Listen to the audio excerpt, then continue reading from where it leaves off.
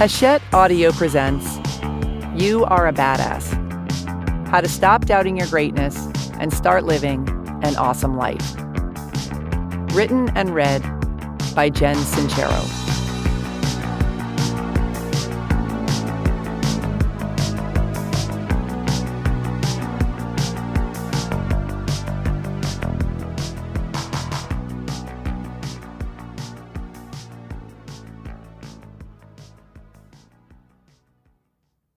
For my unfailingly sweet and supportive dad and brother Stephen. Even after all this time, the sun never says to the earth, "You owe me."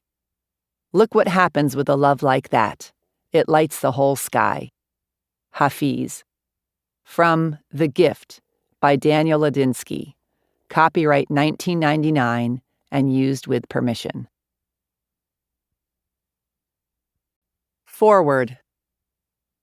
When I was 2 years old, I experienced something that blew my mind so massively that it changed the way I perceived the world from that moment forward. There I was, with a popsicle stick strapped to my head, wearing an orange sweatshirt featuring black felt eyes, a triangle nose, and a toothy grin, standing in front of some stranger's door and gripping my mother's leg as she rang the doorbell. I hadn't yet fully grasped the whole Halloween concept beyond the putting on a costume part, which seemed sensible to me for any occasion, and the strolling around our neighborhood part, which more or less described the extent of my travels at that point. I didn't know what we were doing standing in front of that house, and I wasn't terribly enthused about unfamiliar grown-ups, so when a strange lady wearing a witch hat opened the door, and I was instructed to say, "Trick or treat," and hold out my bag, I responded by burying my face into my mother's thigh. I heard the witch tell my brother she couldn't believe her luck at having Batman come to her door. I heard my mother explain to her that the pumpkin was shy around new people, and I felt my bag get yanked forward and several things drop into it. Moments later, once the door was closed and the coast was clear, I looked into my bag, and that's when the heavens parted, the angels sang out, and I burst into flames of incredulity. Candy? Candy? Candy just magically appears with no begging or crying or even doing as you're told? For the rest of the evening, as if in a dream, I floated from door to door collecting more and more candy, hollering, "Trick or treat!" at the top of my lungs, and fearlessly shoving my bulging bag in the face of every unfamiliar grown-up behind every unfamiliar door. Halloween night, 1967, Westchester County, New York. My 2-foot-tall, big girl pull-ups diapers wearing self came to fully understand one of the most profound laws of the universe. Real live miracles happen right here on planet Earth. As I sit here, decades later, writing this new foreword for the 10th anniversary edition of You Are a Badass, I'm reminded that its success is nothing short of an unexpected, candy-caliber miracle. When I wrote this book all those many years ago, I hoped that it would at least garner the polite, seated applause that my first 2 books had enjoyed, and maybe even earn back my meager advance and get me on a few local TV shows. Never in a million years did I think that, among other things, it would still be relevant enough 10 years later to warrant an anniversary party, even though I know exactly what I'd wear should Oprah phone me up and ask me on her show. My story of going from being 40, broke, and living in a converted garage in an alley to using spiritual concepts to get over my money hang-ups and finally make a whole bunch of it inspired me to write this book. But it's the countless emails and videos and letters that I've received from people over the past decade that have kept me inspired, kept me walking my talk, suiting up in my writing uniform, known to some as a bathrobe, year after year, and sitting down to write the next badass book. In the 10 years since You Are a Badass was released, I've heard from countless people who've used what they've learned from it to manifest the things and experiences they put on their vision boards with hair-raising accuracy. Flying on the same private jet in the photo, buying the exact house they cut out, walking down the same beach they pictured with their soulmate. I've heard from a woman who went from being on food stamps for 8 years to making 7 figures after fully understanding that she was not a victim of circumstance, but rather could create whatever she wanted. Another woman turned her paralyzing grief over the death of a loved one into a life-changing relationship with herself, once she realized that the love she felt for that other person mirrored the love she could feel for herself. She's now not only no longer grieving, she's much more confident, creative, and full-on jolly most of the time. Then there are all those people who manifested the exact amount of money they needed, seemingly out of the blue, to buy the house, quit the soul-sucking job, shake the debt collectors off their legs, and finally get those bunions removed. And one guy went from being addicted to drugs, living on the street, and flirting with suicide, to speaking on stages all over the world, inspiring others to believe they can do it. We all need to keep our belief muscles strong. And how fortunate am I that my spiritual personal trainers just pop into my inbox in the form of reader testimonials every once in a while. Very, extremely, a lot fortunate. That's how fortunate. It's my hope that the ripple effects of these success stories, as well as your own tales of badassery, spread far and wide. Because aside from the fact that allowing yourself to be, do, and have what's in your heart is an awesome way to live your life, it also shows others what's possible for them too, and hopefully inspires them to get the fuck on the fuck while they still have an earthly fuck to get on. I really want to stress this here. Enjoying what you've created, having as much fun as you can, and giving your sweet self everything you desire and deserve is of utmost importance. It's why you're here. And I have yet to hear from someone sitting in the middle of her dream life who doesn't also rejoice over the positive effects her transformation has had on the people around her. Now that she's done struggling and no longer spreading herself thin or spending precious time feeling around under couch cushions for coins, she's able to contribute more value to causes beyond her own well-being.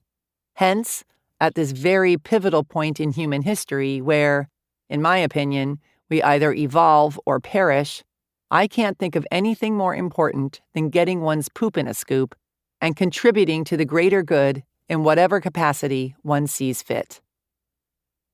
I don't believe it's a coincidence, probably because I don't believe in coincidences, that at this critical point in time, the self-development industry itself is undergoing a massive transformation. Long associated with cheese and gooiness, the self-help world is now flirting with mainstream coolness, or at least it's not getting picked on quite as much anymore. The once syrupy genre is now full of, get the fuck out of my way this, and get your shit together that.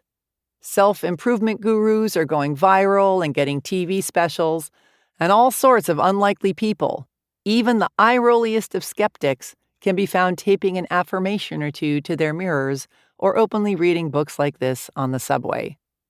At this point in time, the self-improvement industry is reportedly worth over $10 billion and expected to continue rising steadily in popularity year after year. In short, people are taking their one and only ride on planet Earth more seriously than ever, and it couldn't be happening at a more perfect moment. I'm heartened by the fact that more and more humans, either consciously or unconsciously, are aware of this cosmic wake-up call and are feeling the pull to take care of themselves, each other, our animal friends, and our dear planet in ways we've never felt before. I find it extremely exciting to be alive right now. What an opportunity to put into practice the almighty tools of our minds and our hearts and see what we can get away with, to see how big a shift we can pull off. How cool, and honestly, not really all that hard, is it to remember that you have the power to choose where you place your focus, to take a breath before you respond rather than react, to listen to your thoughts, beliefs, and words, and change them if they're not supporting what's truly in your heart. To strengthen your intuition and listen to your inner self. To be freaking nice as often as possible, even when you don't feel like it. To remember that we're on a ball in infinite space, and it's not worth sweating the stupid stuff. The more I do this work, the more deeply I understand what powerful creatures we are, that we can manifest miracles like it's no big whoop-de-doo, and that our greatest power is love. I know, we just discussed the cheese-free state of things around here, but I have to give a shout out to love because, believe me, it's going to worm its way in whether I like it or not. When I was writing You Are a Badass, the decision to put love yourself at the end of every chapter was not made by me, but rather was insisted upon by the force that delivers thoughts to our minds and words to the page. At the time, I was still wrestling with some of my own discomfort around the woo-woo, and the whole love yourself thing was a real cringer for me. But in spite of my squirminess at imagining all my friends groaning their way through most of my book, only to read those lines at the end of each chapter, slam it shut, and woefully declare, "That's it, we've lost her." In spite of my own judgy-wudginess, I hung in there because I knew, somewhere in my bones, that more than anything else I say in this book, those two words, love yourself, are the most important and transformative words I can offer. They're also the words I needed to hear most. We are spiritual beings having a physical experience, and the spiritual part of us is love. Love that expresses itself through us, but would really appreciate us getting the hell out of the way and into the flow so it can do its thing. Our higher selves come blasting through when we go inward and listen to the hollerings of our own hearts instead of the expectations of others. When we forgive ourselves and others when we screw up, when we're grateful, when we release guilt and shame, when we allow ourselves to shine, to be happy, to be taken care of, when we surrender, when we strengthen our ability to train our thoughts and focus on good-feeling things, when we cultivate compassion, when we allow ourselves to be, do, and have whatever feels fun and good and right, when we stop apologizing for who we are, when we chill the hell out and enjoy our lives, that kind of stuff. You will never be perfect. You will never master the art of total, unflinching self-love. None of us will. But there is no worthier quest than rejoicing in the you that is you. Because until we accept and love ourselves in all our magnificent blunderingness, we can't fully accept and love others in theirs. As you go on to listen to the rest of this book, hopefully, whether you've been on this ride for me for the past 10 years or you're listening to it for the first time, I hope it wakes you up to some new truths, ushers in some no-nonsense determination, and reminds you what a lovable creature you are. Can you imagine what a party this planet would be if we all stopped comparing ourselves to other people and instead gave ourselves permission to shine as big and bright and badassy as we came here to be? So yes, I hope this book continues to help us all love ourselves more and gives you whatever tools you need to step into your most authentic, outrageous, unapologetic self so we can have more fun around here and, transform our world. Thank you for taking the time and energy to hone your own awesomeness. Thank you for changing my life by listening to and sharing this book. Thank you for being the you that is you. Jen Sincero, 2023. Introduction. You can start out with nothing, and out of nothing and out of no way, a way will be made. Reverend Michael Bernard Beckwith, former drug enthusiast, turned spiritual enthusiast, turned inspirational badass. I used to think quotes like this were a bunch of crap. I also didn't understand what the hell they were talking about. I mean, not that I cared. I was too cool. What little I knew about the self-help spiritual world I found to be unforgivably cheesy. It reeked of desperation, rah-rah churchiness, and unwanted hugs from unappealing strangers. And don't even get me started on how grouchy I used to be about God. At the same time, there was all this stuff about my life that I desperately wanted to change, and had I been able to bulldoze through my holier-than-thouism, I could have really used some help around here. I mean, overall, I was doing pretty well. I'd published a couple of books, had lots of great friends, a close family, an apartment, a car that ran, food, teeth, clothes, clean drinking water. Compared to the majority of the planet, my life was a total cream puff. But compared to what I knew I was capable of, I was, shall we say, unimpressed. I always felt like, come on, this is the best I can do? Really? I'm going to make just enough to pay my rent this month? Again? And I'm going to spend another year dating a bunch of weirdos so I can be in all these wobbly, non-committal relationships and create even more drama? Really? And am I seriously going to question what my deeper purpose is and wallow in the misery of that quagmire for the millionth time? It was a snore.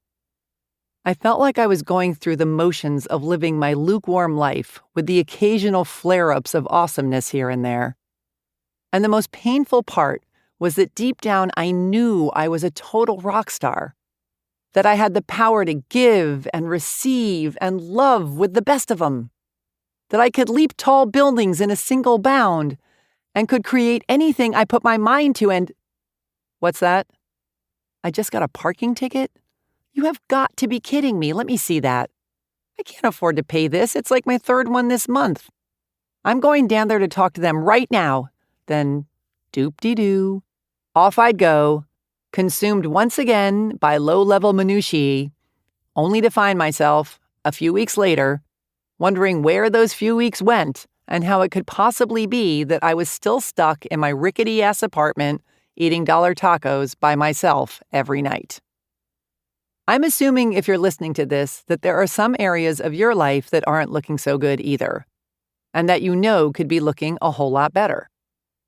Maybe you're living with your soulmate and are joyfully sharing your gifts with the world, but are so broke that your dog is on his own if he wants to get fed. Maybe you're doing great financially and you have a deep connection to your higher purpose, but you can't remember the last time you wet your pants laughing. Or maybe you suck equally at all of the above and spend your free time crying, or drinking, or getting pissed off at all the parking attendants who have precision timing and no sense of humor, who, in your mind, are partly responsible for your personal financial crisis. Or maybe you have everything you've ever wanted, but for some reason you still feel unfulfilled. This isn't necessarily about making millions of dollars or helping solve the world's problems, or getting your own TV show, unless that's your thing. Your calling could simply be to take care of your family or to grow the perfect tulip. This is about getting mighty clear about what makes you happy and what makes you feel the most alive, and then creating it instead of pretending you can't have it, or that you don't deserve it, or that you're a greedy, egomaniacal fathead for wanting more than you already have, or listening to what Dad and Aunt Mary think you should be doing. It's about having the cojones to show up as the brightest, happiest, badassiest version of yourself, whatever that looks like to you. The good news is that in order to do this, all you need to do is make one simple shift. You need to go from wanting to change your life to deciding to change your life. Wanting can be done sitting on the couch with a bong in your hand and a travel magazine in your lap. Deciding means jumping in all the way, doing whatever it takes, and going after your dreams with the tenacity of a dateless cheerleader a week before prom night. You'll probably have to do things you never imagined you'd do, because if any of your friends saw you doing it or spending money on it, you'd never live it down. Or they'd be concerned about you. Or they'd stop being friends with you because you're now all weird and different.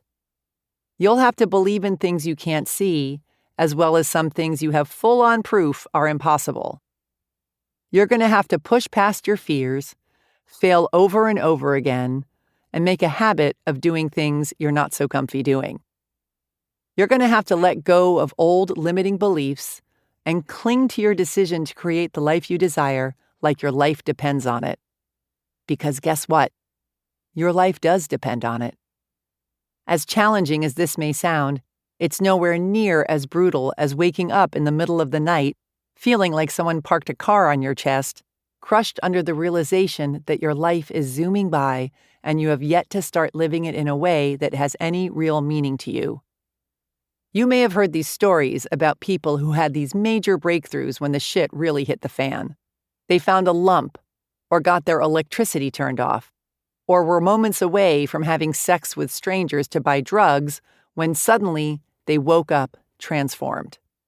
But you don't have to wait until you hit rock bottom to start crawling out of your hole. All you have to do is make the decision. And you can make it right now. There's a great line from the poet Anais Nin that reads, "And the day came when the risk to remain tight in a bud was more painful than the risk it took to blossom." This is how it was for me, and how I think it is for most people. My journey was a process, and still is, that started with my decision to make some serious changes, regardless of what I had to do to make them. None of the things I'd already tried were working. Mulling it over and over with my equally broke friends and my therapist, working my ass off, going out for a beer and hoping it would take care of itself. I was at the point where I would try anything to get my act together. And Lordy, Lord, it's like the universe was testing me to see just how serious I was. I went to motivational seminars where they made me wear a name tag and high-five the person next to me while shouting, "You're awesome and so am I!" I beat a pillow with a baseball bat and shrieked like I was on fire. I bonded with my spirit guide, participated in a group ceremony where I married myself, wrote a love letter to my uterus, read every self-help book under the sun, and spent blood-curdling amounts of money I did not have hiring private coaches. Basically, I took one for the team. If you're new to the self-help world, I'm hoping this book will ease you into some of the basic concepts that totally changed my life so you can have a breakthrough too, without making you want to run off screaming in the process. If you've already dipped your toe in the self-help pond, I hope it'll say something in a new way that turns a light on so you can make some major shifts, create some tangible results, and someday wake up crying tears of giddy disbelief that you get to be you. And if I can save one person from ever having to take their inner child on a play date, I have done my job. My main focus when I started working on myself was how to make money. I had no idea how to make it on a consistent basis and was totally weirded out by admitting that I even wanted to in the first place. I was a writer and a musician. I felt it was sufficient, and quite noble, thank you very much, to focus on my art and let the money part work itself out. That went real well. But I saw so many people doing such sleazy and heartbreaking things to make money, not to mention those people who were working jobs that were death of 1,000 wounds boring, that I wanted no part of it. Add to that my slew of other crippling beliefs about the unholy dollar, and it's a wonder I wasn't eating out of a dumpster. I finally realized that I needed not only to focus on making money, but that I also needed to get over my fear and loathing of it if I wanted to start pulling it in. This is when the self-help books started infiltrating my house, and the name tags assumed their mandatory and humiliating post above my left boob. Eventually, I took my credit card debt to unthinkable heights by forking over more money than I'd paid for all my janky cars put together and hired my first coach. Within the first 6 months, I tripled my income with an online business that I created around coaching writers. And now I've grown it to a place where it affords me the means and the luxury to travel the world freely while I write, speak, play music, and coach people in all areas of their lives. using many of the concepts I used to so enjoy rolling my eyes at and with which I am now obsessed. In an attempt to help you get to where you want to go to, I'm going to ask you to roll with some pretty out there things throughout this book, and I want to encourage you to have an open mind.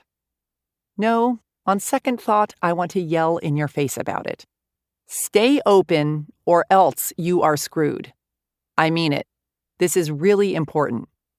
You've gotten to where you are right now by doing whatever it is you're doing. So if you're less than impressed with your current situation, you clearly need to change things up. If you want to live a life you've never lived, you have to do things you've never done. I don't care how big a loser you may or may not perceive yourself to be right now. The fact that you're literate, have the luxury of time to listen to this book, and the money to buy it puts you way ahead of the game. This isn't something to feel guilty or whiny or superior about, but it is something to appreciate. And should you make the decision to really go for it, know that you are extremely well poised to knock it out of the park and share your awesomeness with the world, because that's really what this is all about. We need smart people with huge hearts and creative minds to manifest all the wealth, resources, and support they need to make their difference in the world. We need people to feel happy and fulfilled and loved so they don't take their shit out on themselves and other people and the planet and our animal friends. We need to be surrounded by people who radiate self-love and abundance so we don't program future generations with gnarly beliefs like money is bad and I'm not good enough and I can't live the way I want to live. We need kick-ass people to be out of struggle and living large and on purpose so they can be an inspiration to others who want to rise up too. The first thing I'm going to ask you to do is to believe that we live in a world of limitless possibilities. I don't care if you have a lifetime of proof that you can't stop shoving food in your face, or that people are intrinsically evil, or that you couldn't keep a man if you were handcuffed to his ankles. Believe that anything is possible anyway. See what happens. What do you have to lose? If you try getting through this book and decide it's a bunch of crap, you can go back to your ho-hum life. But maybe, if you put your disbelief aside, roll up your sleeves, take some risks, and totally go for it, you'll wake up one day and realize you're living the kind of life you used to be jealous of. Part 1. How You Got This Way. Chapter 1. My subconscious made me do it. You are a victim of the rules you live by. Jenny Holzer, artist, thinker, blurter of brilliance. Many years ago, I was in a terrible bowling accident. My friends and I were at the tail end of a heated tiebreaker, and I was so focused on making a great show of my final shot, leaping into action, loudly declaring my impending victory, dancing and twirling my way through my approach, that I didn't realize where my feet were when I let go of the ball. This was the moment I was to learn how serious the bowling community is about penalizing those who roll with one toe over the line. They pour oil or wax or lube or something unimaginably slippery all over the alley, and should someone accidentally slide out of bounds while attempting the perfect hook shot, she will find her feet flying out from under her and her ass crashing down onto a surface that even an airborne bowling ball can't crack. A few weeks later, whilst lolling about in bed with this guy I met at Macy's, I explained that ever since my accident, I've now woken up in the middle of the night with excruciating pain in my feet. According to my acupuncturist, this is from the nerves in my back getting slammed when I fell, and in order to sleep through the night, I'd need a new, firmer mattress. I have pains in my feet when I sleep, too, he said, raising himself up for an unreciprocated high five. It's not just because I'm not into the whole high five thing that I left him hanging, but also because I was annoyed with him. I already find mattress shopping to be totally bizarre and embarrassing. Lying on your side with a pillow between your thighs for all to see like it's anyone's business. But the fact that I had to do it with my salesman lying next to me, begging for a high fiver, was more than I could handle. I couldn't help but notice that all the other salesmen simply stood at the end of the bed, rattling off mattress facts while their clients tested out a myriad of positions, but not mine. He'd lower down next to me on his back, arms crossed over his chest, and thoughtfully chat away, staring at the ceiling like we were at summer camp. I mean, he was nice enough and incredibly knowledgeable about coils and latex and memory foam, but I was scared to roll over for fear he'd start spooning me. Was I too friendly? Should I not have asked him where he was from? Did he think I meant something else when I patted the empty space next to me to test the pillow top? I obviously should have asked Freak Show Bob to get off the damn bed, or found someone else to help me, instead of sneaking out the door and blowing my only opportunity that week to go mattress shopping, but I didn't want to embarrass him. I didn't want to embarrass him. This is pretty much how my family was trained to deal with any sort of potentially uncomfortable interaction. Along with the fail-safe method of running in the opposite direction, other tools in our confrontation toolbox also included freeze, talk about the weather, go blank, and burst into tears the moment you're out of earshot. Our lack of confrontation management skills was no great surprise considering the fact that my mother comes from a long lineage of wasps. Her parents were the types who believed that children were to be seen and not heard, and who looked upon any sort of emotional display with the same horrified disdain usually reserved for cheap Scotch and non-Ivy League educations. And even though my mother went on to create a household for us that was as warm, loving, and laughter-filled as they come, it took years for me to finally learn how to form a sentence when presented with the blood-chilling phrase, "We need to talk." All this is to say that it's not your fault that you're fucked up. It's your fault if you stay fucked up, but the foundation of your fucked upness is something that's been passed down through generations of your family, like a coat of arms or a killer cornbread recipe, or, in my case, equating confrontation with heart failure. When you came screaming onto this planet, you were truly a bundle of joy, a wide-eyed creature incapable of doing anything but being in the moment. You had no idea that you had a body, let alone that you should be ashamed of it. When you looked around, everything just was. There was nothing about your world that was scary or too expensive or so last year, as far as you were concerned. If something came near your mouth, you stuck it in. If it came near your hand, you grabbed it. You were simply a human being. While you explored and expanded into your new world, you also received messages from the people around you about the way things are. From the moment you could take it in, they started filling you up with a lifetime's worth of beliefs, many of which have nothing to do with who you actually are or what is necessarily true.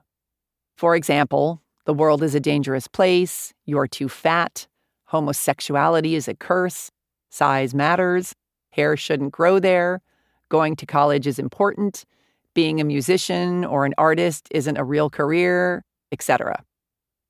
The main source of this information was, of course, your parents, assisted by society at large. When they were raising you, your parents, in a genuine effort to protect you and educate you and love you with all their hearts, hopefully, passed on the beliefs they learned from their parents, who learned them from their parents, who learned them from their parents. The trouble is, many of these beliefs have nothing to do with who they actually are/were, or what is actually true. I realize I'm making it sound like we're all crazy, but that's because we kind of are. Most people are living in an illusion based on someone else's beliefs. Until they wake up, which is what this book will hopefully help you do. Here's how it works. We, as humans, have a conscious mind and a subconscious mind. Most of us are only aware of our conscious minds, however, because that's where we process all our information. It's where we figure things out, judge, obsess, analyze, criticize, worry that our ears are too big, decide once and for all to stop eating fried food, grasp that 2 + 2 = 4, try to remember where the hell we left our car keys, etc.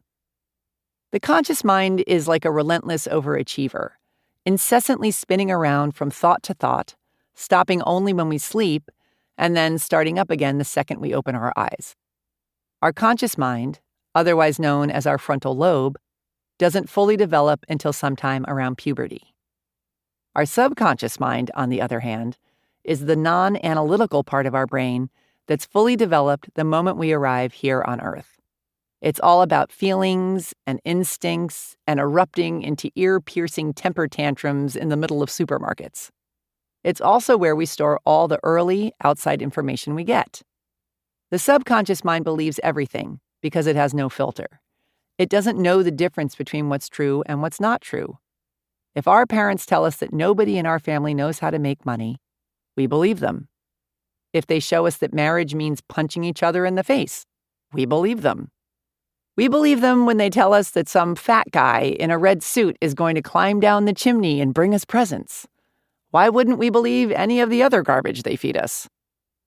Our subconscious mind is like a little kid who doesn't know any better, and, not coincidentally, receives most of its information when we're little kids and don't know any better, because our frontal lobe, the conscious part of our brains, hasn't fully formed yet. We take in information via the words, smiles, frowns, heavy sighs, raised eyebrows, tears, laughter, etc., of the people surrounding us, with zero ability to filter any of it, and it all gets lodged into our squishy little subconscious minds as the truth, otherwise known as our beliefs, where it lives, undisturbed and unanalyzed, until we're on the therapy couch decades later or checking ourselves into rehab again. I can pretty much guarantee that every time you tearfully ask yourself the question, WTF is my problem? The answer lies in some lousy, limiting, and false subconscious belief that you've been dragging around without even realizing it. Which means that understanding this is majorly important. So let's review, shall we?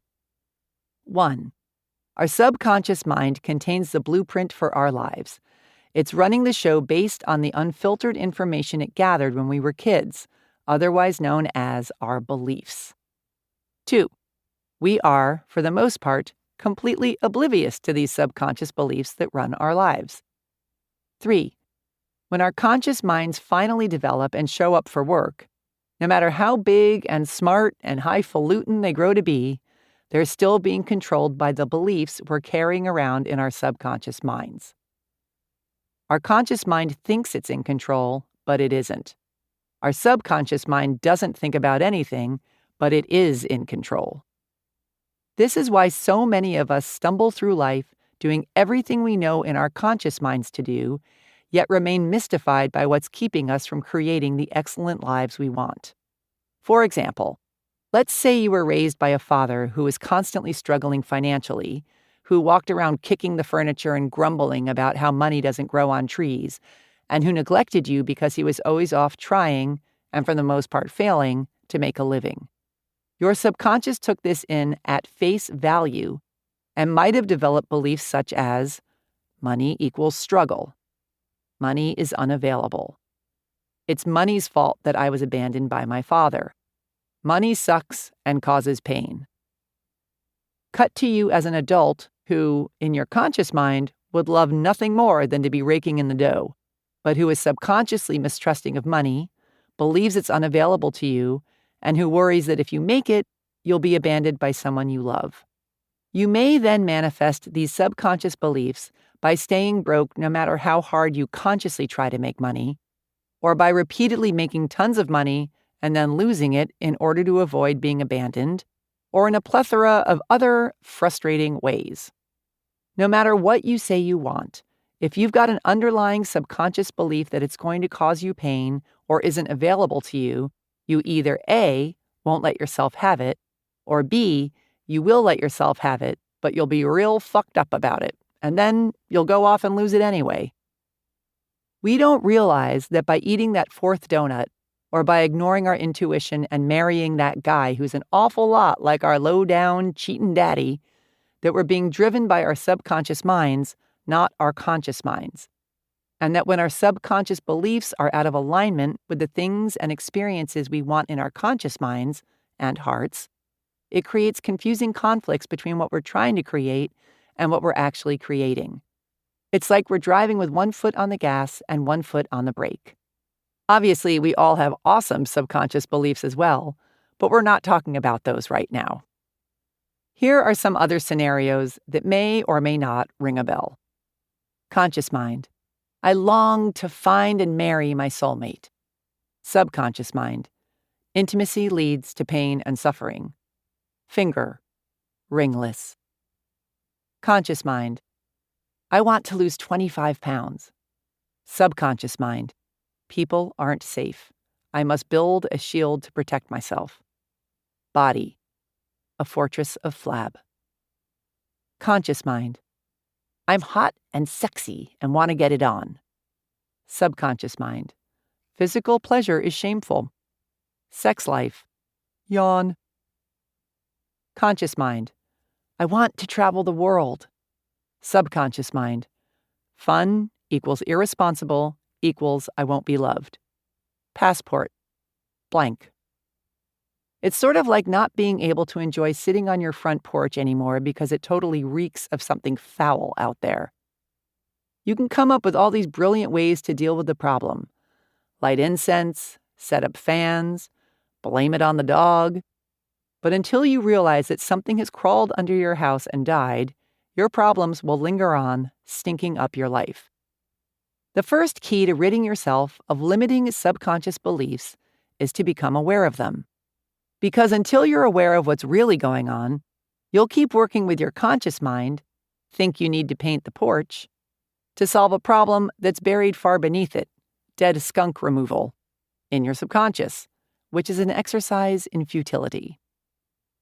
Take a minute to look at some of the less than impressive areas of your life and think about the underlying beliefs that could have created them. Let's take the old crowd pleaser, lack of money, for example. Are you making far less money than you know you're capable of earning? Have you reached a certain income level that, no matter what you do, you can't seem to go above?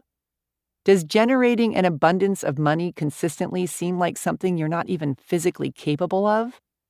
If so, write down the first 5 things that come to your mind when you think about money. Is your list full of hope and bravado or fear and loathing? What are your parents' beliefs about money? What are the beliefs of the other people you grew up around? What was their relationship with money like? Do you see any connection between their money beliefs and yours? Later on in this book, I'm going to give you tools to go much deeper with your subconscious beliefs and fix whatever's blocking you from living the kind of life you'd love to live. But for now, practice stepping aside, notice what's happening in the dysfunctional areas of your life, and strengthen your almighty awareness muscle. Start waking up to the stories you're working with in your subconscious. I'll have to do things I hate in order to make money. I'll feel trapped if I get into an intimate relationship. If I go on a diet, I'll never get to eat anything fun again. If I enjoy sex, I'll burn in hell with the rest of the dirty sinners, etc. Because once you see what's really going on, you can start to drag out the stinky carcasses of your limiting subconscious beliefs and give them the heave-ho, thereby opening up the space to invite the fresh, new, awesome beliefs and experiences that you'd love to have into your life. Chapter 2. The G word. If you want to find the secrets of the universe, think in terms of energy, frequency, and vibration. Nikola Tesla, inventor, physicist, super genius. When I lived in Albuquerque, New Mexico, my friends and I used to hang out at this Western bar called Midnight Rodeo. It was the kind of place that had curling irons and hairspray in the women's bathroom, Bud Light on permanent special for $2 a can, and a solid oak dance floor the size of a cornfield. We were a bunch of music snobs who were way too cool for country music, so at first we'd just go to snootily make fun of it all, taking great pride in being the first to spot a particularly gigantic belt buckle or a cowboy sporting one of them handlebar mustaches big enough to cover 5 upper lips.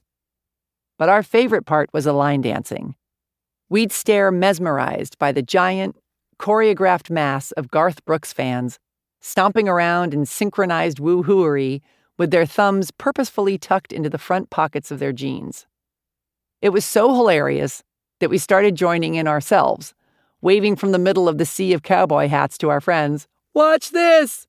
Then we'd stay on the floor for the next song just to try and get that part down where you click your heels right before the spin. Then we found ourselves sneaking off every weekend to merrily line dance our little achy breaky hearts out. This is sort of the same way the God thing happened for me. It started out with much snarkiness and eye-rolling, but I was so broke and clueless and sick of being such a weenie about really going for it in my life that I was open for suggestions. Which is why when I started reading books on finding your calling and making money and getting over yourself already, and they all had this spiritual side to them, I didn't toss them in the goodwill pile with my usual, this God/spirituality crap is for suckers attitude. Instead, I decided to give good old God a chance because I had nothing to lose, literally. And lo and behold, some of it wasn't totally idiotic. So I started reading more about it. Then I started studying it.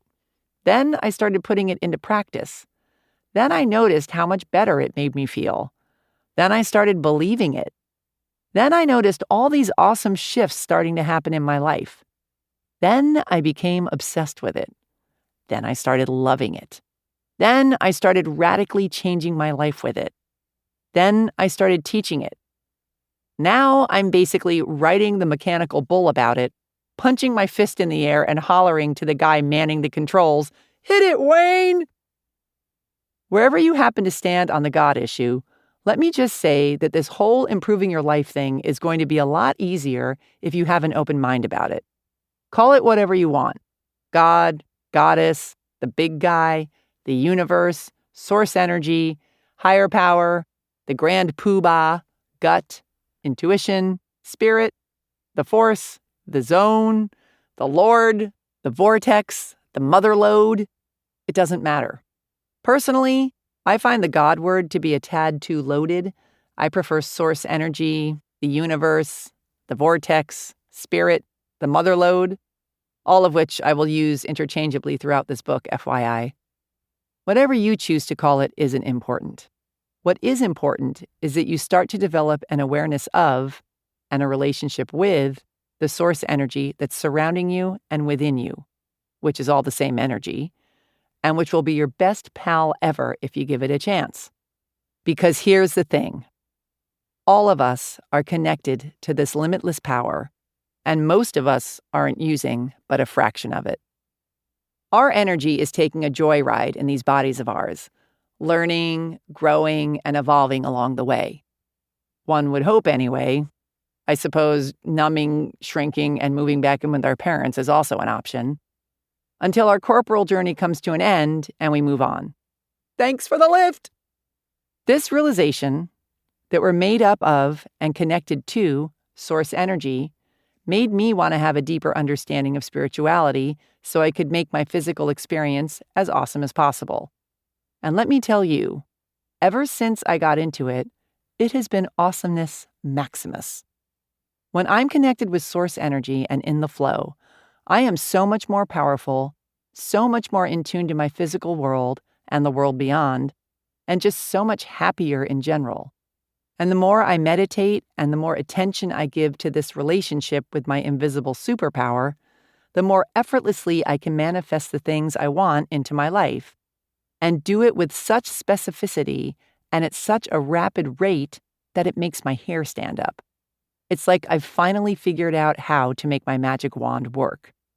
If loving spirit is wrong, I don't want to be right. Here is the foundation for all the work we're about to do together on your life. The universe is made up of source energy. All energy vibrates at a certain frequency, which means you're vibrating at a certain frequency, and everything you desire and don't desire is also vibrating at a certain frequency. Vibration attracts like vibration. Otherwise known as the law of attraction, the basic idea is focus on that which makes you feel good, and ye shall find, attract, that which makes you feel good. We are all attracting energy to ourselves all the time, whether we realize it or not. And when we're vibrating at a low frequency, feeling pessimistic, needy, victimized, jealous, shameful, worried, convinced we're ugly, yet expect high-frequency, awesome things and experiences to come into our lives, we are often disappointed.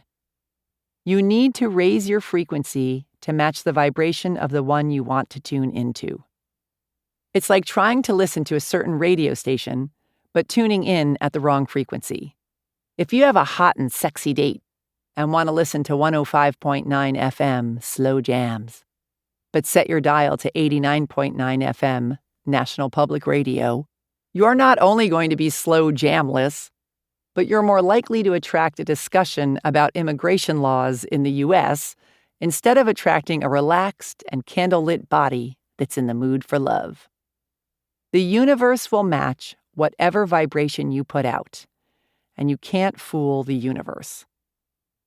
Which is why when you're vibrating at a high frequency, awesome things seem to flow to you effortlessly, and you seem to stumble over the perfect people and opportunities all the time, and vice versa. As Albert Einstein observed, coincidence is God's way of remaining anonymous. When you learn to consciously master the energetic realm, believe in the not yet seen, and stay in your highest frequency, you harness your innate power to create the reality you desire. So once again, good old awareness is your key to freedom. Once you realize that you can dramatically improve your situation by connecting with source energy and raising your frequency, you can freaking do it already. I'll show you exactly how later. Instead of opting to stay in your suckhole and feeling like a victim of pathetic circumstances such as microwaving ramen in its styrofoam cup for dinner or working for someone who makes your flesh crawl.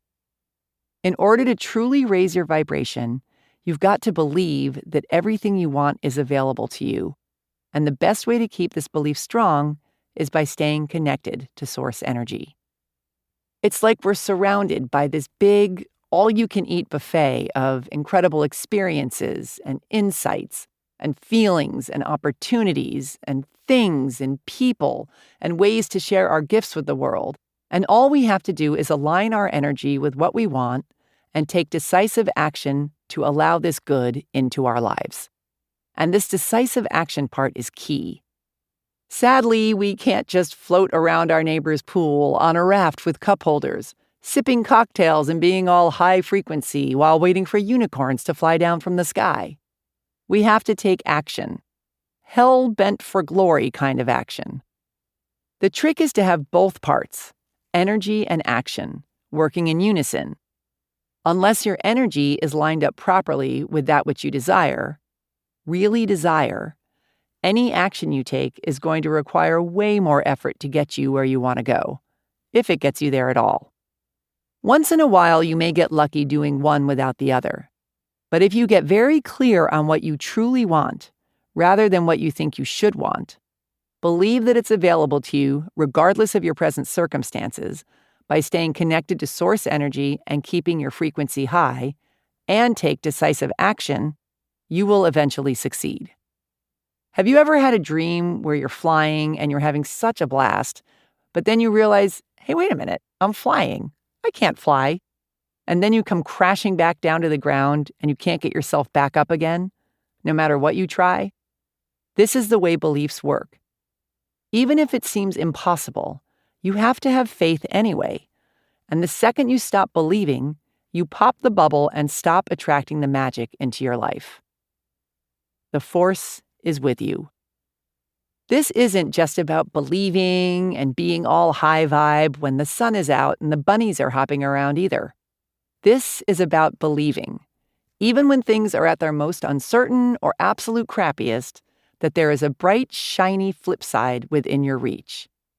As French author and fearless truth seeker André Gide so aptly put it, one does not discover new lands without consenting to lose sight of the shore for a very long time.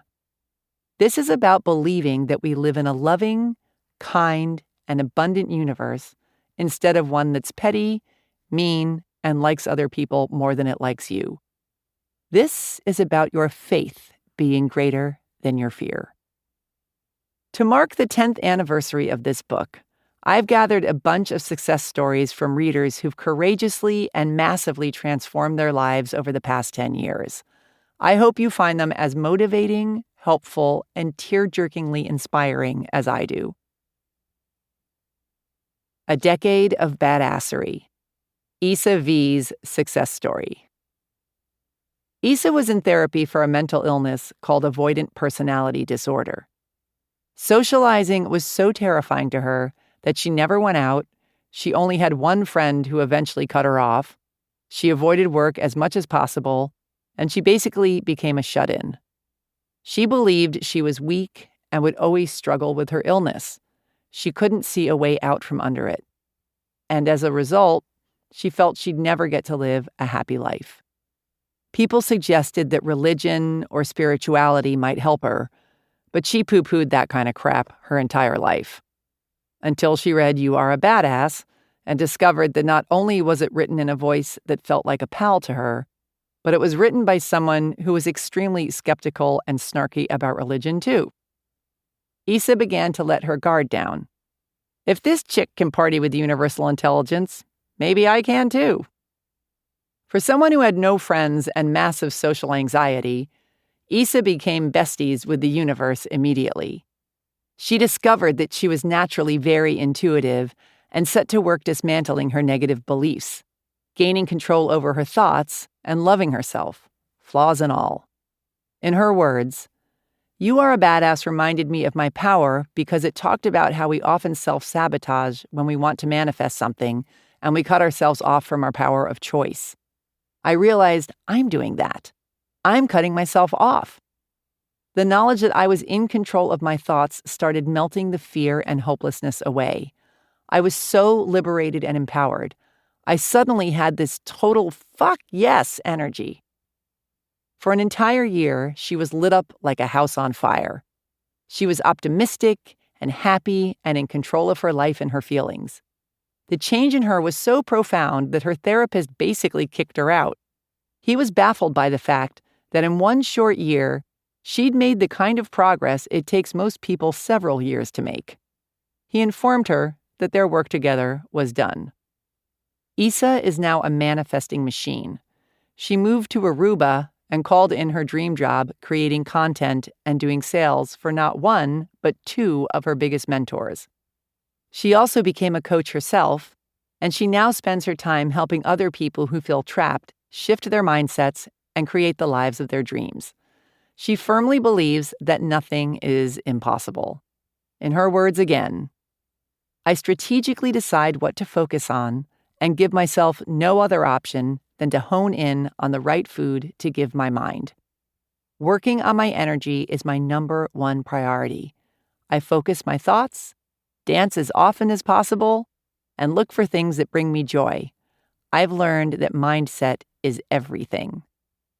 Intuition and connection to universal intelligence also plays a huge role in Issa's life.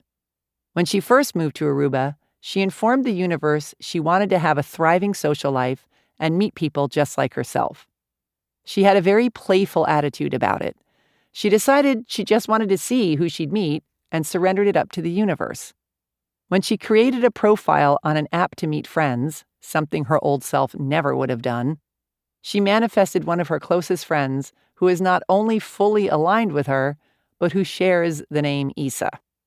She now moves through life taking it moment by moment, feeling into what feels right, going with the flow, and living by her own rules and her intuition. In her words, once again, I am so grateful to my illness for setting me on this path.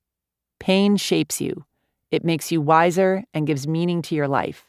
None of us would have big missions if it weren't for the pain we felt. Chapter 3.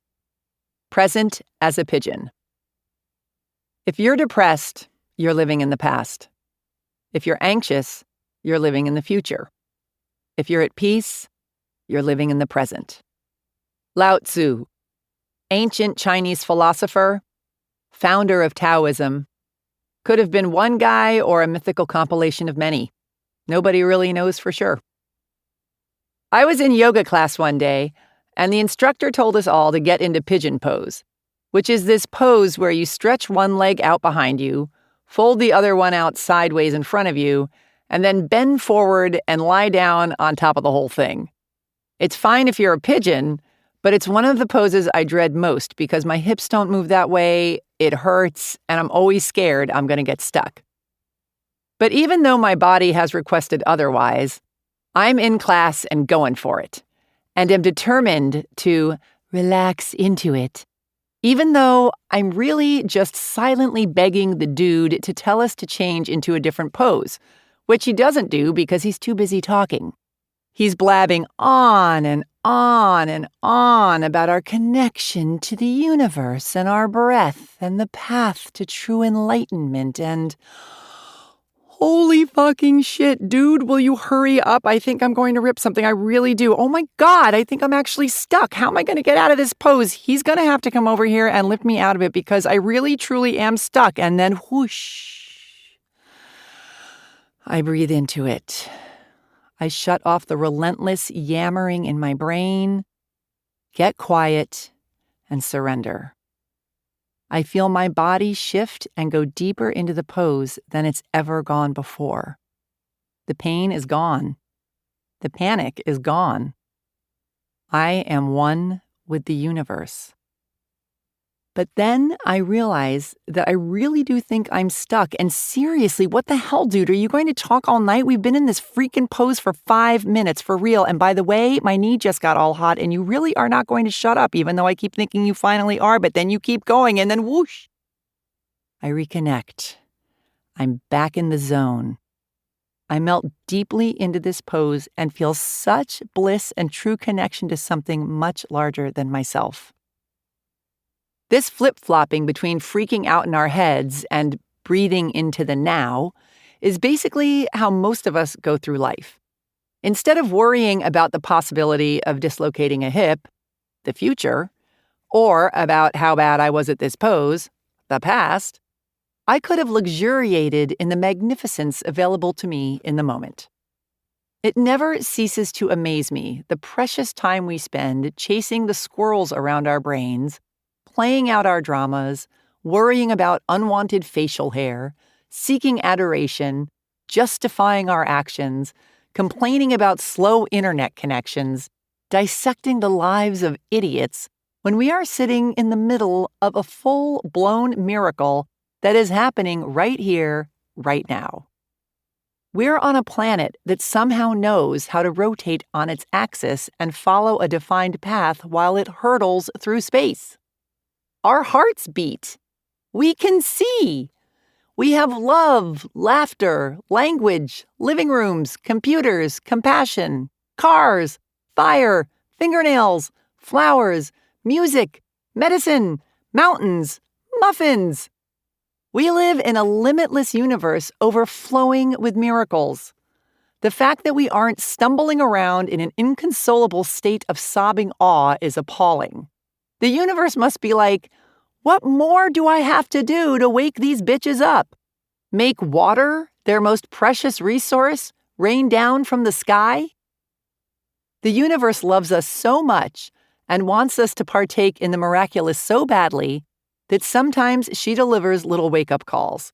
Like in the movies, when someone narrowly escapes death and is so overjoyed and grateful that they take to the streets, skipping and laughing and madly hugging everyone in sight. Suddenly, all their problems fall away, and the miracle of being alive, today, in this moment, takes over the screen. I know someone who got sucked through a dam and almost died, who now speaks about it as one of his most profound and life-changing experiences. Not that I'd wish that on anyone, but take heart in the fact that should you require some sort of catastrophe for your transformation, it can be cosmically arranged. The universe has also surrounded us with the perfect teachers. Animals, for example. Animals are in the present all the time, and their secret power is to pull us in with them. My friend's dog is so happy to see her every single time she walks in the door, it's like she's about to free him from 40 years of imprisonment. Even if she's only been gone for an hour. You're here. I'm here. I love you. I'm going to pee all over the floor about it. Little kids are also excellent guides. Kids get so wrapped up in the joy of drawing or pretending or discovering that they'd rarely eat or bathe or sleep if we didn't make them. They're constantly creating in a state of free-flowing, concentrated bliss. They haven't yet learned to worry about what other people think of them, or that perhaps they're not as talented at finger painting as Lucy next door is. They're in the moment. There is fun in the moment. End of story. We would be wise to take more of our cues from the beasts and babies. All the stuff we're so worried about creating and fixated on becoming is already right here, right now. The money you want already exists. The person you want to meet is already alive. The experience you want to have is available now. The idea for that brilliant song you want to write is here, now, waiting for you to download the information. The knowledge and insight and joy and connection and love are all wagging their hands in your face, trying to get your attention. The life you want is right here, right now. What the hell am I talking about? If it's all here, where is it? Think of it like electricity. Before the invention of the light bulb, most people weren't aware of electricity's existence. It was still here, exactly the same way it is right now, but we hadn't yet woken up to it. It took the invention of the light bulb to bring it to our attention. We had to understand how to manifest it into our reality. It's not that the things and opportunities that we want in life don't exist yet. It's that we're not yet aware of their existence, or the fact that we can really have them. The more practiced you become at being present and connected to source energy, the more available you are to download ideas and seize opportunities that you might miss out on if you're all wrapped up in the endless chatter in your head. There's a great Hindu story about a lady who wanted to meet the god Krishna. So she went into the forest, closed her eyes, and prayed and meditated on making the god appear. And lo and behold, Krishna came wandering down the forest path toward her. But when Krishna tapped the lady on the shoulder, she, without opening her eyes, told him to get lost because she was busy meditating on a very important goal. When we get so wrapped up in our heads, we miss out on what's available to us right now in the moment. Stop and notice how you feel right now. Feel your breath moving in and out of your body. Feel the air on your skin. Feel your heart beating, your eyes seeing, your ears hearing. Notice the energy inside and outside of you buzzing. Shut off your thoughts and feel your connection to source. Breathe. Even if you've got bone-chilling credit card debts or you haven't spoken to your mother in 6 years, right now, in this moment, you can find peace and joy in that which simply is. As adults with responsibilities like bodies to care for and mortgages to pay, there's some value in taking a side trip away from the present moment every once in a while. Sometimes we need to think about and plan for the future, as well as study the past in order to learn from it or laugh about it or to bury it out back and let it go forever. And if we just stop by for the occasional visits to the future and past, that would be one thing. But the amount of time we spend chewing on junk food thoughts about what ifs and how comes, Lord help us. The more time you spend in the moment, the richer your life will be. Being present gets you out of your head and connects you to source energy, which raises your frequency, which attracts things of like frequency to you. And all of those high-frequency things and experiences are already here, just waiting for you to join the party. All you have to do is shut up, show up, and usher them in. Chapter 4. The Big Snooze. Wanting to be someone else is a waste of the person you are. Kurt Cobain. You know who this one is, right? When I first started getting into self-helpery, there was lots of talk about something called the ego that confuse the hell out of me. I always thought that ego was about being conceited and braggy and all, I'm going to talk on and on and on about how great I am, and then I'm going to show you my muscles. Meanwhile, even though arrogance and conceit, which are different from self-love and confidence, by the way, are part of the ego, they're not, as I later learned, the whole dealio.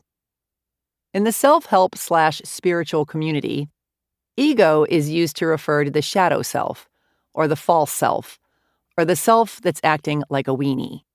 It's the part of us that's driving the bus when we do things like sabotage our happiness by cheating on our spouses because deep down we don't feel worthy of being loved, or that refuses to follow our hearts and pursue an acting career because we're terrified to be seen for who we really are, or that goes on and on and on and on about how great we are and shows off our muscles because we're insecure and need lots of outside validation that we're good enough.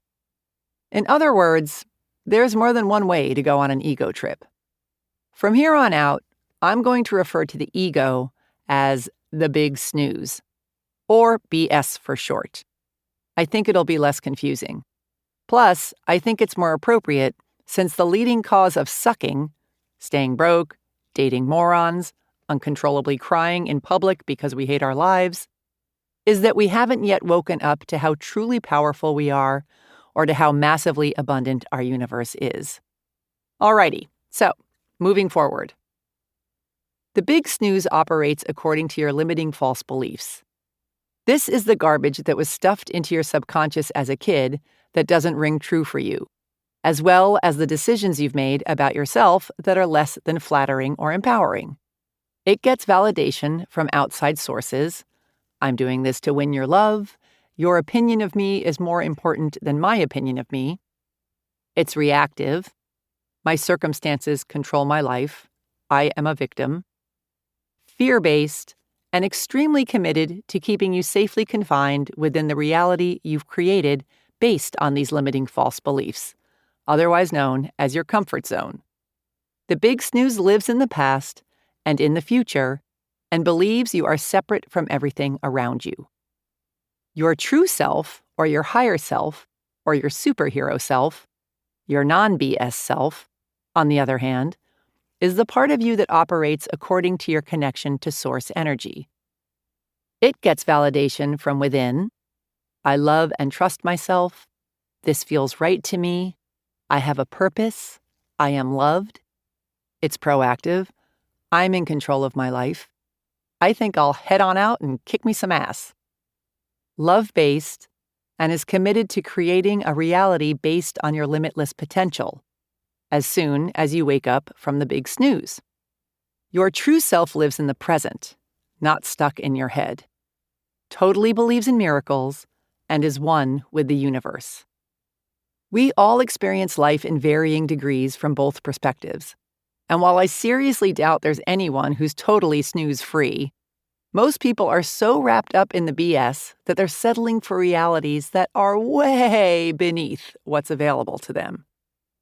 Very few people are even aware of what's available, however, because we live in a fear-based society that loves to get all uppity toward people who wake up from the big snooze, blast out of their comfort zones, and follow their hearts into the great unknown. Oftentimes, taking great leaps of faith is labeled as irresponsible, or selfish, or insane. Until you succeed, of course, then you're brilliant. This is because watching someone else totally go for it can be incredibly upsetting to the person who spent a lifetime building a solid case for why they themselves can't. I'm obviously generalizing, and there are plenty of people out there cheering us on. But one of the first things you might have to deal with when you decide to wake up from the big snooze and make massive positive changes in your life is disapproval from other people who are snoring away, especially the people closest to you, awful as this may sound. They may express their discomfort in all sorts of ways: anger, hurt, bafflement, criticism, snorting every time you talk about your new business or your new friends, constant remarks about how you're not the way you used to be, brow furrowing, worrying, teasing, blocking you from all social media outlets, etc. Shirley, are you really going to quit your secure corporate job to open a nail salon when you've got 2 children, a mortgage, and high blood pressure? So few new businesses succeed, especially in this economy. Aren't you worried about what will happen to your family if you fail? Of course, Shirley is worried about what will happen to her family if she fails. She wakes up every night seized by panic about it. But she's moving past her fear to create something she's really psyched about, rather than dying a slow, painful death, hanging around the water cooler with you, whining about how dry the cake was at the birthday party your boss threw for you in the conference room last week. Even though they're often doing it out of love and concern, having others smear their fear and worry all over you is the last thing you need when you're strengthening your superhero muscles to step out and take some risks. So I highly recommend keeping your mouth shut around people who are going to bring you down. Instead, seek out those who are already totally kicking butt, or who are lifting up their foot to do so, or people who you know will be supportive, and confide in them. Because you'll have your own internal freak show to deal with as you try to overcome the objections from your own BS. The big snooze is like an overprotective Italian mother who not only doesn't want you to ever go outside, but who wants you to live with her forever. Her intentions are good, but fully fear-based. As long as you stay inside the familiar, risk-free zone of your present reality, the big snooze is content. But should you try and sneak past her to attend the rockin' party outside, your overprotective, controlling mother is going to claw, scratch, scream, bite, hurl her body in front of your rapidly approaching new life. Basically, she's going to do whatever she can to stop you. And it ain't going to be pretty. It's like when you quit smoking or doing drugs and go into withdrawal. Finally, you've taken a leap and done something that's going to massively improve your life. And for days, sometimes weeks, you feel worse than you did when you were a wild child. You're hacking up all this nasty crap, ridding your body of toxins, shaking, sweating, puking, wondering why on earth you thought this was a good idea. It's really fun. Same goes for when we rid ourselves of limiting subconscious beliefs that have been holding us back and take a giant leap outside our comfort zone. It's a detox of such staggering proportions that sometimes it can feel like the universe is conspiring against us. Trees fall on our cars. Our computers crash. We find our significant others in bed with our best friends. We get our identities stolen. We get the flu. Our roofs cave in. We sit in gum. When in reality, the big snooze is creating chaos in an attempt to self-sabotage and keep everything as is, instead of moving forward into unknown yet desperately wanted new territory. Every successful person knows this and has been through this. When taking great leaps forward, life often turns to shit before it turns to shinola. I realize this might seem a bit far-fetched, but remember, you create your reality.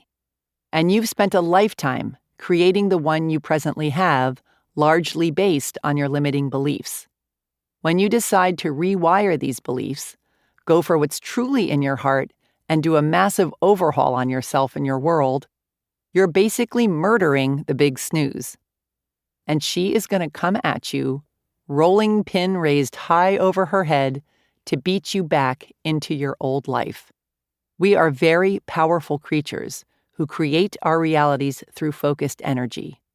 And should our subconscious mind decide to focus that energy at stopping ourselves from taking a risk because it's freaking out and terrified, things can get a little crazy around here. The big snooze will do everything it can to stop you from changing and growing, especially since you're attempting to obliterate the very identity that you and everyone else has come to know as you. Never underestimate the power of the big snooze scorned. Sometimes, the big snooze sets up emotional blocks to try and stop us. Other times, she gets physical. I have a client who decided to quit his ho-hum yet high-paying job to start his dream company from scratch. He had no idea where to start, what he wanted to do, or how he was going to pull it off. And regardless of the fact that he had a family that was counting on him, no guarantees, and even fewer leads, he quit his secure job and went for it because he was determined to create a life he loved. That's when the BS hit the fan. He got not one, but 2 flat tires after leaving a coaching session with me. His babysitter ran into his wife's car while driving his car. The water main under his kitchen exploded, and right before his first big deal went through, he got hit by a freaking bus. I'm pleased to report he's fine. But even with all those extremely convincing excuses to say, "Okay, fine, screw it, you win," he never gave up. Today, he finds himself being his own boss, doing what he loves, traveling the world, negotiating multi-million-dollar deals, making a huge difference in his clients' lives, being creative, and setting an excellent example for his kids about living a life on purpose. A record producer I worked with decided to build her own recording studio. She put all her money and effort into buying all the recording equipment, instruments, amps, soundproofing, etc., only to have the entire thing burned to the ground almost immediately after it was completed. Instead of closing the shades, getting into bed, and sucking her thumb for the next 2 years, she raised the money she needed to rebuild an even better studio, and is now rocking so hard that she gets to handpick the musicians she works with and basically live out her fantasy life. So if you finally decide to quit your soul-crushing job and start the pastry shop of your dreams, be not upset if a truck drives through your front window into your scones.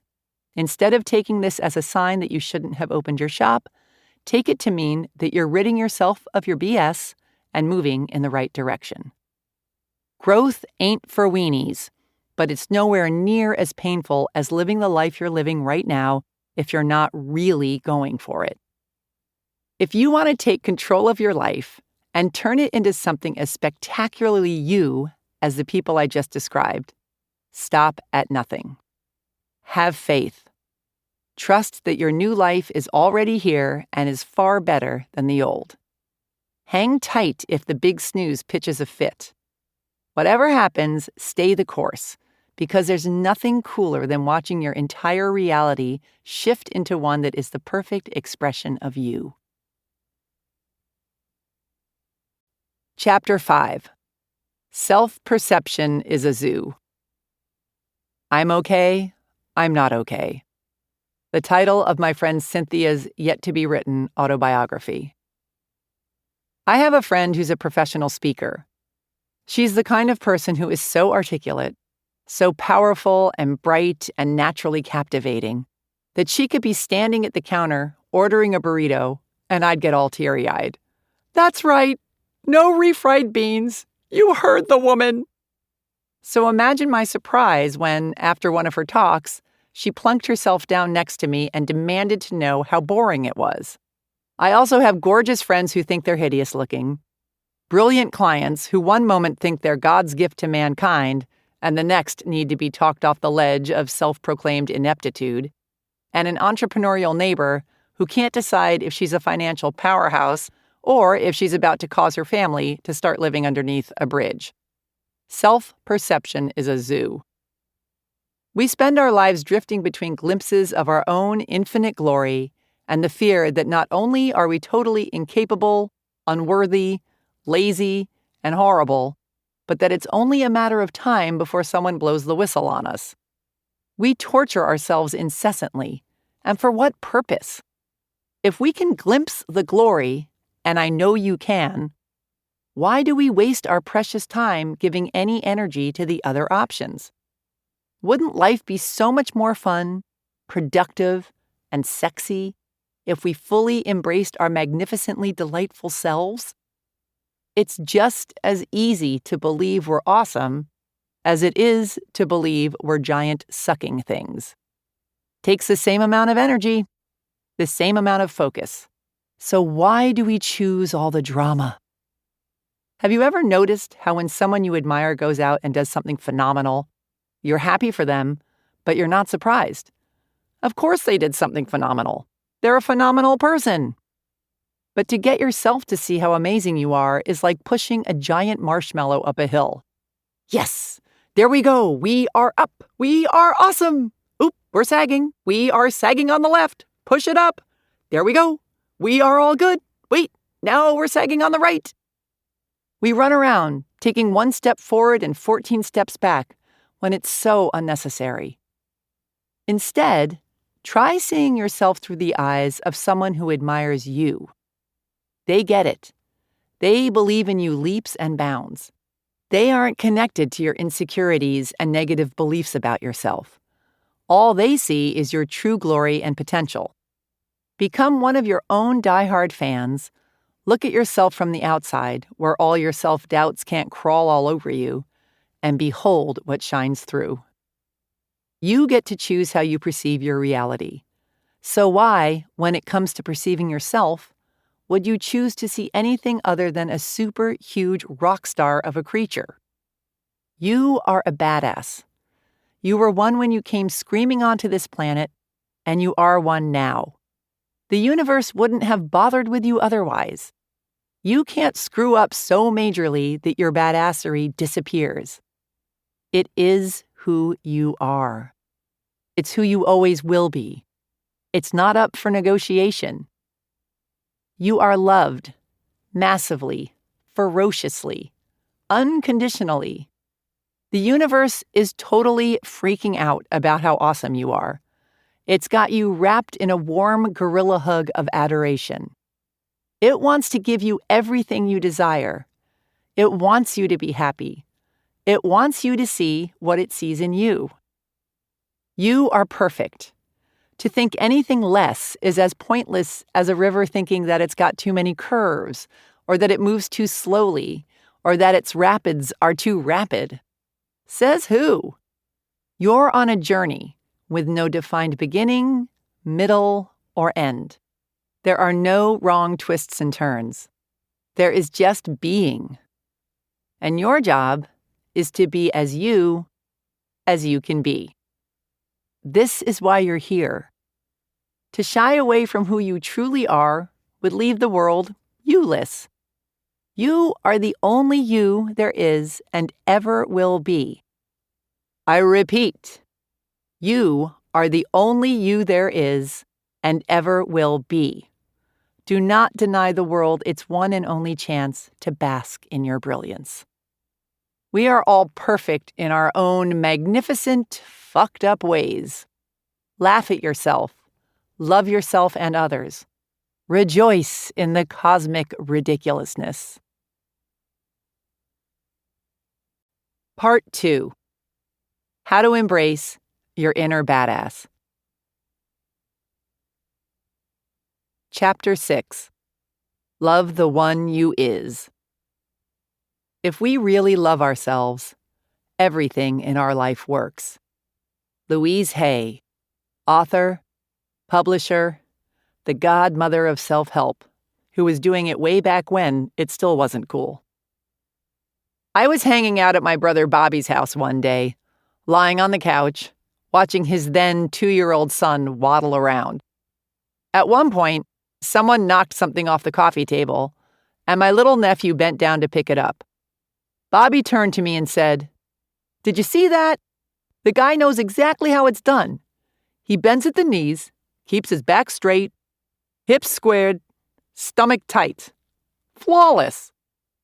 Thrilled to have such a willing and skilled Exhibit A, Bobby then proceeded to spend the next couple of minutes dropping more things on the floor. A spoon, a TV remote, an empty can of beer, and my nephew, in perfect form, continued to pick it all up as my brother kept up a running commentary on his posture, muscle usage, seriousness of manner, and the fact that my nephew was pulling it all off with great dignity, even though his diaper was sagging. It's incredible. The kid could flip over a car without straining his back. I can barely pull up my pants without having to be rushed to the hospital. When we're born, We have an instinctual understanding of some of the most important basics of life that includes, and goes way beyond, bending at our knees instead of our lower backs to pick a beer can up off the floor. We're born knowing how to trust our instincts, how to breathe deeply, how to eat only when we're hungry, how to not care about what anyone thinks of our singing voices, dance moves, or hairdos. We know how to play, create, and love without holding back. Then, as we grow and learn from the people around us, we replace many of these primal understandings with negative false beliefs, fear, shame, and self-doubt. Then we wind up in emotional and physical pain. Then we either numb our pain with drugs, sex, booze, TV, Cheetos, etc., or we settle for mediocrity, or we rise to the occasion, remember how truly mighty we are, and set out to relearn everything we knew at the beginning all over again. It's like we're born with a big bag of money, more than enough to fund any dream of ours. And instead of following our instincts and our hearts, we invest in what other people believe we should invest in. Some people invest in believing they're too old to go out clubbing when they love nothing more than the boogie. Some invest in being tough and too cool for school when all they want is love and connection. Some invest in being ashamed of their sexuality instead of being their gloriously gay selves. As we continue to buy into these things that aren't even true for us, our inner fortunes dwindle away, and it isn't until we reconnect with who we truly are and start investing in what's true for us that we start to live rich, full, authentic lives. And while there are countless ways that we rip ourselves off, there's one way in particular that is, without a doubt, the most rampant and the most devastating of all. We invest everything we've got in believing that we're not good enough. We arrive here as perfect little bundles of joy, and then set about the task of learning to unlove ourselves. How unbelievably ridiculous is that? Self-love, the simplest yet most powerful thing ever, flies right out the window when we start taking in outside information. I'm not talking about conceit or narcissism, because those things also come from fear and a lack of self-love. I'm talking about a deep connection with our highest selves and an unshakable ability to forgive our lowest. I'm talking about loving ourselves enough to let go of guilt, resentment, and criticism, and embrace compassion, joy, and gratitude. When we're happy and all in love with ourselves, we can't be bothered with the bullshit, our own or other people's. Imagine what our world would be like if everybody loved themselves so much that they weren't threatened by other people's opinions or skin colors or sexual preferences or talents or education or possessions or lack of possessions or religious beliefs or customs or their general tendency to just be whoever the hell they are. Imagine how different your reality would be, and the reality of everyone surrounding you, if you woke up every morning certain of your own lovability and your critically important role on this planet. And if you poo-pooed shame, guilt, self-doubt, and self-loathing and allowed yourself to be, do, and have everything your little heart desired. That's the kind of world I want to live in. In the interest of perpetuating such radical, reality-altering self-love, here are some of the best ways to win yourself over again. 1. Appreciate how special you are. There will never be anyone exactly like you. You were given special gifts and talents to share with the world. And even though everybody has special gifts and talents, nobody will use theirs quite the same way you do. You have a way of being in the world and a perspective that's unique to you. You are the only one who thinks your thoughts the way you think them. You have created your own unique reality and are living your life according to your own unique path. You are the only you that will ever be. You are kind of a big deal. 2. Drown yourself in affirmations. Trust me, I wouldn't do this to you unless I had to, but affirmations work. You don't have to say them in the mirror. You don't have to hug yourself or buy a special rainbow journal with a lock on it to write them down in. But if you want to turn the ship around, you need to rewire your brain and train it to think differently. And this is what affirmations can do for you. Figure out which affirmations you need to hear the most and repeat them all day long in your head, in the car, while you're walking down the street pretending to be on the phone, under your breath in line at the DMV. Write them on Post-it notes and stick them around your house, on your mirrors, in your refrigerator, in your car. Write down your favorite affirmations 10 times every morning and 10 times every night before you go to bed and say them out loud. Here are some affirmations specific to self-love. Pick 1 or 2 that work for you and pummel yourself with them. I deserve and receive massive amounts of love every moment of every day. I am one with the universe. The universe is awesome, and so am I. My heart is open. Love pours in and out. I receive all the good that life has to offer me. I am brilliant, bright, and beautiful. I love how tall I am, and I love the size of my ass. Or whatever. If none of these work, come up with some that don't make you gag, but that strike a nerve with you. The more emotion you feel around what you're saying, the more power it will have to bring about positive change. And yes, at the beginning, it may feel like you're lying to yourself, but the truth is, you're living the lie.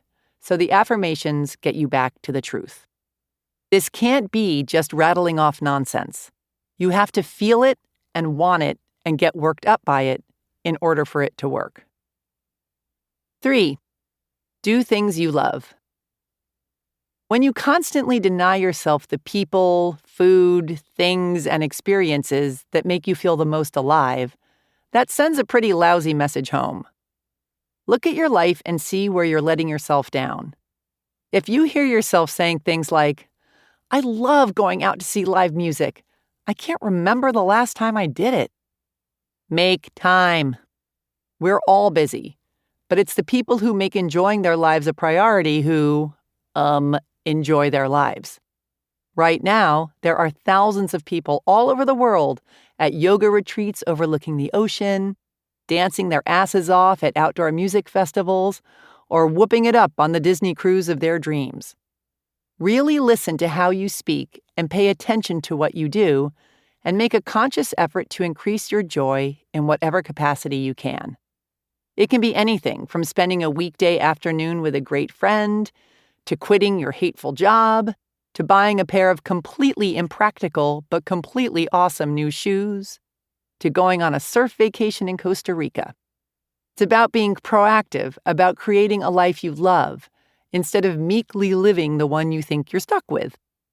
Give yourself the gift of a joyous life while you're still among the living. Also, if you're the kind of person who puts everyone else's needs first, start putting yours up front. Those who are used to you being their personal assistant will still love you, even though they'll be somewhat grouchy about you not waiting on them hand and foot anymore. Buy a new pair of jeans. Open a savings account. Hire someone to do your dishes. Make your kids clean out the cat box. You aren't a selfish person for taking care of yourself, just a happier one. Take care of yourself as if you're the most awesome person you've ever met. 4. Find a replacement. We've gotten so used to our negative, knee-jerk reactions to ourselves that we never think to question them. We simply take them as the truth, the whole truth, and nothing but the truth. But once we become aware of our thought patterns and behaviors, we can consciously change them. So start paying attention. What runs through your mind when you look in the mirror? What happens inside you when you see someone totally succeeding at something you'd love to do, but have never let yourself try? What do you think and feel when you walk up to a group of really good-looking, successful people? Or when you try your best to pull something off and you fail?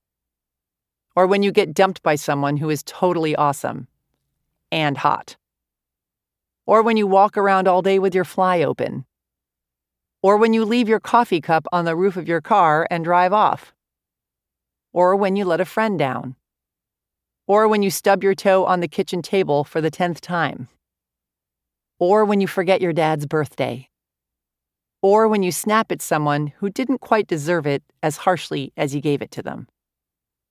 Notice the verbiage that runs through your mind when you're being the most heinous to yourself, and come up with a new and improved response. For example, if every time you look in the mirror, your first thought is, "Yikes!" make a conscious effort to change it to, "Hi, gorgeous." If you have a complicated relationship with your father and beat yourself up every time you say something awful to him, replace, "I'm a monster," with, "I'm just a little bunny working through my issues." And then, of course, apologize to him. If your standard response to screwing something up is, "Ugh, her royal clumsiness strikes again," replace it with, "What can I learn from this?" The most important thing is to free yourself from the drama and the conviction that your current version of yourself is the truth. I don't care if you're all, "That's easy for you to say. You don't have a nose that makes it look like someone parked a yacht on your face." Because one day, you could see some fancy and famous fashion model with a nose far bigger than yours is, who decided she was gorgeous anyway, and suddenly you'll feel beautiful and confident and all proud of your nose when just the day before you were considering getting it sawed off. This is how ridiculous we are. Do not spend your life clinging to the insulting decisions you've made about yourself. Instead, make the conscious choice to replace them with new and improved ones. 5. Ditch the self-deprecating humor. Incessant self-deprecating humor is for losers. I get it. It can be hilariously funny, and I'm totally guilty of it from time to time. And there's nobody I'd more enjoy backing over with my car than the guy who can't laugh at himself. But I'm talking about the nonstop, self-flagellating, I suck fest. Ripping on yourself gets old, fast, especially if it's your shtick. So if you're one of those people who falls back on making fun of yourself every hour on the hour, not only are you basically begging people to think you're a loser, but you're begging yourself to think you're a loser. It's like hitting yourself over and over with a crowbar. Why on earth would you do that to your awesome self? What you tell yourself on a daily basis is more powerful than you know. Seemingly harmless jokes, over time, turn into seriously destructive beliefs. Our thoughts become our words become our beliefs become our actions become our habits, and our habits become our realities. So if your favorite joke is that you couldn't get a date if you demanded one at gunpoint, and you spend every Saturday night alone, perhaps you should come up with a new one-liner. And most importantly, constantly making fun of yourself is such a cheap way to be funny. Anyone can do it. So push yourself to come up with a new script. Your confidence, and we humor snobs, will thank you. 6. Let the love in. Receive compliments gracefully, instead of countering with a disclaimer such as, "Oh, this ratty old thing? Try this instead. Thank you. Period." Take care of your body, too. We, if you're anything like me, run around doing all our busy work with our poor bodies flapping behind us like old wind socks. When we're pressed for time, it's often the first thing to get overlooked. I've got 5 meetings today. I'll do my yoga tomorrow and have a protein bar for lunch. Meanwhile, during our little sojourn here on Earth, we need our bodies more than they need us. Say nice things about your body. Dress it up and take it out. Give it hot sex, luxurious baths, and massages. Move it, stretch it, Nourish it. Hydrate it. Pay attention to it. The better our bodies feel, the happier and more productive we are. 7. Don't compare yourself to others. Have you ever done something that you're so proud of and feel all on top of the world about it until you see that someone else has done something similar that, in your mind, is better, and all of a sudden you feel sad? Comparison is the fastest way to take all the fun out of life. It's none of your business what other people are doing. All that matters is that you're enjoying yourself and pleased with what you're creating. It's precisely your uniqueness that makes you awesome. Deciding that someone else's uniqueness is better than your own isn't exactly being your own best buddy about things. Can you imagine what our world would be like if our biggest heroes succumbed to the perils of comparison? If Marilyn Monroe compared herself to Kate Moss and decided she needed to lose her curves? Or if the guys in Led Zeppelin compared themselves to Mozart? Dude, that guy's huge. Way huger than we'll ever be, and he doesn't even have a drummer. I think we should get rid of ours and maybe add some harps while we're at it. You are more than enough.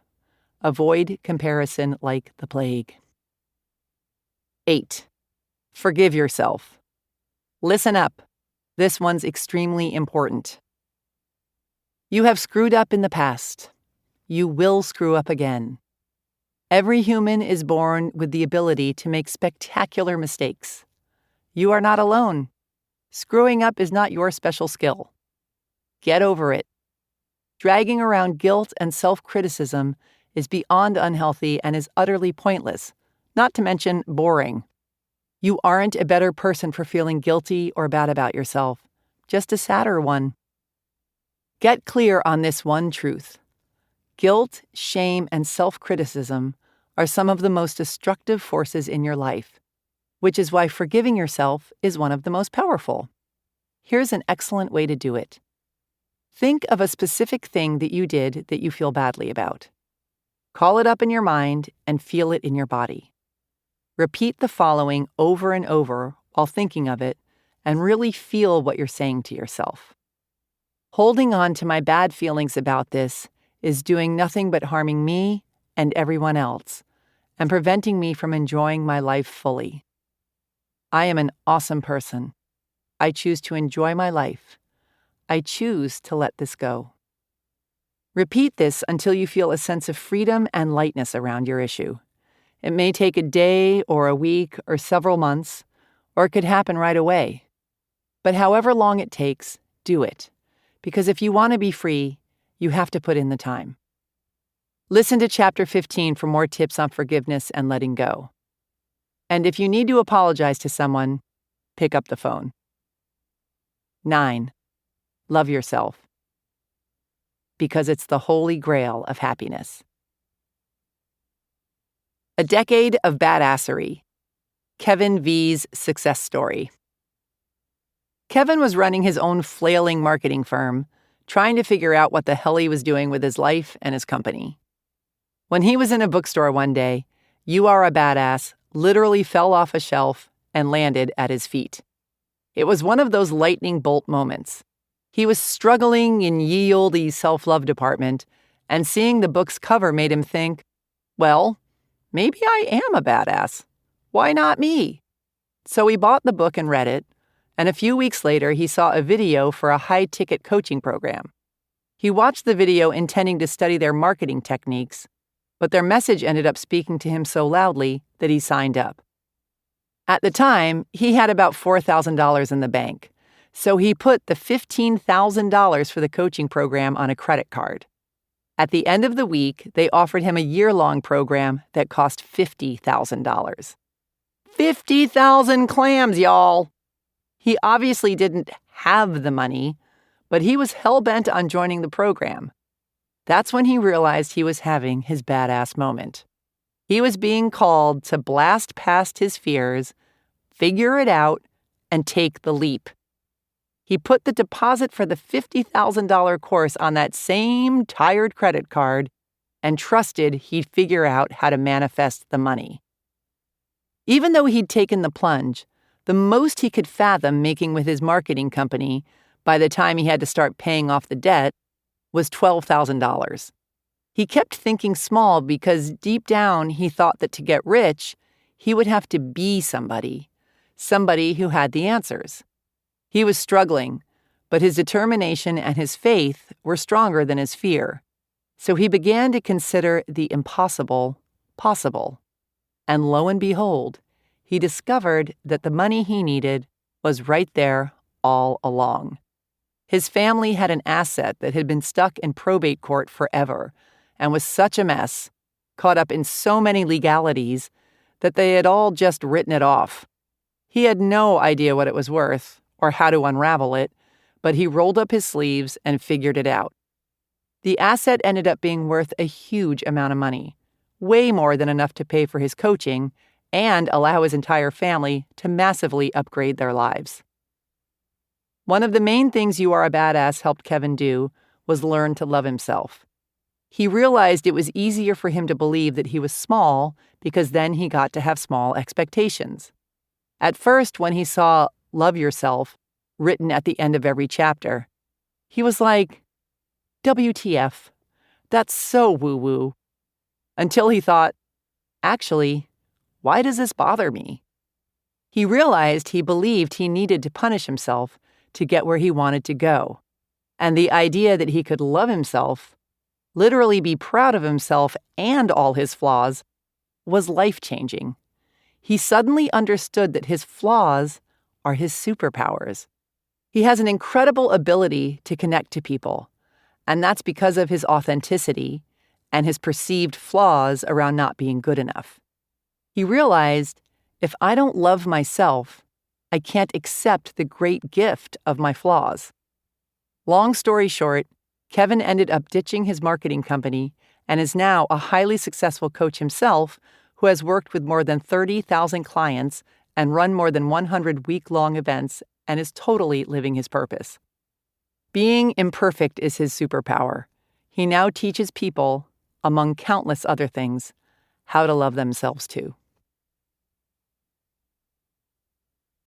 Chapter 7. I know you are, but what am I? I'm not offended by all the dumb blonde jokes because I know I'm not dumb. I also know I'm not blonde.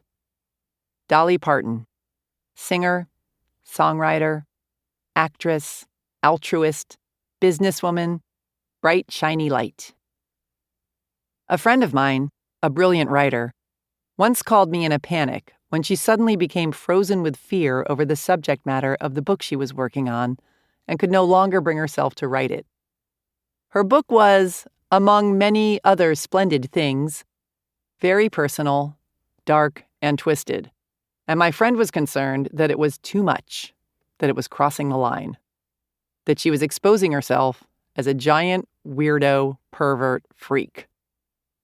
This brings up something that is so important to have a firm grasp on if you're going to get anywhere near reaching your full potential in this life as a writer, an artist, a business person, a parent, a butcher, a baker, a candlestick maker, or as a fully realized and evolved human being in general. Do not waste your precious time giving one single crap about what anybody else thinks of you. Imagine how liberating that would be. Other people's opinions motivate every move we make in our teens and our 20s. And, as we age, if we're moving in the right direction, our obsession with how we're perceived by others begins to trickle away, but very few of us are able to escape its pointless grasp completely. Meanwhile, the truth is, the only questions you ever need to consider when making decisions about your life are: 1. Is this something I want to be, do, or have? 2. Is this going to take me in the direction I want to go, not should go? 3. Is this going to screw over anybody else in the process? The definition of screwing someone over is taking their money and doing a lousy job, or destroying their water source, or enslaving populations, things like that. Your mother being disappointed, or your father disapproving, or your friends being outraged does not qualify as screwing someone over. We throw a wet blanket of ho-hummery over our lives when we live in fear of what others might think instead of in celebration of who we are. Yes, it's part of our survival instinct to care. Get booted from the tribe and you'll freeze to death, or starve, or be eaten by wolves. But because we have big brains and the ability to manifest anything we set our minds to, there's another version that's equally plausible. Get booted from the tribe and start, or find, another tribe that's more your style. You could not only wind up doing what you love, surrounded by people you adore, who you actually relate to, but you might one day realize you can no longer remember the names of the people whose approval you so desperately thought you would die without. Nobody who ever accomplished anything big or new or worth raising a celebratory fist in the air did it from their comfort zone. They risked ridicule and failure and sometimes even death. Think of the Wright brothers. Can you imagine how that whole thing went down? Margaret: Did you hear about poor Susan? Ruth: Susan Wright? Helen: Such a disgrace. Poor thing. Ruth: What happened? Margaret: Well, her sons. Helen: As if she hasn't suffered enough, birthing 2 boys as big as buffaloes, and now this. Margaret: Seems her 2 sons. Helen: You gonna eat the rest of your tapioca pudding? Mind if I help myself? Ruth: Tell me already, Margaret. Margaret: Well, this is going to sound as crazy as it is, but they... Helen: And now her sons think they can fly. Such a shame. Margaret: Her sons think... They think they can fly. Ruth: They think they can fly? Margaret: Yes, they think they can fly. They talk of nothing else. Helen: She just had the house painted, too. They'll probably have to move out of town now. Once you step away from the herd and let your true self shine, you'll probably find yourself in front of the opinion firing squad, especially if what you want to do is extraordinary and outside of everyone's comfort zones. Which is why so many people run screaming from the lives they'd so love to live. Merely allowing yourself to be seen is a risk. I mean, look at how we treat celebrities. Their every move is picked apart and passed around and discussed and judged and photographed without makeup on. It's a wonder that only half of them spend time in rehab. You are responsible for what you say and do. You are not responsible for whether or not people freak out about it. 2 people can walk out of the same movie. One person clinging to the walls, bloodshot and devastated, leaving a trail of tissues, more moved by this film than any other film in the history of cinema, while the other person goes marching up to the ticket counter and demands her money back because she thought it was the worst piece of garbage to ever be projected onto a screen. One movie, 2 very different experiences. Why? Because it's not about the movie, it's about the moviegoers. What other people think about you has nothing to do with you and everything to do with them. The trick is to not only deny the criticism any power over you, but, even more challenging, to not get caught up in the praise. There's nothing wrong with blushingly accepting a compliment, but if you find yourself always seeking outside approval that you're good enough, or cool enough, or talented enough, or worthy enough, you're screwed. Because if you base your self-worth on what everyone else thinks of you, you hand all your power over to other people and become dependent on a source outside of yourself for validation. Then you wind up chasing after something you have no control over, and should that something suddenly place its focus somewhere else, or change its mind and decide you're no longer very interesting, you end up with a full-blown identity crisis. All that matters is what's true for you. And if you can stay connected to that without straying, you will be a mighty superhero. Everything else is just other people's perception of reality. And that is none of your business. So how can you truly not care what other people think and be your most powerful self? 1. Ask yourself why. Why are you about to say or do something? Is it to be liked? To put someone down because you feel insecure? To get someone back because they made a fat joke about your mother? Or is it coming from a place of strength and truth? Are you doing it because it'll be fun? Because you feel called to do it? Because it'll change someone else's life in a positive, martyr-free way? Pay attention to your motivations. Be honest. Practice coming from a place of integrity, and you will be victorious. 2. Always do your best. There's no faster way to fall prey to outside input than when you're feeling insecure. And there's no better way to feel insecure than knowing you half-ass something or don't really believe in what you're doing. No matter what it is, raising your prices or raising your children, if you do the absolute best you possibly can and come from a place of integrity, then you can be proud of yourself and not give a damn what anyone else thinks. 3. Trust your intuition. Birds use their intuition to navigate their way to breeding grounds halfway around the world. Deer and rabbits and other prey-type beasts use their intuition to avoid running into predators. The average human, on the other hand, will take the advice of their drunk-before-noon neighbor across the street instead of doing what deep down we know is best. How many times have you thought in hindsight, I knew I should have listened to my gut? You have an incredible inner guidance tool that you can use whenever you need it. Tell everyone to shut up and go away. Get quiet. Give yourself room to feel and think. You have all the answers inside of you. Practice sharpening your intuition. Take the time to strengthen your connection to source energy and trust that you know what's best for you. The more centered and tuned in you are, the mightier you'll be. Listen for more tips on how to do this later in the book. 4. Find a temporary role model. Find a mentor or a hero or a role model. Get clear on why this person is impressive and inspiring to you, and when faced with a challenge that leaves you guessing how to react, ask yourself, what would my hero do? Not caring what others think is a muscle that can take some time to build up. So use this trick while you're still getting strong, and before you know it, you'll be able to ditch your hero and start asking yourself, what would I do? 5. Love yourself. No matter what anyone else thinks. Important note about outside opinions.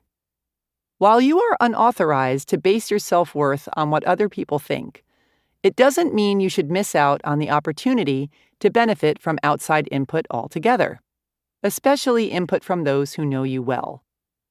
There is such a thing as constructive criticism and constructive complimenting, but whether or not they are constructive depends on you. For example, if people have been telling you for years that you're a hothead, that they feel like they can't be open with you because the second you disagree with them, you blow up in their faces, ask yourself, is this true? Be honest. Can I use this information to better myself and the lives of others? If the answer is yes, commit to making the necessary changes. If the answer is no, let it go. Same goes for compliments. If people constantly tell you you're a good listener, ask yourself, is this compliment true for me? Can I use this information to better myself and the lives of others? Again, if the answer is yes, figure out how you can capitalize on it. If the answer is no, let it go. Sometimes it's easier for other people to see what we can't see ourselves. So if they can help us connect with our truths and live happier, more authentic lives, then it's worth taking the time to listen. It still ultimately comes down to what's true for you, however. So the more connected to your inner truth you are, the easier it'll be to use outside opinions to your advantage rather than let them rule your life. Chapter 8. What are you doing here? The big question is whether you're going to be able to say a hearty yes to your adventure. Joseph Campbell, American mythologist, author whose books and ideas influenced the making of Star Wars. Getting clear about what your unique purpose is can be the difference between living a happy, fulfilled life of abundance, choice, and expansiveness, or living in the restrictive veal pen of your own indecision and tired old excuses. A gift, of course, is meant to be given, which is why it's so brutal when we can't figure out what ours is, or when we know what it is, but we're too afraid to act on it. Here we have the perfect gift to share with the world, just bursting to be opened, and we keep it sitting there, wrapped tightly in a box, growing old and gathering dust. Oh, the waste! The agony! Meanwhile, the joy of giving someone the perfect gift is unparalleled. We all know how it feels, hopping back and forth from foot to foot, wringing our hands, practically peeing in our pants, begging them to open it. Open it already! Jesus H. Christ, here, let me freaking do it. The power of giving is so strong that the excitement and the good feelings are often greater for the giver than for the receiver.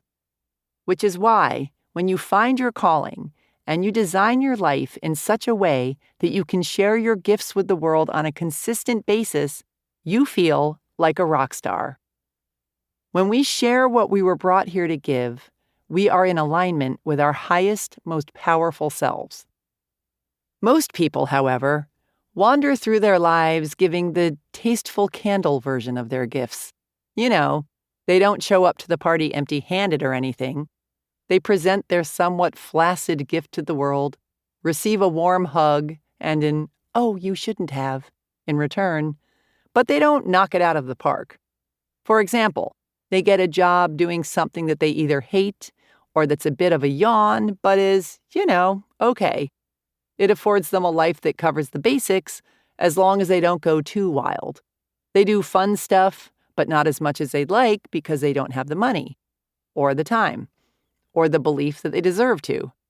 They have little victories here and there. They meet their sales quota and win the 6-day cruise to the Bahamas, or rack up enough miles to go stay with their aunt and see the Olympics, or finally sit down and write an entire song that they may or may not ever record or perform, but they never truly go for it and create a life that really lights them up. They basically big snooze their lives away. Every single person is born with unique and valuable gifts to share with the world.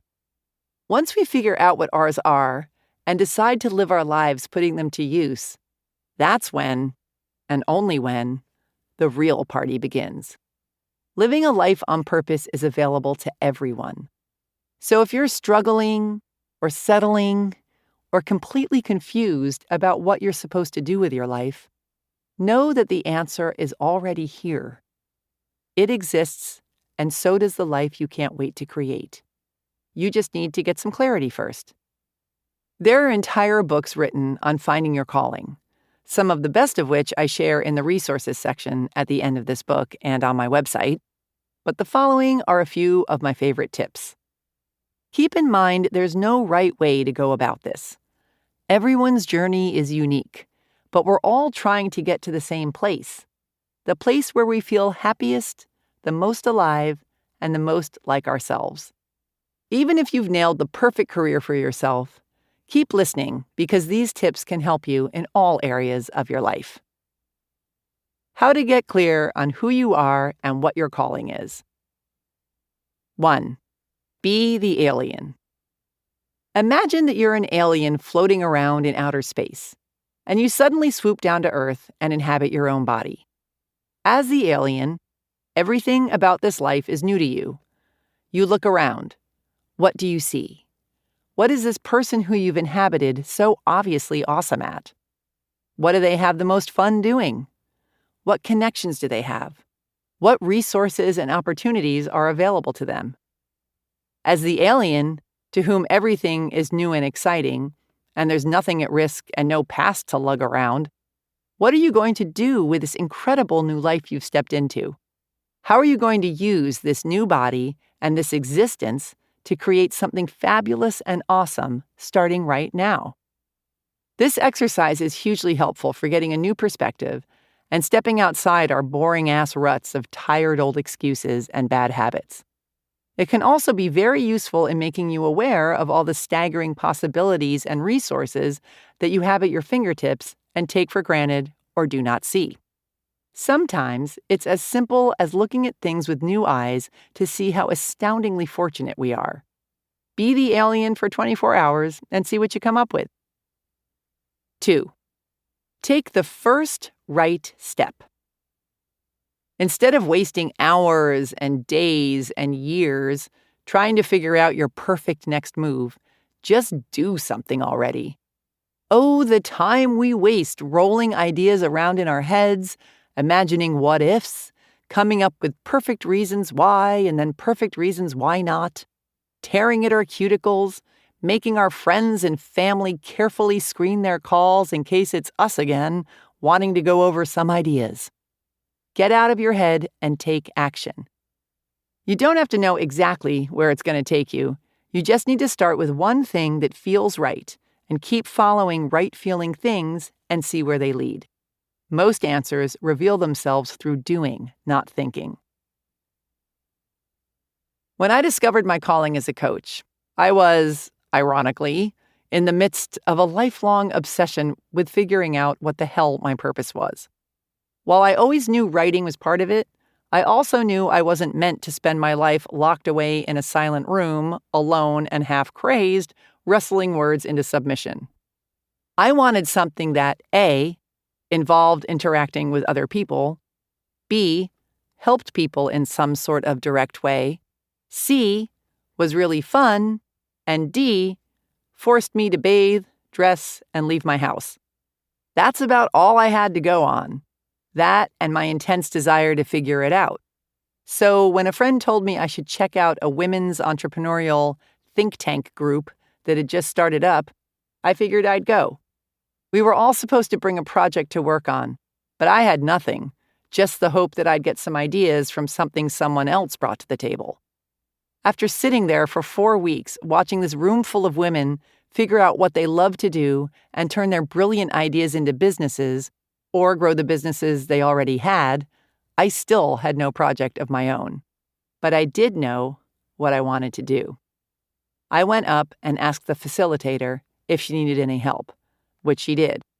She hired me, and I started leading these groups, which, after a few years, led me to starting my own coaching practice, which led to me working with clients all over the world, which led to me sitting at the kitchen counter writing this book. No matter how clueless you may feel right now, pay attention to suggestions and opportunities that suddenly present themselves, and notice how you feel.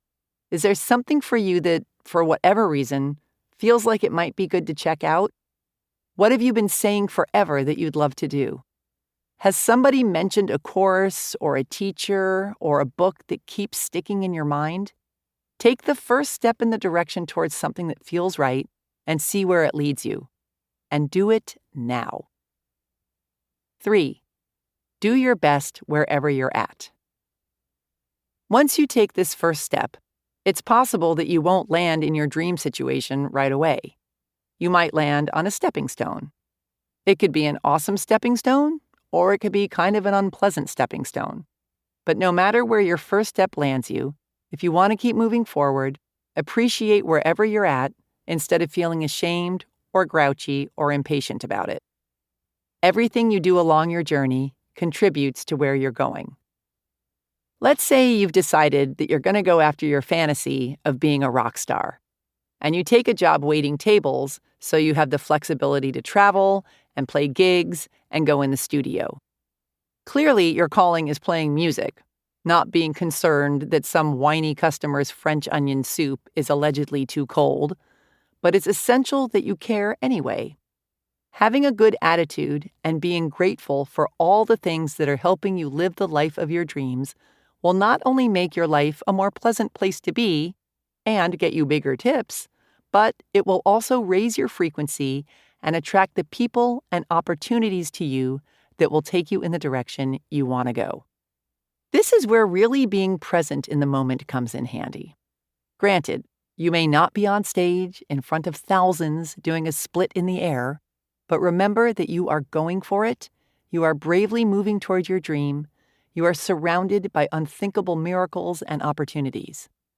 Lean back, relax, and be grateful that you're living on purpose, that you're hanging out in a high frequency, and that everything you need is zooming toward you.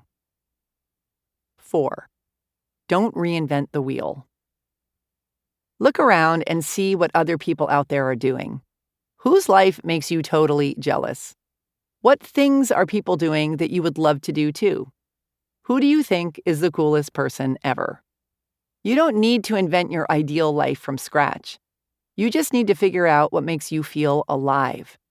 So if what someone else is doing sparks your interest, take notice. It could mean that your calling has something in common with theirs. Get specific about the things in their lives that turn you on. Is it because they get to travel the world? Is it that they have a solid routine? Is it that they have no routine? Is it that they work alone? That they work in the nude? That they get to be outside all day? That they work with their hands, their eyes, their ears, their animals, their spouse? The more specific you get, the easier it'll be to create a picture of what you want. Read magazines that interest you. Talk to as many people as you can. Hang out in places where people who share your interests hang out. Put yourself out there, and you never know what you might learn that will inform your next move, or whom you might meet that will present you with your next opportunity. 5. Don't get caught up in the Thunderbolt hype. I think one of the most paralyzing misconceptions is that we're all supposed to have one true calling that comes to us in a mighty flash of soul-defining insight. While there are those people who've always known exactly what they want to do, there are a hell of a lot more of us out there who spend most of our lives, if not all of our lives, wandering around looking under rocks and behind trees for who we are.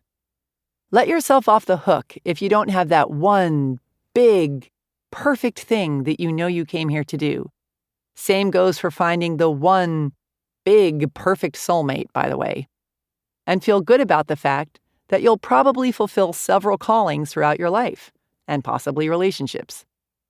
If you think about it, it makes more sense to evolve as you age anyway.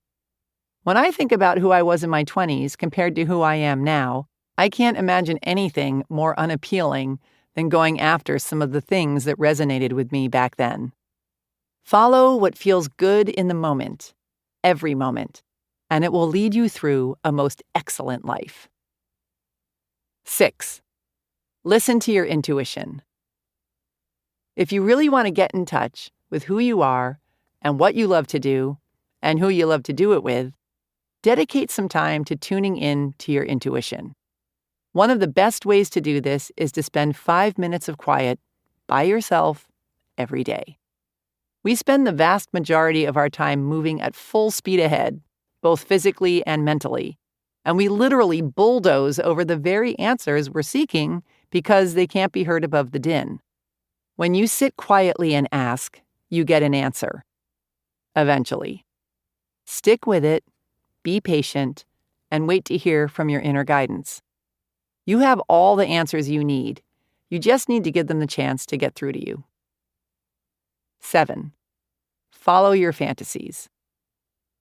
Now that I've given you all the kinder, gentler ways to figure yourself out, I'm going to suggest something you're probably not going to like so much. Jump in the deep end and follow your fantasies. What do you fantasize about when you're staring out the window of a train? Or before you go to sleep at night? Or when you're pretending to listen to someone really boring talk your ear off? Are you on stage doing stand-up comedy in front of thousands of hysterical fans? Are you surrounded by your beautiful children in the coziest, happiest home ever? Are you being celebrated for building orphanages around the world? Do this exercise as if money were not an issue. Tap into what brings you great joy instead of what you think you need to do to survive. If you had an unlimited supply of cash, what would you spend your life doing? Our fantasies are the most revealing peepholes into who we are and what we think is awesome. No matter how out there and ridiculous they may seem, they mean something to us and usually represent our biggest and best versions of ourselves. Our fantasies are our realities in an excuse-free world. Meanwhile, We'd all be mortified if anyone could read our minds and catch us in the act. I know, it's totally stupid. I want to sing on Broadway. Well, is it really stupid? Someone's out there doing it, so why couldn't you? Much of the time, we pretend we aren't clear on what our calling is, when what's really going on is that we're horrified to face it because it seems too big or too impossible to make a living at or completely out of the question for us.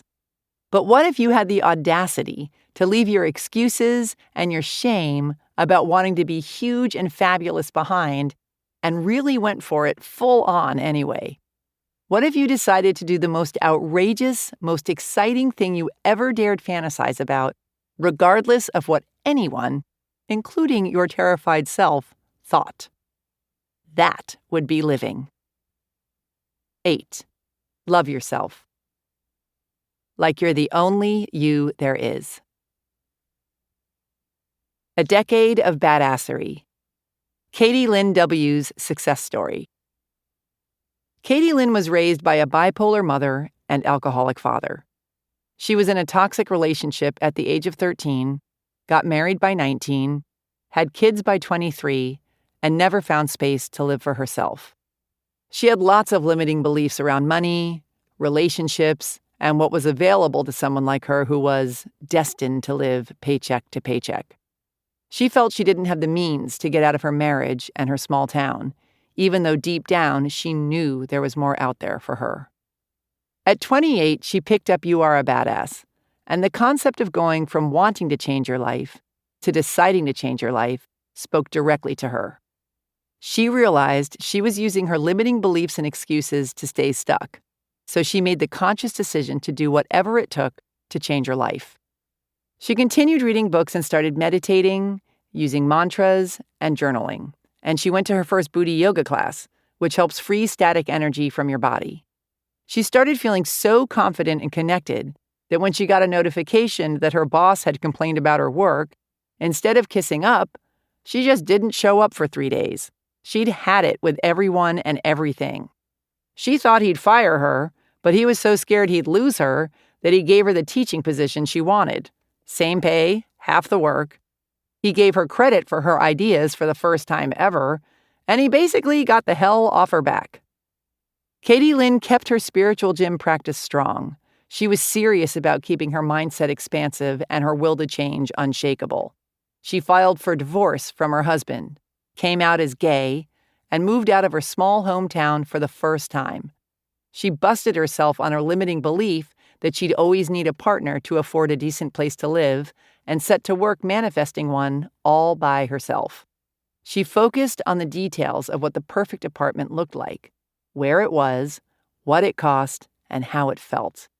She said mantras about her new home, was grateful for the fact that it already existed, and wound up manifesting the perfect, impossibly affordable apartment in the town she wanted to live in from a friend of a friend. Once she got a taste for what a skilled manifester she was, she decided to call in the perfect relationship. She discovered she had an anxious attachment style. Basically, she believed no one would ever want her as much as she wanted them, and she put her needs aside as a result. Armed with this new information, she forced herself to get good at setting healthy boundaries, expressing her needs, and standing up for herself. And when her next few relationships fell apart as a result, she was crushed but also real proud of the way she respected herself. And sure enough, once she started respecting herself, she started attracting people who respected her too. She decided to play with universal intelligence and set the intention that when the person she was meant to be with showed up, there would be sunflowers involved. She got back into the dating scene and eventually met someone whom she considered to be a friend with benefits. The first night they spent together was in a hotel room with a gigantic painting of sunflowers on the wall. Katie Lynn disregarded the sign because she thought of this person as more of a friend. Plus, she had been imagining real sunflowers. They continued hanging out. Katie Lynn dated around, and a few weeks later, this same person came to her door with flowers, one of which was a sunflower. She was unaware of Katie Lynn's declaration to the universe, by the way. They ended up falling deeply in love and are now engaged to be married. This shit works, okay? The happy couple now lives in a big, exciting city in a beautiful home. Katie Lynn's wise parting words are, "What I want is always possible. I just have to believe." Chapter 9. Loincloth Man. It is better to be hated for what you are than to be loved for what you are not. André Gide, French author, Nobel Prize winner, fearless self-explorer. Every May, I go backpacking through the desert wilderness areas of southeast Utah with two longtime friends of mine. It's one of the most magnificent and bizarre places I've ever been. Giant, jagged, obscenely pink ridges of rock jut out of the ground like huge slabs of raw meat. White, yellow, and purple towers of sandstone stretch and twist into sculptures made of taffy. Deep cracks in the Earth's surface form cathedral-like slot canyons, whose walls, smoothed over from flash floods and sandstorms, change colors from moment to moment as the sun's rays shift through the narrow opening high above. It's like the moon, only cooler. We merrily trip through this alternate universe, picking up colorful rocks, climbing around on boulders, and arguing over which eagle or snake or mountain goat should be awarded Creature of the Day. Because my friends are such excellent navigators, we go deep into the wilderness areas, where there are no trails and even fewer people. In the 16 years we've been hiking out there, we could practically count the people we've bumped into while backpacking on one hand. Which was why I was so surprised and dubious when my friend Tom, who'd gone ahead to find us a place to set up camp for the night, reported that he'd seen someone. "I just met this really wild guy," he said when I caught up with him. He was wearing nothing but a loincloth and a headband. He was holding a spear, too. Said he'd been living in the canyon for 13 years. Was he riding a magic dragon? I'm serious. So where is he? He went off to check his squirrel trap, but he could come back. Tom is a lousy liar, and wherever he was taking this joke, he wasn't getting to the punchline fast enough. So I put down my pack and started assembling my tent, only half listening to him. A few minutes into it, as I was bending over to hammer in one of my stakes, I looked through my legs and saw a pair of tanned feet in homemade sandals, strong, naked legs, and a dead squirrel dangling by its tail from a fist. I stood up, spun around, and there he was, Loincloth Man. What Tom did not mention was that Loincloth Man was totally hot. He was somewhere in his late 30s, had a ripped, lean, savagely tanned bod, and shaggy brown hair with a matching beard. He fit the part perfectly. Modern-day Tarzan, slayer of buffalo and ladies alike. Which, stunning as he was, instantly made him a little bit suspect in my mind. That and the fact that his loincloth was impeccably tailored and appeared to be made out of soft Italian leather, not some ratty canyon rabbit. Would you mind handing that to me so I can have a closer look at it, please? His whole deal was just a little too cliché. Couldn't he have just worn shorts? And was he really going to eat that squirrel? Still, we gathered around him like a baby pig at the state fair, awestruck by our luck. This time, there was no argument. We had clearly found our creature of the day. He was real friendly and answered all of our questions at a slow, deliberate pace, explaining that this and several of the neighboring canyon systems were where he made his home. He told us very matter-of-factly that he found modern society unnecessarily complicated and misguided, so much so that he preferred to live on only what nature provided him, storing his grain in the winter and sleeping in a cave. The thing that struck me, more than the fact that he cut his hair with a sharp rock and probably wasn't wearing any undies, was that he was totally unapologetic. There we all were, shifting around, feeling suddenly ridiculous in our expensive hiking boots and UV protective clothing, while he described how it took him weeks to whittle the bow and arrow he used to kill the deer whose hides now serve as his bedspread. Good for him, I thought, as I watched him walk away, swinging his squirrel like a purse. He wasn't worrying about what he should be doing or what he was missing out on or what some chick from LA thought of his fancy crotch pelt. He was just happy being true to himself, in the moment, in the middle of nowhere. I want to be like Loincloth Man. Love yourself, no matter who you really are. Part 3. How to Tap into the Motherlode. Chapter 10. Meditation 101. You are never alone or helpless. The force that guides the stars guides you too. Sri Sri Anandamurti, Indian philosopher, social revolutionary, author, composer. Meditation, otherwise known as sitting still and thinking about nothing, is one of those things that can be just as stupidly simple as it is surprisingly hard. It reminds me of those contests where a bunch of people stand around a brand new car or truck, and whoever leaves their hands on it the longest gets to take it home. The winner winds up on the front page of her local paper, victorious and sleepy, smiling from behind the wheel of her newly won ride with a thumbs up for the camera. Terrytown's very own Jill Boonder was the proud winner of the 2012 Chevy Standoff, held in Green Bay, Wisconsin this past weekend. Jill beat out 68 other contestants from around the country by standing for 173 hours and 9 minutes in the Home Depot parking lot with her hands placed with unyielding determination on the hood of what would soon be her new Chevy Silverado.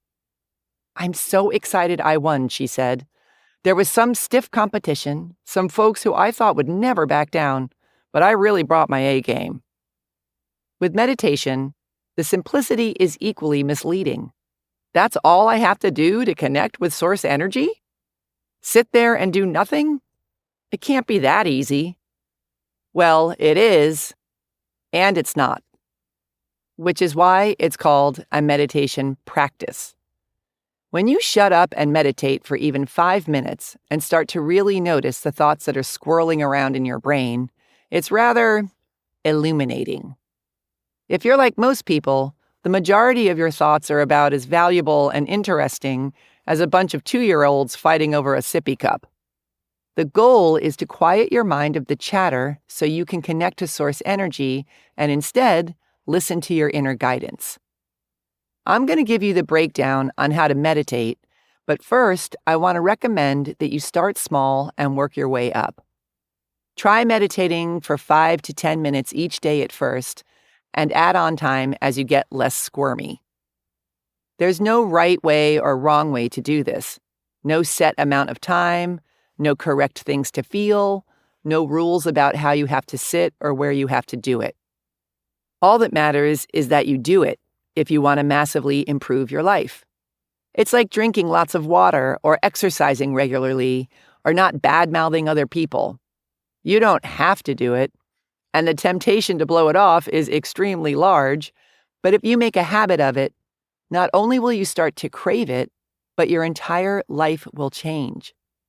Because when we meditate, we practice getting into the vortex and connecting to source energy, which automatically brings us into the present moment, raises our frequency, opens us up to receive unlimited information and ideas, relaxes us, relieves stress, strengthens our intuition and ability to focus, allows us to hear our inner voice more clearly, fills us with light and love, puts us in a good mood, helps us love ourselves.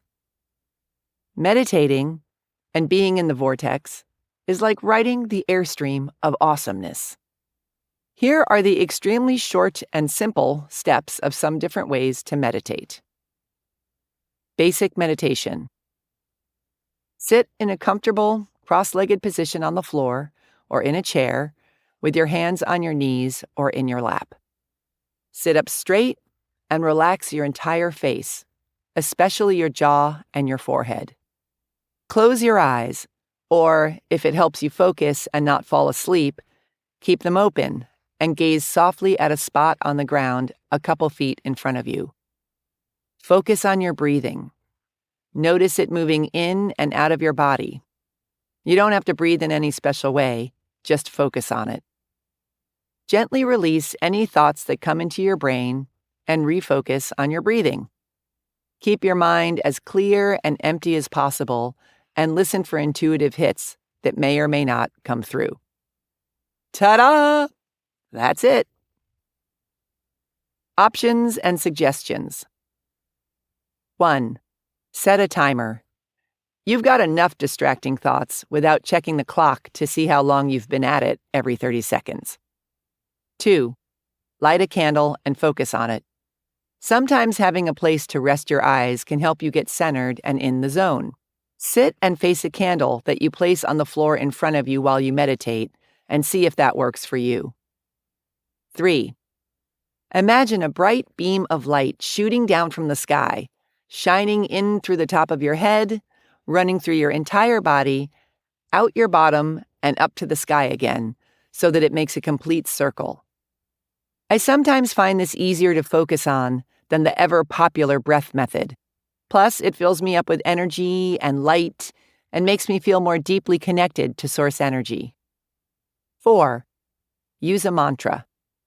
Sometimes when the squirrels in my head are particularly active, I bring in a mantra to chase them out. I repeat a word or phrase in my mind like love, or thank you, or yes please, or om. Something that makes me feel good and is fairly neutral. But you could use a mantra like meatloaf, I guess, if that's your thing. 5. Try and do it first thing in the morning so you're not distracted by whatever the day brings. You'll also be more connected having just woken up from sleeping. 6. If there's something in your life that you're working on or through, you can set an intention or ask for help during your meditation practice. Meditating is about receiving information from the universe. Setting intentions and praying are about sending information out to the universe. There are 2 ways you can do this. A. Start with a question. Something like, how do I deal with my pain-in-the-ass teenage son? And see what, if any, answers download while you meditate. Or B. Meditate first, open up the channel, clear out the chatter, and then ask your question in a space of clarity and connection and see what, if anything, comes to you. Guided meditation. There are countless apps and videos online that various hippies and guru types have made over the years to walk you through meditations. I suggest taking the guided route when you're first starting out if you're having trouble wrangling your mind into submission. They make great training wheels, and I still use them occasionally, especially if I want to focus on something specific. There are also guided meditation centers all over the place, and it's really nice every once in a while to meditate in a group. You can really feed off that energy and get the discipline to sit there for an extended period of time. Do a search for meditation centers and ashrams in your area. Sometimes yoga studios hold guided meditations too. Chanting. Chanting is also a great way to get into a meditative state. You can repeat a mantra over and over out loud on your own, or if you prefer to avoid getting busted and very possibly ridiculed, you can do it in a group by attending a kirtan meditation class. Kirtan meditation involves call and response chanting of Sanskrit mantras or devotional songs, and you can attend classes at a yoga studio or meditation center. Also, check out Transcendental Meditation Instruction, a form that involves repeating mantras and sitting twice a day for around 20 minutes at a time. I've had some pretty profound experiences while meditating. I've seen the walls melt around me, felt like I was levitating, and have experienced such a state of euphoria that it almost hurt. I've also had extremely unprofound experiences. I've fallen asleep, spent the entire time squirming and thinking about what to make for lunch, and have been totally in the zone, and then realized I was in the zone and thought, awesome, I'm in the zone, thereby pulling myself out of the zone. The important thing is that you keep showing up.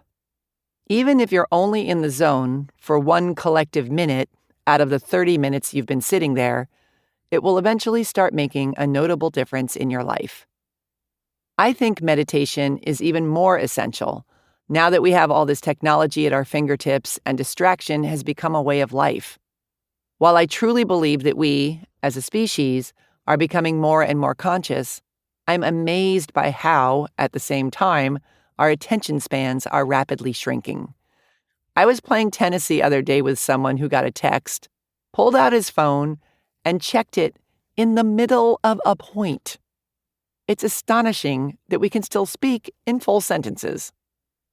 Aside from being one of the most powerful tools in our consciousness-raising toolbox, meditation is a much-needed respite from the madness and will help us from becoming a bunch of scatterbrained ding-dongs as we zoom around our brave and extremely exciting new world. Chapter 11. Your brain is your bitch. Mind is the master power that molds and makes, and man is mind, and evermore he takes, the tool of thought and shaping what he wills, brings forth 1,000 joys, 1,000 ills. He thinks in secret, and it comes to pass. Environment is but his looking glass. James Allen, old-timey author, self-help pontificator. How often do you stop and notice how genius our universe is? With all its moving parts and mathematical perfection and chemical reactions and food chains and gravity and all the magnificent efficiency and complexity that makes it up. This display of astonishing brilliance didn't just splat down into beingness by random dumb luck. It was thought up. Nature is a smoothly running machine created by a universal intelligence where nothing goes to waste. It all has a place and a purpose, and it all works together in its intricately interwoven and compatible way to create the flabbergasting isness of it all. In other words, source energy is a smarty pants. As British philosophical writer and self-help pioneer James Allen states in the quote that opens this chapter, mind is the master power that molds and makes, and man is mind. We are the very thinking substance that was used to create us. Hello? How major is that?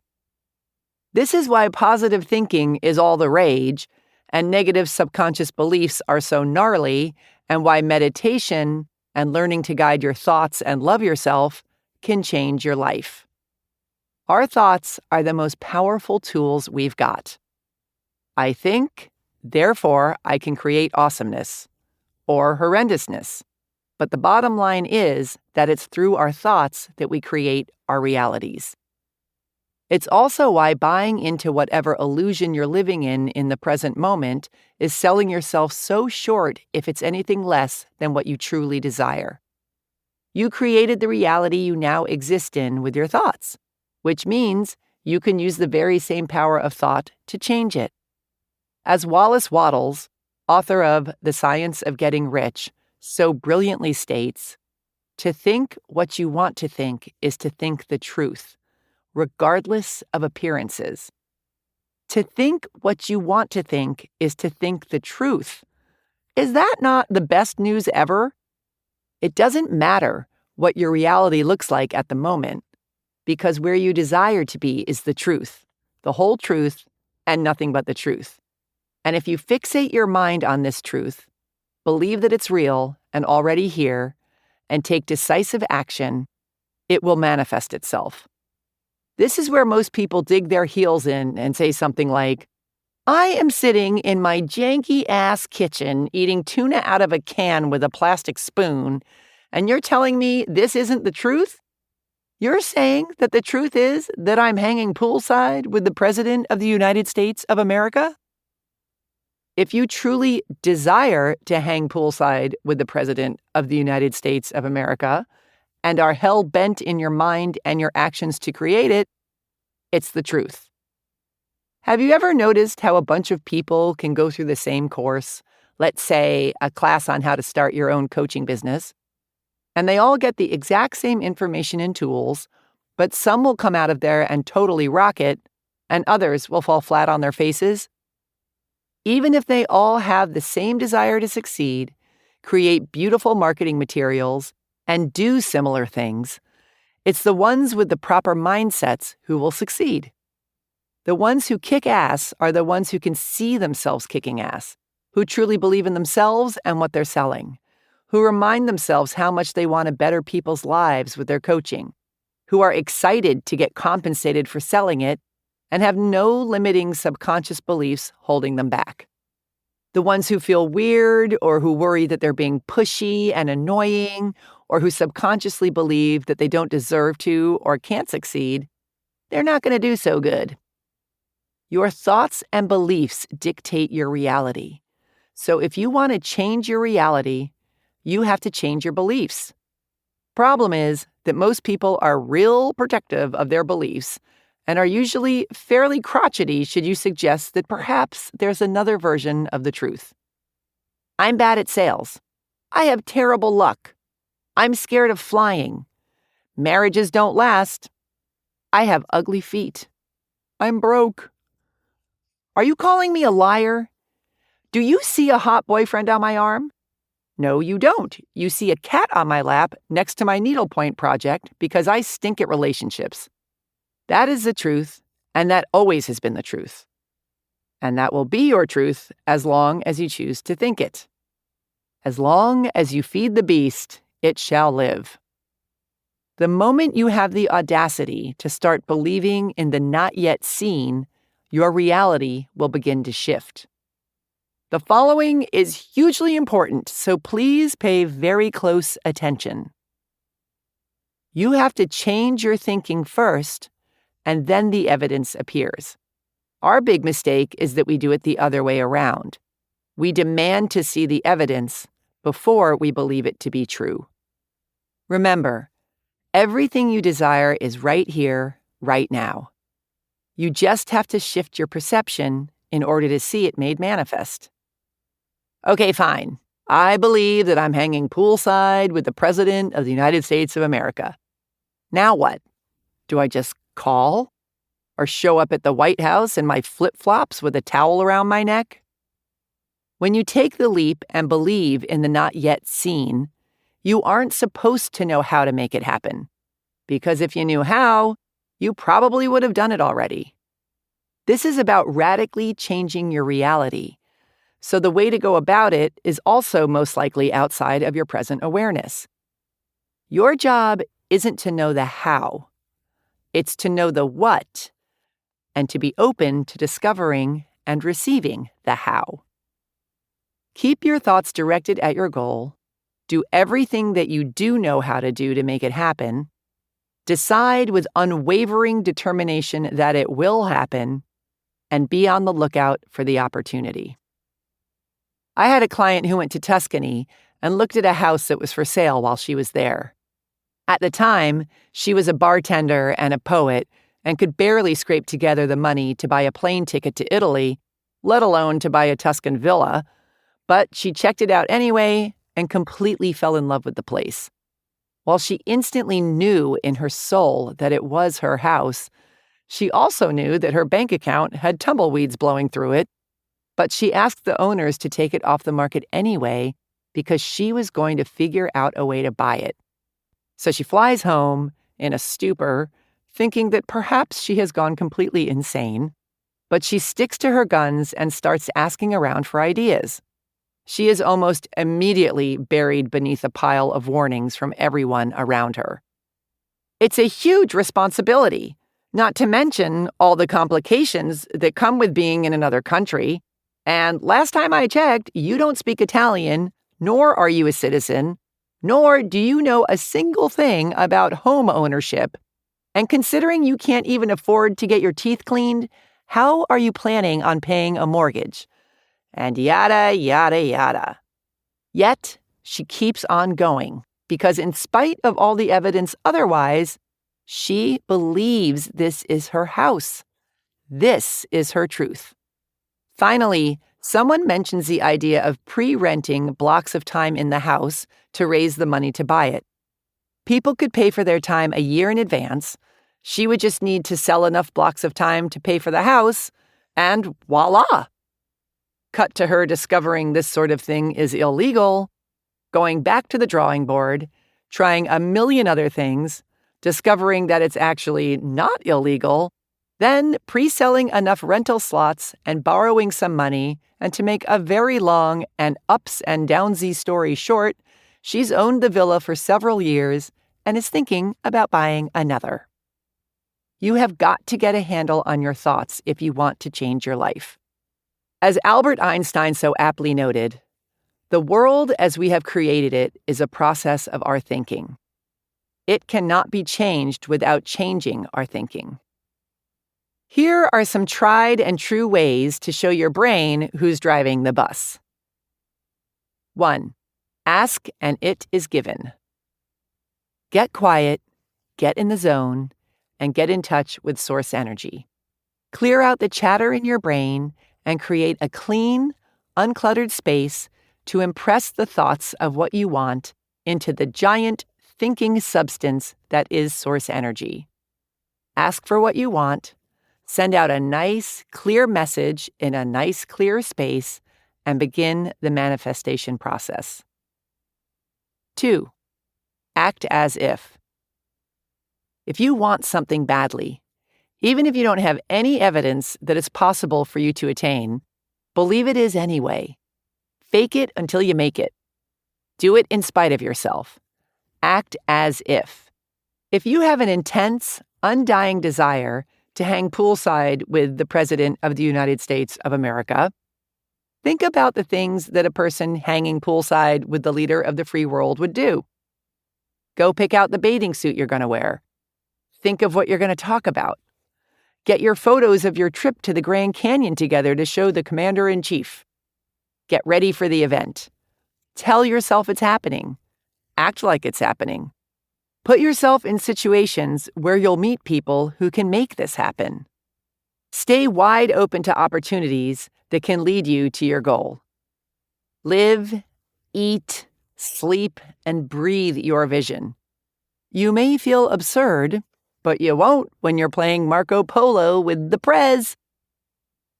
3. Upgrade your environment. If you aspire to have a more up-leveled and inspiring lifestyle than you presently have, and you're actively visualizing this for yourself, it's going to be quite a struggle to keep your thoughts large and in charge if every time you pull up to your rickety-ass home, you hear the Sanford and Son theme song start up in your head. So even though you're going to be thinking and imagining the change before it happens, do what you can to make some upgrades to where you're at now. Give the place a paint job and clean it up. Get new furniture or fix up what you already have. Throw out the clutter. Let some air in. Hang inspiring art on the walls. This will not only help to keep your frequency high, but it will alert the universe that you're not screwing around, that you're doing everything you can and are waiting for further instruction on the how. 4. Make a vision board. Our minds think in images. If someone says, "a horse wearing red lipstick," you instantly create a picture in your mind of a horse wearing red lipstick.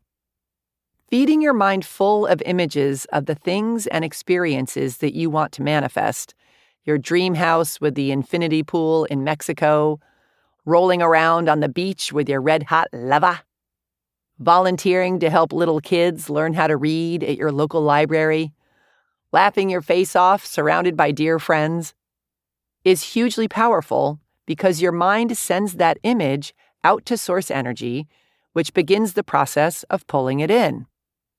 Cut out pictures of places, people, things, and experiences that you want in your life, paste them onto a board, and hang it somewhere where you'll see it all day long.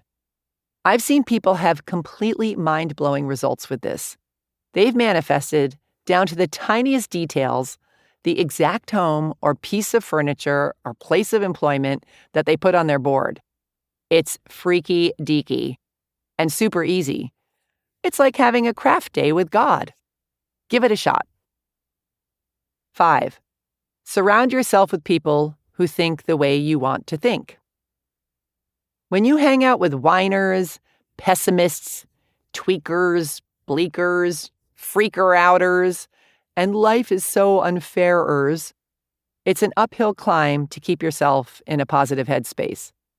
Stay away from people with tiny minds and tiny thoughts, and start hanging out with people who see limitless possibility as the reality. Surround yourself with people who act on their big ideas, who take action on making positive change in the world, and who see nothing as out of their reach. Make a conscious choice to do this. And if you don't know anyone who's got a big fat mind, go out and make some new friends.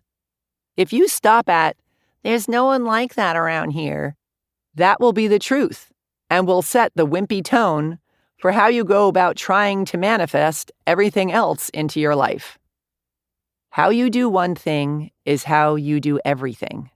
Get out there and find some people who make you feel like you can leap tall buildings in a single bound. Be clear on whom you want to meet and make a concerted effort to go meet them. Demand of the universe to connect you with them. Think of places where they might hang out or things they would do, and insert yourself there. Being around inspired, visionary, enthusiastic people who are living their truths is one of the fastest ways to massively transform your life. 6. Love yourself. Unless you have a better idea. A decade of badassery. Gabriel R.'s success story. Gabriel grew up in the evangelical church and, as a gay man, was sure he was going to hell just for existing. He was broke, scared, pushing 30, and working a dead-end job while living at home with his mother. He eventually had a crisis moment where he felt like he had to leave the church or he was going to die. He slowly stopped going and joined a church that was more accepting of LGBTQ people. He also started going to therapy. When he saw You Are a Badass at a bookstore, he felt like it was screaming at him to wake up and thrive, not just survive. The part of badass that spoke to him first was about identifying limiting beliefs and questioning them. And boy howdy, did he have a slew of limiting beliefs. He grew up very poor and believed that money is hard to come by, that work is meant to be suffering, that he'd never be able to survive on his own. He also believed he had to please his family and be the good Christian boy they wanted. He was terrified to come out as gay to his mother. It took years. But as he worked through the book, reread it, and did the exercises, over time, the negative beliefs began loosening up until he had the confidence and self-worth to come out. His mother responded by asking him if he'd ever tried to kill himself. In that moment, he realized she understood his pain. He saw that she was doing the best she could do, and he was able to forgive them both. In his words, "I realized I believed that God was giving me a choice to be alone forever or to love someone and burn in hell. But I grew to believe that that was wrong, that the universe is loving and wants me to be happy. Growing up in the church is all about belief. There's nothing else that matters more. I came to realize that if the church could hammer beliefs into my head, I could do it too." Gabriel began meditating and journaling regularly. He also made a vision board that included a job at a software company, a 6-figure salary, a loving boyfriend, and the time and discipline to write a book. He continued identifying limiting beliefs and saying daily mantras such as, "Money flows to me in an avalanche," and "I have a loving and caring boyfriend," and "I have a job I love earning over $100,000 a year." The concept that you need to do things you've never done, if you want to live a life you've never lived, inspired him to start submitting resumes, and he eventually accepted a job he was, quote unquote, unqualified for at a publishing house, which was another dream job of his. As much as he loved his job, however, he wanted to make more money, so he started teaching himself about software engineering and enrolled in coding boot camp. 3 months after graduation, he found a job at a software company, and he is now a senior engineer making over 6 figures, doing something he totally loves. He also went online, and after dating lots of wrong people, he realized he was obsessing over details too much and set the intention to call in someone who loves him for who he is and vice versa. He took his hands off the wheel, trusted the universe, and just felt into how it would feel to have someone authentically love him. Then he went on a date with the guy he's now been with for 5 years and who, in his words, "My mother loves more than she loves me." In his words again, "You Are a Badass" helped kickstart the meditation practice that I have today. When I first read it, I started meditating off and on and noticed that I was a lot more connected to everything and much calmer when I actually did it. Today, I meditate every single day for a half hour in the morning, and that is the core of my spiritual practice. The meditation I did back then helped me to enter a space where I was ready and open for the boyfriend, the new job, the money, and the creativity that is now flowing to me as I write my book. This is all a practice. It's not a one-and-done deal. The more you work on your beliefs, the more you learn and grow and change instead of stagnate. Chapter 12. Lead with your crotch. In the beginner's mind, there are many possibilities, but in the expert's, there are few. Shunryu Suzuki, Japanese Zen monk, author, teacher, also lovingly known as the crooked cucumber. I know the big saying is, youth is wasted on the young, but I think, in certain respects anyway, we've really got it going on in our late teens and early 20s. Aside from all the angst and drama and escorts home from the police, we've got our little kid-like ability to create just because still firmly intact.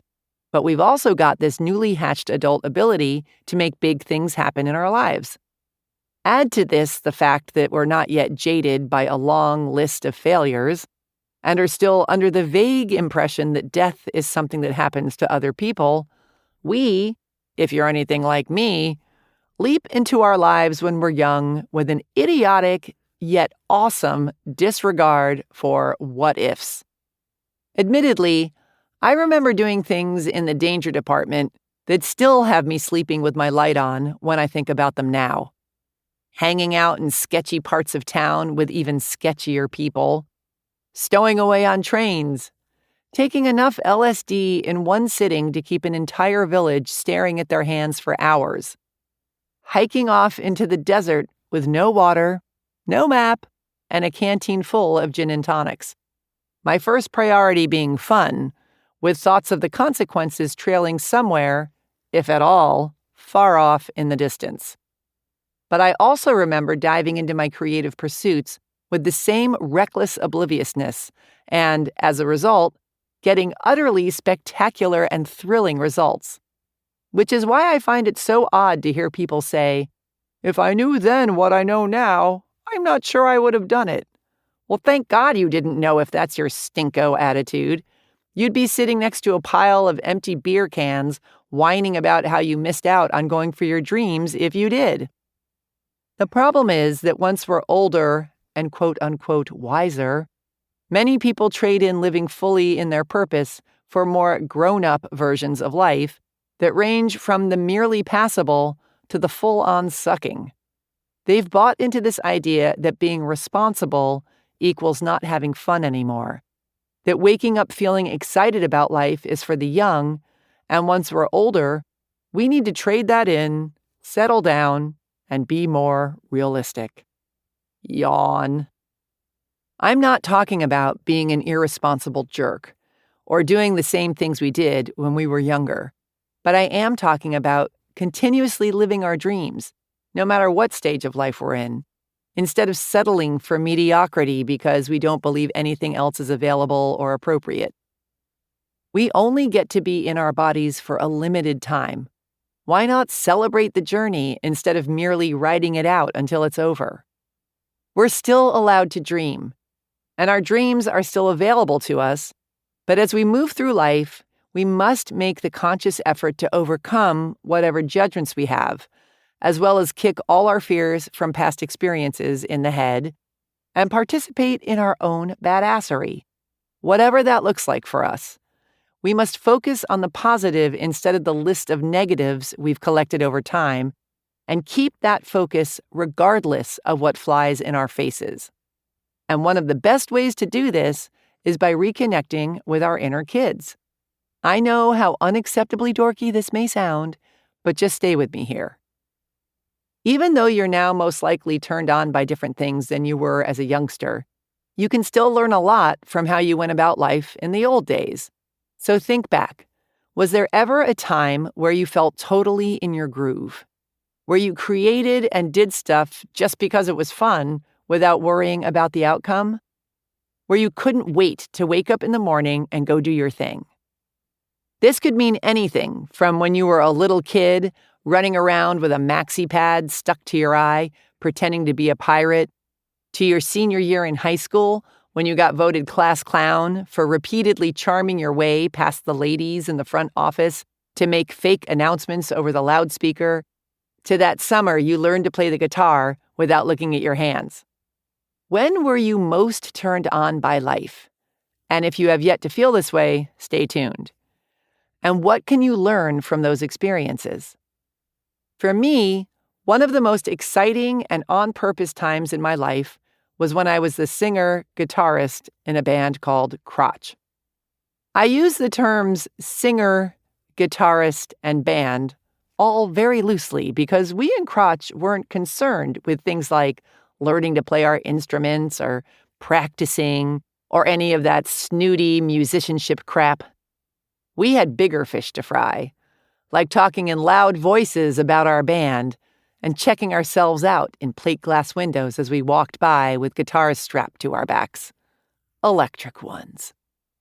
I started Crotch with this chick from work named Paula, who'd never picked up a guitar in her life either, and who was as incapable of embracing her feminine side as I was. Paula and I were the kind of young ladies who prided ourselves on the wattage of our stereo equipment, our firm handshakes, and our ability to drink anyone in the room under the table. The testosterone-fueled chip on my shoulder came from a high school career spent futilely awaiting a timely puberty while standing a good foot taller than everyone on earth, all the boys at my high school included. None of them ever asked me out, but I could make them laugh and kick their asses at basketball, so rather than fail at seducing them, I simply became one of them. Paula's issues were more homicidal in nature. She was the kind of angry found in highly intelligent women who develop the body of a Playboy bunny by the age of 13 and are forced to grow up in the deep, redneck South. Within the first few months of starting the band, she traded in her long, raven locks for a fire engine red buzz cut and covered her arms and back with tattoos of flames and dragons. We decided that as the tough one, she should play bass, while I, the desperate for attention one, would be on guitar, and that my little brother Steven, the malleable one, would play drums. Only until we find another drummer, I promised him, as I attempted to plug my guitar into the wrong part of my amp. Steven has played the drums since he was 5, and is the kind of younger brother every bossy older sister dreams of. Talented and endlessly enthusiastic, with a very high threshold for pain. The great tragedy of Crotch was that underneath our sneers and our bravado, we were two sweet girls who desperately wanted boyfriends. But we had issues that we decided were best worked out while drunk and sometimes naked on stage. Paula and I, baffled by our lack of gentleman callers, chose to express our disappointment by writing and singing songs like "Sew me up, I've had enough," and by yelling things into the microphone between songs that one evening would inspire an audience member to rush the stage holding a chair over his head with intent to beat us with it. In spite of ourselves, we quickly acquired quite the following. In less than a year's time, we also wrote, produced, directed, and starred in a film about the record industry, wrote, directed, and starred in a music video that got on national television, recorded an EP, got a demo deal with Columbia Records, and even learned a couple more chords. And we did it with full-time corporate jobs and no idea what we were doing. It was fun with a capital F. There's nothing as unstoppable as a freight train full of fuck yeah. If you've ever known what it's like to be in your groove and are having trouble finding your way right now, think back to your attitude and what your priorities were when you were totally lit up about life, and use them to help give you the clarity and the kick in the rear end you need now. Here are some nuggets of wisdom I gleaned from the crotch days that I still find useful. 1. Just see what you can get away with. Life is ridiculous. It so seriously is. We have no freaking idea what we're even doing here spinning around on this globe in the middle of this solar system with who the hell knows what out there beyond it. Making a big fat deal out of anything is absurd. It makes much more sense to go after life with a sense of, why not, instead of a furrowed brow. One of the best things I ever did was make my motto, I just want to see what I can get away with. It takes all the pressure off, puts the punk rock attitude in, and reminds me that life is but a game. Yes, we have bigger responsibilities and more pressure as adults, but come on, folks. I guarantee you there are countless people with way more to whine about out there than you who are totally kicking ass because they decided to go for it instead of sitting around in the wet pant load of their own excuses. Take a new approach to what you're doing and try this on. I just want to see if I can start my own successful business. I just want to see if I can get myself out of debt and make $100,000 more this year. I just want to see if I can lose 100 pounds. I just want to see if I can sell one of my paintings for 50 grand. I just want to see if I can meet my soulmate. Take the pressure off and get back in on the adventure. 2. Lose track of time. Have you ever been doing something and suddenly realized that hours have gone by without you noticing? What does that for you? And how often during your day does this happen?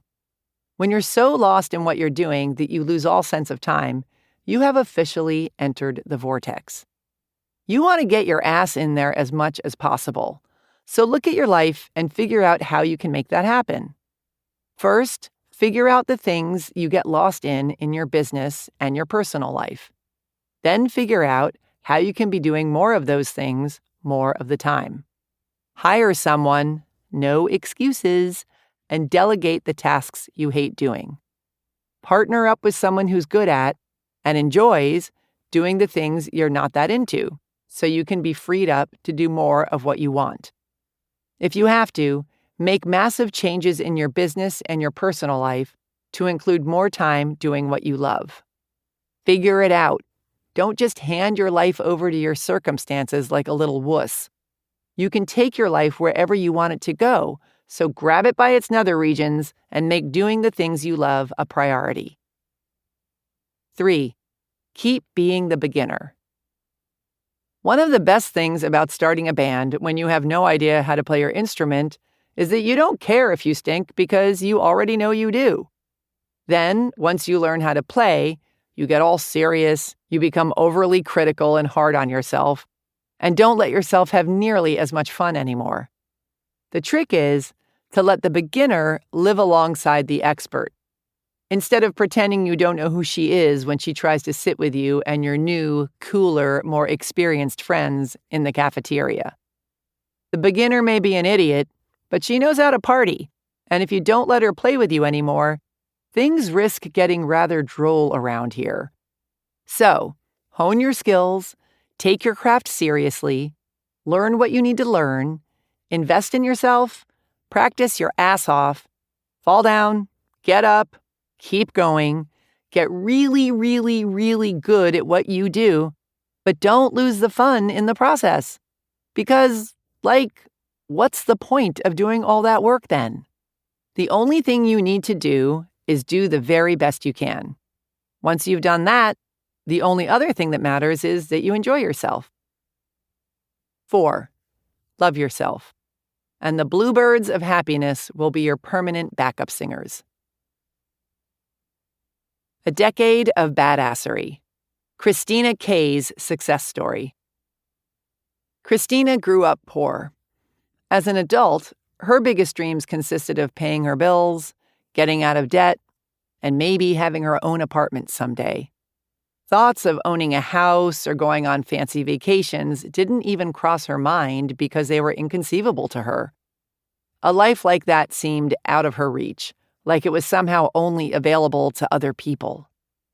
Christina started her career as a temp in customer service at a big corporation. She hated her job and hardly made any money. Unfortunately, it turned into a full-time position, and she toiled away there for 8 years because she just couldn't see any way out of her situation. One day, a sales position opened up at her company, and a friend suggested she apply for it, but Christina said there was no way in hell she could. She insisted that she had none of the required skills and zero confidence and would get laughed out of the office. So the years slogged on. Christina remained miserable and broke, and the sales position remained unfilled. One weekend, Christina went camping because the only vacations she could afford were the kind where you slept outside on the ground, you see, and read "You Are a Badass" cover to cover. She had never considered that our thoughts create our reality and that we attract whatever we focus on. The idea lit a spark in her. She got home and began journaling and meditating and visualizing herself making 6 figures. She loved the concept of just seeing if she could get away with it. Why the hell not? The book also talked about all the opportunities that are right under our noses that we're blind to because we're so busy telling our tired old stories about how there's no way out, I can't, I'm unqualified, etc. Christina took this as her cue and decided to apply for the sales job. She figured she had nothing to lose and realized if her friends saw the possibility in her, why shouldn't she see it in herself too? Because she wasn't stressed out about not getting the job, she was positive she wouldn't. She was fairly relaxed in the interview and just spoke honestly about serving her customers and helping them with whatever they need, which is basically what she was already doing in her current job. This brilliant attitude wound up getting her the unattainable job in the sales department. Even though the new job would more than double her pay instantly, Christina had almost hoped she wouldn't get it because she had no idea what she was doing. There were lots of tears and sleepless nights and grappling with the whole selling thing. In her words, I figured I could look at this differently, not as a smarmy salesperson job, but as a reliable person informing people job. As long as I came at it with a good work ethic and was reliable to my clients, maybe I could make it work. I don't sell, I just make sure I help people get what they need. I know what it feels like to be sold to, and I want to be a solution, not a bother. By choosing her thoughts wisely, working her butt off, and learning as much as she could every day, Christina swam instead of sank. Today, she's had her job for 7 years, is making multiple 6 figures, and is carrying the biggest quota in the company. Hello, badass much? Her personal life has changed in many ways as well. She lives her life much more fully because she knows that she's capable and that life is full of unlimited possibilities. Christina now travels all over the place. She takes care of her body, her soul, and the people she loves, and her house is an oasis. Perhaps the biggest life change that happened as a result of her transformation was that by becoming financially secure, She and her husband felt they could finally have children, and they now have their magnificent daughter. All this because she kept pushing herself outside her comfort zone and believed in her sweet, brilliant self. Chapter 13. Give and Let Give. It is one of the beautiful compensations in this life that no one can sincerely try to help another without helping himself. Ralph Waldo Emerson, American poet, essayist, visionary, giver. One day while driving somewhere with my family, we stopped off at a store along the way and told my niece, then 5 years old, that she could get herself a little something. She came up to the register with a 6-pack of orange Tic Tacs and charmed her way into getting the whole thing, instead of being told to put it back and just buy one. So we get back in the car and I ask her if I can have a pack, my only intent to teach the greedy little piglet a thing or two about sharing. Of course, she says, and hands it over. She then asks, in her itty-bitty 5-year-old voice, if my brother and my mom want one too, and hands them over. My niece then takes her remaining 3 packs and places them on the seat next to her in a pile, saying, "And when we get home, this one's for my brother, this one's for my sister, this one's for my mom." Then she sits there with none left for herself and smiles, more excited to give them away than she was when she was told she could buy them for herself. I shot a confused look at my brother Stephen, her father, and he mouthed back, "Freak." When Stephen and I were her age, we cherished nothing more than the tortured cries of the other. He set my gerbils free in the backyard. I stole his Halloween candy and ate it, piece by piece, sitting on his chest while he screamed. Who was this saintly creature in the back seat, and where did she learn that? As my niece so clearly understood, giving is one of our greatest joys. It's also one of the most fearless and powerful gestures there is. When we trust that we live in an abundant universe and allow ourselves to give freely, we raise our frequency, strengthen our faith, and feel awesome, thereby putting ourselves in flow and the position to receive abundant amounts in return.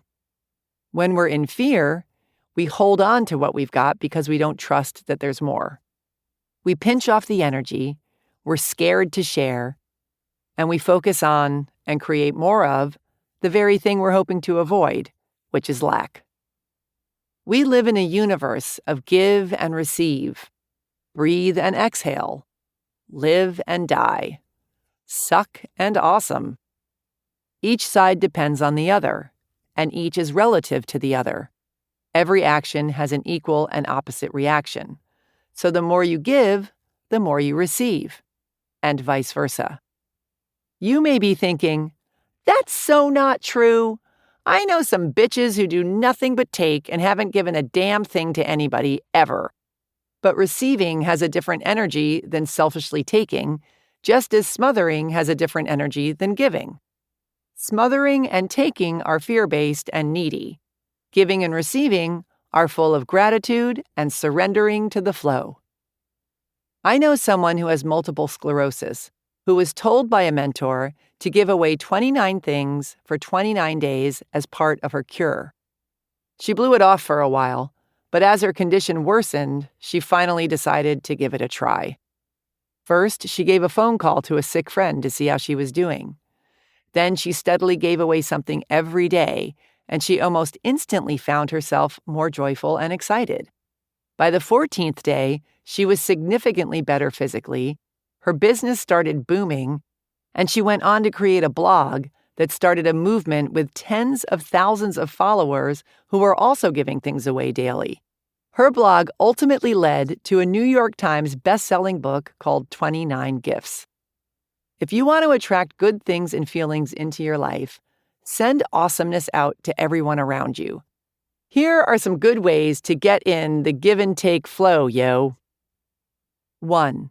If you haven't already, pick 1 or 2 causes that have real meaning to you and give to them every month. Give however much time or money you can. but do it consistently so it becomes a habit, so it becomes part of who you are.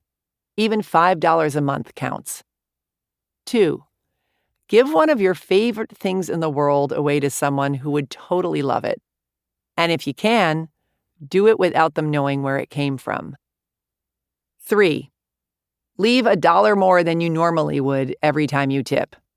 Or 10. 4. If someone is being snarky, instead of sinking to their level and being snarky back, raise them up by giving them the love. 5. Smile, compliment, and crack people up as often as possible. 6. Say yes to invitations that you wouldn't normally say yes to because you hate to inconvenience the person offering. Take them up on it. Give them the opportunity to give to you. 7. Stop and feel in your body how great it feels when you give and receive. Raise your frequency and expect more good things to come your way. 8. Love yourself, and everybody benefits. Chapter 14. Gratitude, the gateway drug to awesomeness. When you are grateful, fear disappears and abundance appears. Anthony Robbins, author, speaker, motivator, life changer.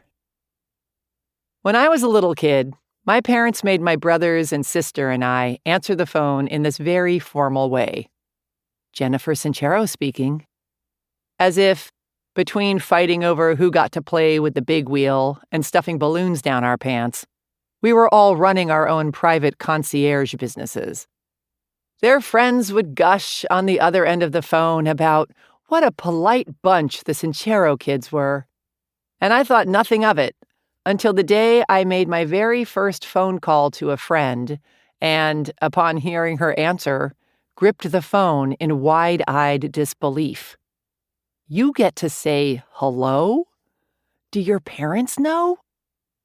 It was as unthinkable to me at the time as saying the F word or sitting down to join my parents for a glass of scotch. My amazement quickly turned to horror when I realized it wasn't just that one renegade friend who could answer the phone in such a carefree manner, but everyone, and that my parents were clearly playing some big practical joke on us. Our objections were met with the standard, when you pay your own phone bill, you can answer it any way you like. So the years passed, our indignation slowly getting watered down by habit. I don't remember exactly when the mutiny happened, but eventually we all started answering the phone like normal human beings. I'm going to assume it was around the time of their divorce, when Mom had all 4 of us mostly to herself, either in or hovering around high school, and phone rules got bulldozed in her switch to combat mode. The demand for manners in general, however, was left firmly standing, and no matter how wild and wasted we got, we always remained those polite Sincero kids. Can I help you, officer? Thank you, officer. Yes, sir, that is my marijuana. Not only are the words please and thank you ingrained in me like the recipe for my Italian father's red sauce, or the knowledge that it's not cool to kill people, but being polite just always seemed to be such a no-brainer. Aside from the fact that it makes you feel like a good person, people will usually do what you ask them to do if you're nice about it. And if you're not, they won't. Hello? Which is why it completely baffles me when anyone over the age of 5 is rude, and especially when they refrain from the thank you part of the conversation when a gesture is made on their behalf, either by me or other people or the universe in general. I don't know about you, but when someone doesn't say thank you after I've hooked them up, it's as glaring an omission to me as if they've shown up without their pants on. And the universe feels the same way. You cut yourself off from the supply of awesomeness when you're not in a state of gratitude. Having gratitude goes way beyond just having good manners, however. Manners are a form of custom. Gratitude is a state of being. Anyone can whip out their P's and Q's whether they're feeling it or not. But truly being in a state of gratitude is about having an awareness of and a deep appreciation for the many miracles in your life. Think about how it feels when you get to really thank someone for doing something for you. You feel great for receiving whatever it is you received and for sending thanks out to them, and they feel great for giving you whatever they gave and for being appreciated, which makes you feel great again, which makes them feel great again. You could basically spend the rest of your lives passing thank you notes back and forth. And because it makes you feel good to be in such a state of gratitude, it puts you at a very high frequency and connects you to source energy, which puts you in a more powerful state to manifest more good-feeling things and experiences into your life.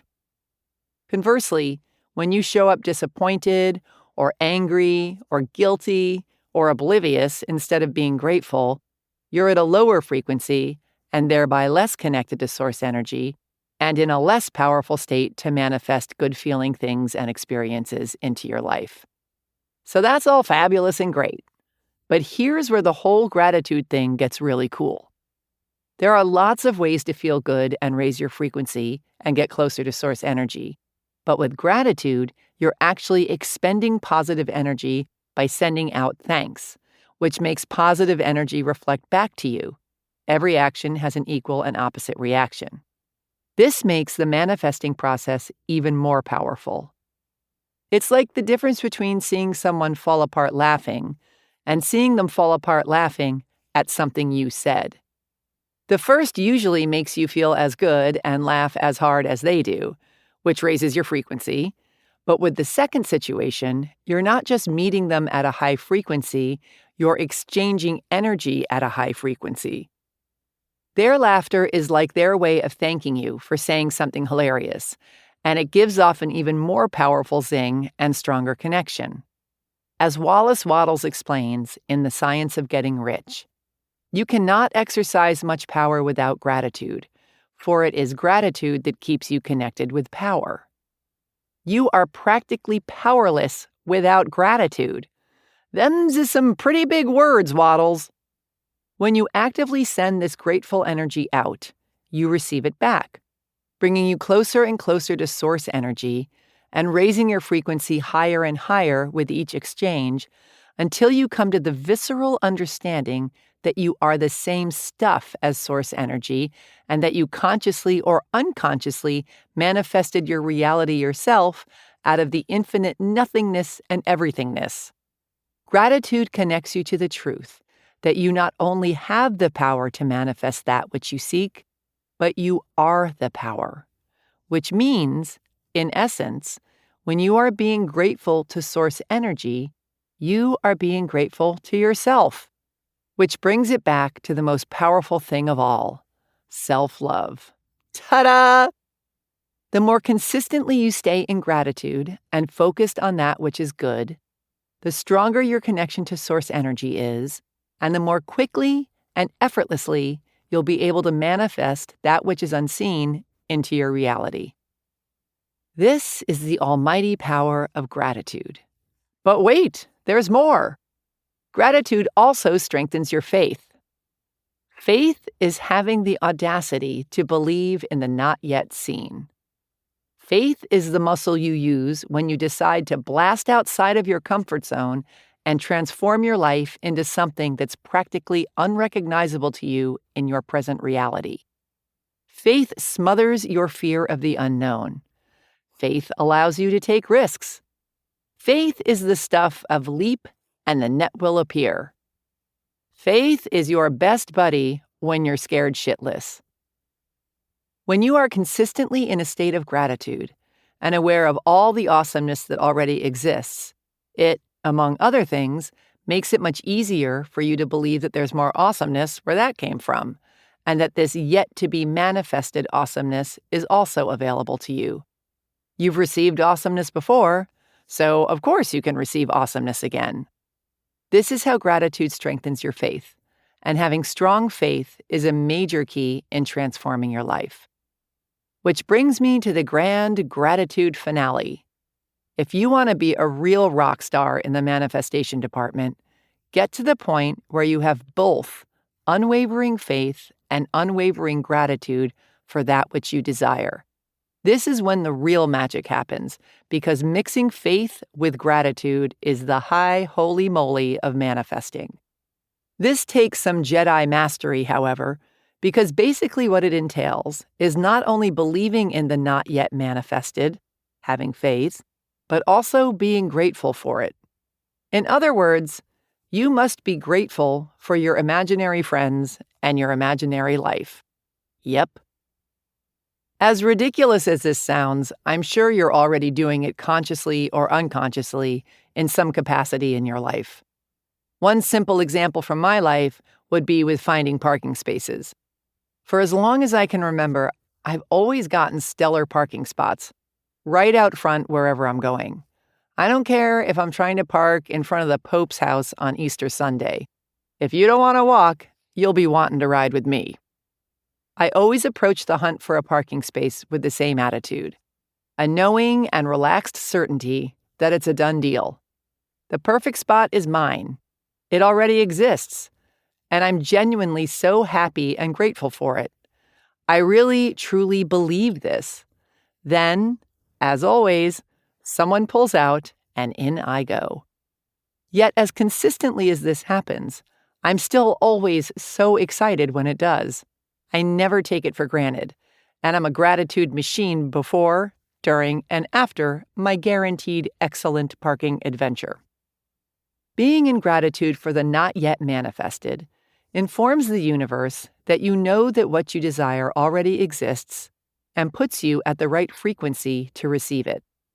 If you want to radically change your life, strengthen your faith that we live in an abundant, benevolent universe by being grateful for everything you've already manifested and all the good that's hurtling toward you.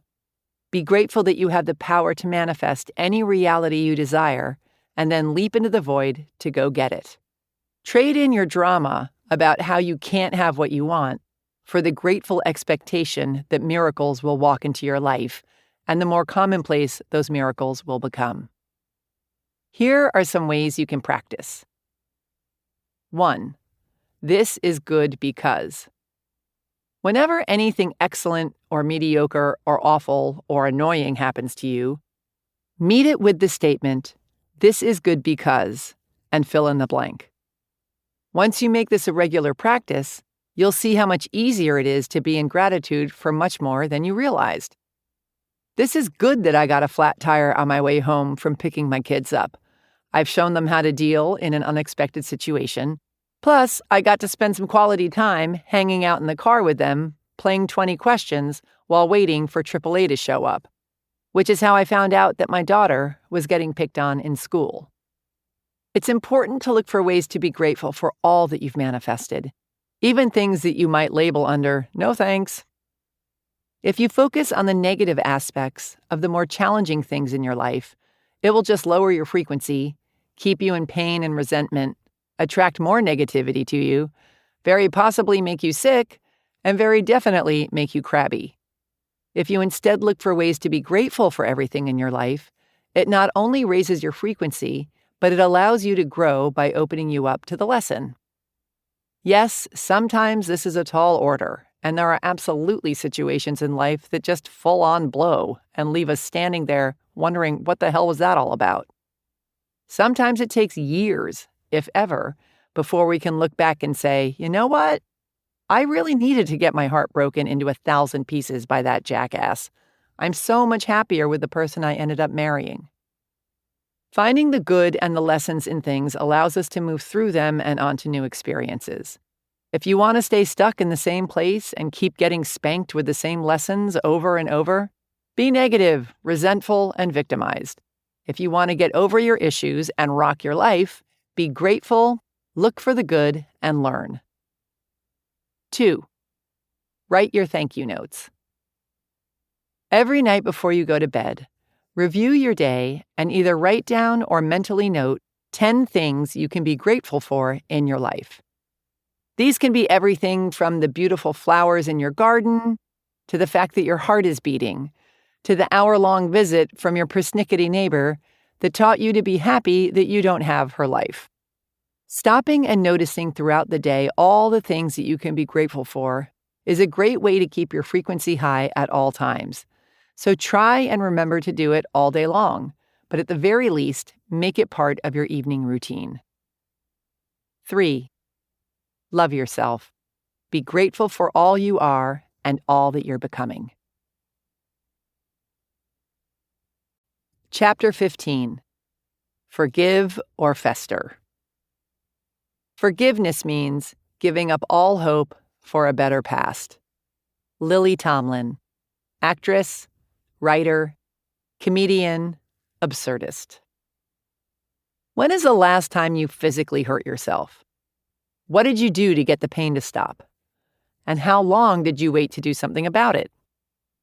When we're in physical pain, we're usually extremely proactive about figuring out how to make it go away immediately because, it hurts. Even if we have to go through more pain from pouring a disinfectant that stings on an open wound or suffering through getting stitches, we do it right away because we're very focused on our ultimate goal, relief. When it comes to our emotional pain, however, we're apparently way more game for seeing just how much torture we can endure, wallowing in our guilt, shame, resentment, and self-loathing, sometimes for entire lifetimes. We prolong our misery by holding on to our ill feelings, by bad-mouthing our mother-in-laws, fantasizing about pantsing our loudmouth, incompetent bosses in front of the whole office, unloading faults on other people, and rolling around in our minds the many reasons why our enemies are wrong and the many reasons why we are right. We relive our worst moments over and over and over instead of letting them go. We pick at the emotional scabs and refuse to let the healing happen and the pain subside. We won't rest until we've made sure someone else feels as badly as they've just made us feel. If I have to suffer my entire life, I will make sure you see how you've wronged me. We cling to the resentments that take up our brain space, waste our time, spin us out, keep us angry and depressed, and very often make us physically sick and sometimes even kill us. Because, why? Lugging around guilt, shame, resentment, and self-loathing is the big snooze running the show, pitching a fit, demanding to be right and to be seen. Your higher self, on the other hand, could give a crap about what anybody else thinks or does because your higher self is madly in love with you, and that's all that matters. Whatever happened, happened. Holding on will not change this fact. It'll just keep the negative feelings from the past alive, keep you a prisoner to your pain, and lower your frequency. The moment you decide to forgive and let your negative feelings melt away, you are on the road to freedom. Forgiveness is all about taking care of you, not the person you need to forgive. It's about putting your desire to feel good before your desire to be right. It's about taking responsibility for your own happiness instead of pretending it's in somebody else's hands. It's about owning your power by giving all your anger, resentment, and hurt the heave-ho. Holding on to resentment is like taking poison and waiting for your enemies to die. If you're having issues with someone you care about, explain how you feel without putting the blame on them, and regardless of the outcome, forgive them. Your talk may bring you closer together, or you may discover that you don't want to hang out with them as much or at all. But either way, if you want to be free, you have to let it go. If you're feeling hurt or resentful towards some a-hole you don't care about, free yourself and let it go instead of stewing on it or getting revenge by sending them a box of rats in the mail. Why do you care if they understand how awful they are or not? What good does that do you? And don't pretend it's because you want them to become a better person. You could care less.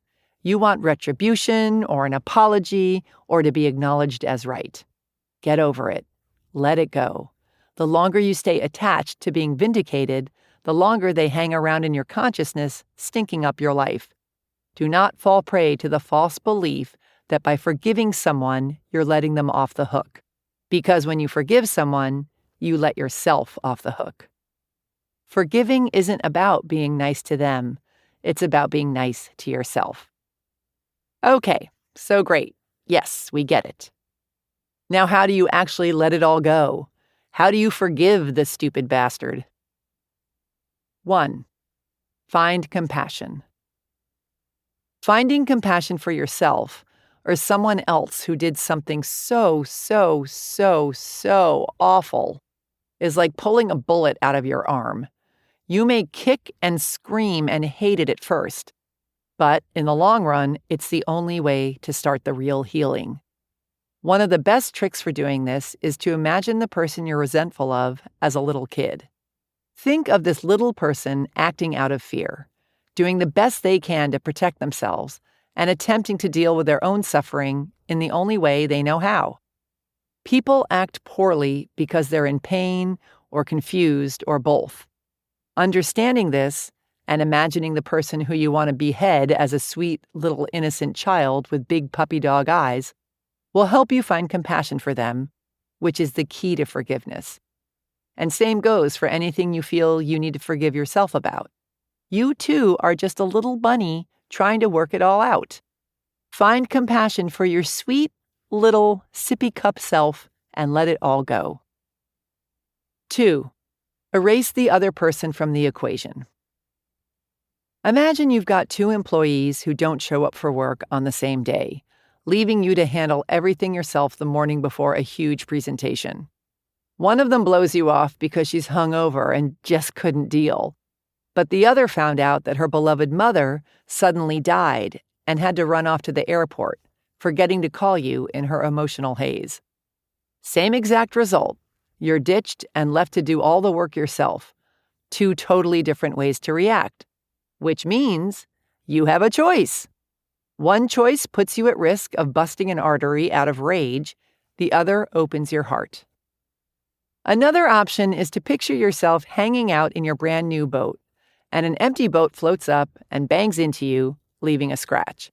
If there's nobody in the boat, there's nobody to get mad at, and you deal with this situation in a much calmer, inquisitive way. If there's some moron driving that other boat who bangs into you because they're checking a text, however, you deal with it by getting mad and calling them a bunch of names related to genitalia. Again, same exact situation. You get a scratch on your boat. 2 different ways to react. When someone does something awful to you, take that person out of the equation so you can open yourself up to have a more pleasant and productive reaction and life. It's not about them anyway. It's about you. If you have nobody to be angry at, it's hard to be angry. Instead, it opens up the incident for questioning. Why did this happen? How was I involved? Why did I attract this to myself? How can I grow from this? How can I find compassion for everyone involved? When you're consumed by resentment, the lesson can't get through all your inner and outer screaming and yelling. Do yourself a favor and use irritating situations and people as opportunities for growth, not pain. 3. Decide you'd rather be happy than right. Sometimes the road to freedom lies in deciding you'd rather be happy than right. Yes, your idiot friend should have paid the parking ticket she got when she borrowed your car, or your brother shouldn't have shaved your dog while he was house-sitting for you. But if they don't see it that way, instead of spinning out on it for days, wouldn't it feel so much better to just let it go? Is it really worth lugging around all those foul feelings just so you can be right? Think to yourself, what do I have to do or not do, or think or not think right now to be happy? And if the answer is, let the jackass think he's right, then so be it. 4. Look at it from all angles. It's important to remember that everyone is living in their own self-created illusion, and that you have no idea what they're acting out or where they're coming from. So just because you think something is totally not okay, in their illusion, it could be fine, and your way could be totally not okay. Look at it from another perspective. Loosen your stranglehold on it being my way or the highway. Let some air in. And you may be surprised how quickly resentment flies out the window. For example, you send your good friend a text about a dinner party you're having and invite them to come. She sends you a text back saying she can't make it because it's her birthday. You text her back an apology and sad face. You hear nothing back. So you text her, "Happy birthday!" You still hear nothing back, so you proceed to spin out.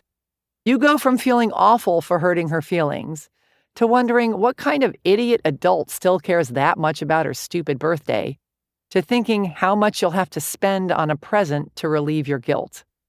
Meanwhile, she accidentally dropped her phone in the toilet bowl after her last text to you.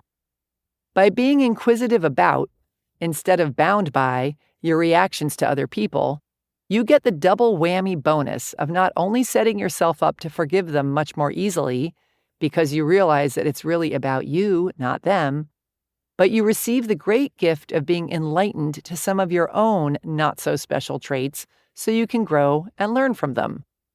Much more on all this in Chapter 21, Millions of Mirrors. In her brilliant book, I mean it, go get it, Loving What Is, 4 Questions That Can Change Your Life, Byron Katie says, "We don't attach to people or things. We attach to uninvestigated concepts that we believe to be true in the moment. For example, in the scenario I just described, instead of attaching to the truth that this person isn't answering your texts because they're upset, all you need to do is ask yourself, why am I freaking out over something that I have no proof is even true? Or, how would I feel if I didn't just assume that my friend is mad at me? You could literally be one question away from being happy in any otherwise upsetting situation. 5. Have a total shit fit. Go somewhere alone and far away from other people and beat the hell out of a pillow or a mattress or some other soft, inanimate object that won't hurt your fist or punch you back. Scream and yell about what a selfish little pig this other person is and go for it 100% until you're exhausted or someone calls the cops on you. Get it out of your system, totally and completely, and then let it go. 6. Remember that you won't even remember this. Try and think about someone who had you totally freaking out and all pissed off 3 years ago. Can you even come up with someone? If you can you get all worked up about them now? Whatever or whomever you're needing to forgive in this moment will most likely be a mere blip not very long from now, depending on the severity of the situation, of course. So why make a huge drama out of it if you're only going to forget all about it one day? See it as the future non-event that it is and start forgiving and forgetting right away. When it comes to forgiveness, what you actually have to do is not hard. It's like quitting smoking. You actually do less than you do when you smoke. You don't have to go to the store to buy cigarettes. You don't have to open the pack, light one up, find an ashtray, etc. All you have to do is stop. All the work is in letting go of your self-created attachment to cigarettes. Same with forgiveness. All you have to do is let go of your self-created attachment to this other person or belief. 7. Forget about it. Once you've truly forgiven someone, wipe the slate clean. So often we form judgments about people and then, no matter what they do, we see them through the lens of that judgment. Which means we're just waiting for them to piss us off again. Which means we're still in the forgiveness light stage. We're pretending we're cool, but we're really still holding on to some resentment. Release all expectations. Let everyone off the hook. Treat people as a blank slate over and over again. Expect only the best from them, regardless of what they've done in the past, and you may be surprised. What you focus on, you create more of. And if you keep expecting people to annoy you, they will not let you down. Focus on their finer points and encourage their good behavior if you want to create more of it. 8. Love yourself. You deserve it. Chapter 16. Loosen your bone, Wilma. You don't paddle against the current, you paddle with it. And if you get good at it, you throw away the oars. Chris Christopherson, singer, songwriter, actor, Rhodes Scholar, still super hot for an old guy. Several years ago, I went on a life-changing trip to India. In case you haven't witnessed it for yourself, India is heaving with life, a swarming blur of vibrant colors, honking cars, wandering cows, packed trains, endless slums, elaborate palaces, ancient temples, and sweet-smelling incense. It's literally full to the brim with humanity, chatting and chanting, and sitting on top of you while you struggle for space on an overbooked train. Your only options are 1, go with the flow and get to know your neighbor, or 2, grow a big, fat, stress-related tumor. The thing that made perhaps the biggest impression on me there was how nearly everyone I met went for option number 1. In India, some people will spoon you on a bus if you fall asleep next to them, roll down their windows to chat with you in a traffic jam, stare unblinkingly at your non-Indianness, help you if you're lost, insist you get in their family photos at historical monuments, invite you in for tea, burp, fart, and laugh in your face. It's totally annoying and sweet, and makes me think they clearly know something important that I've long forgotten, and that I suspect most of the world has forgotten too. I didn't have to darken the doorway of an ashram or stick a red dot on my forehead or partake in any of the other thousands of spiritual options the country is famous for offering. Who needs them? As far as I'm concerned, you can learn pretty much everything you need to know about spirituality and life by taking a 12-hour bus ride through India during wedding season. When I bought my ticket on the Super Deluxe Express bus to Delhi from Agra, home of the Taj Mahal, I was told I was paying a wise 400 rupees extra for the luxury of a 5-hour nonstop ride, as opposed to the 10 hours and countless stops of the local bus. I was so extremely exhausted from the 3 sleepless days I'd spent whooping it up at a camel festival in the desert that the thought of hunkering down on the Super Deluxe and sleeping all the way to Delhi sounded good to me. But what I got instead was a seat next to Mr. Friendly, a middle-aged man who spoke 3 words of English and who insisted on chatting me up, even though I was doing what I thought was a very convincing job of fake sleeping and a very real job of having no freaking idea what he was saying.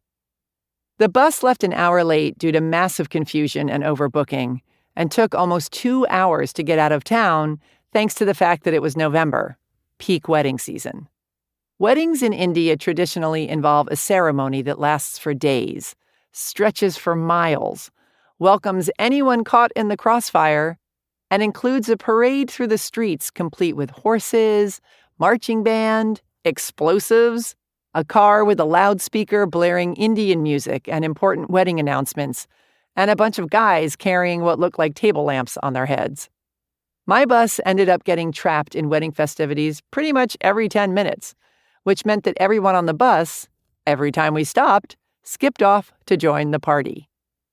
When we finally did get out of town, we kept pulling over to let random people on and off, in the middle of nowhere, have some tea, a smoke, a chat, maybe light a fire in the brush in a ditch, or strap giant burlap sacks full of something large and bulbous to the roof. At some point, this guy got on who was standing by the side of the road in the darkness. We scooped him up without coming to a full stop, and he took his place at the front of the bus, standing right next to my seat, and immediately began hollering at everyone in Hindi. My busmates responded by cheering, chanting, and sitting in silence, while I responded by seeing if I couldn't find another seat farther away from his mouth. I got up and joined the group of people sitting on rickety benches around the bus driver, who was in this room behind a wall of glass. The people huddling around him made room for me, and suddenly I felt like I was watching an action movie on a screen the size of a giant bus windshield. We were careening through the narrow dirt streets of tiny villages, Bollywood music crackling over the radio, while people, goats, and monkeys leaped out of the way, slowing down only for the almighty Holy cow. Then all of a sudden, in some tiny nowhere village, he pulls over yet again. More chai, perhaps? Maybe he's going to visit a friend. Has to pee. Wants to take a walk for an hour while we all sit there. The driver waves for me to follow and gets off, as does everyone on the bus.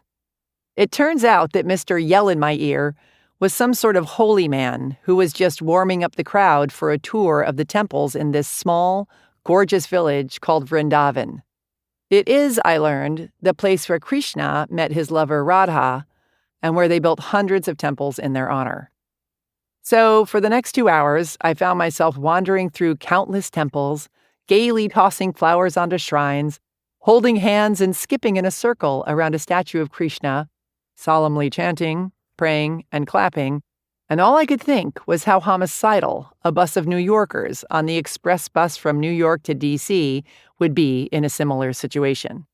Meanwhile, not one person on the bus was expecting this, and not one person complained, even though when we finally got back on the bus, it was well past the time we were supposed to be arriving in Delhi, and we were still a good 5 hours away. Instead, they all thanked and tipped the holy man, and spent the rest of the ride merrily chatting away with one another. After that, we stopped at a roadside restaurant for dinner, then another pee break, then I was waking up the family I was staying with in Delhi at 3 a.m. They, of course, acted like it was the middle of the afternoon and insisted I share a cup of tea. Here's what India taught me about tapping into the motherlode. Talk to strangers. We're all family on this planet. Expect and enjoy the unexpected. Find the humor. Join the party. Live in the moment.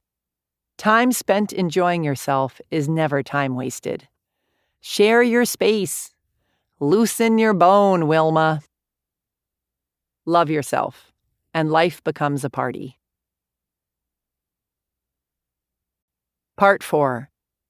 How to get over your BS already. Chapter 17. It's so easy once you figure out it isn't hard. Reality is merely an illusion, albeit a very persistent one. Albert Einstein, scientist, awesomist. I was hanging out in my sunny California home one morning, reading the newspaper with the doors flung open and the stereo blasting, when all of a sudden a bird came tearing into my living room. He was flapping around like a maniac, flying into lamps and plants, spreading leaves, feathers, poop, and panic all over the place. In an attempt to escape, he kept slamming himself into the window while I feebly chased him around with a flip-flop, trying to guide him back toward the open door. It was awful to watch. The poor guy was all panting and wild-eyed, his little birdie heart no doubt about to explode with fear, while he threw himself over and over again into the glass at full speed. I finally managed to escort him outside to freedom, and then spent a very bothered few minutes calming my own little birdie heart while I revisited the scene of the accident. I imagined his confusion and frustration. I can see the sky. It's right there. If I fly hard and fast enough, I know I can reach it. It made me think of the way so many of us live our lives. We can see what we want and nearly kill ourselves trying to get it in a way that's not working. Meanwhile, if we just stopped, got quiet for a minute or two, and looked at things a little differently, we'd notice the door to what we want being held open for us by the nice lady in the bathrobe across the room. Then all we'd have to do is fly through it. Oh, the drama we create for ourselves. We're so deeply wrapped up in our stories. I don't have the money. I'm not good enough. I can't quit my job. I'm lazy. I have bad hair. Trudging through life with our heads down, clinging to our false beliefs like lifeboats full of doo-doo, that we prevent ourselves from seeing the literally infinite sea of possibilities and opportunities surrounding us at every single moment. Have you ever walked down a street that you've walked down a million times and suddenly noticed a house or a tree or a mailbox or something else totally obvious and in your face that you've never noticed before? Or have you ever suddenly become aware of the eye color of someone you've known for years? Or have you ever looked at your mother and thought, I was inside of that woman once? All of this stuff didn't suddenly appear and then you noticed it. It was there all along. You just weren't experiencing it because your focus was directed somewhere else. Here's a cool exercise. Right now, look around wherever you are and count the number of things you see that are red. Take about a minute and count them all. Now stop, close your eyes, and try to think of everything around you that's yellow. There's probably a ton of yellow, but you didn't see it because you were looking for red. What you choose to focus on becomes your reality. And that's just an example of what we're not noticing that we can see. There's also an infinite amount of emotions and thoughts and beliefs and interpretations and sounds and dreams and opportunities and smells and points of view and ways to feel good and responses and non-responses and things to say and ways to help. Yet, because we're so set in our ways and committed to our stories about who we are and what our reality looks like, we only scratch the very surface of all that's available to us every single moment. Meanwhile, we're totally surrounded by countless awesome versions of reality, and they're all just hanging around like a bunch of shy teenage girls at the prom, leaning against the walls, waiting for us to ask them to dance. As the poet William Blake so eloquently stated, if the doors of perception were cleansed, everything would appear to man as it is, infinite. So, why would you create anything that's not totally awesome? I mean, we're only talking about your life here. If you chose to get over all your reasons why the money you so desire is evil, or your identity as someone who's scared of intimacy, or your attachment to a plethora of other excuses that you perceive to be very serious and real, when they're really probably kind of cute and ridiculous, you could literally create any reality you want. Whenever I become impressed by a particularly creative array of new excuses I've come up with, or start to organize an elaborate pity party for myself, I turn to Ray Charles. I don't often listen to his music, but I always think about Ray when I need a kick in the Batinsky. He was a broke, blind black man who was orphaned by the age of 15 and raised in the colored part of town, in a time when slavery wasn't all that distant of a memory. And he went on to become one of the most influential and successful American musicians of all time. Basically, he wasted no time on excuses. Any little woe is me-ism that I try to hold up against Ray instantly wilts into the sniveling little nice try that it is, and I'm forced to look upon my life and my excuses with a new perspective. Really? You're really gonna let that stop you? All you have to do is make the choice to let go of everything you're so attached to that's not serving you and manifest the reality that you want.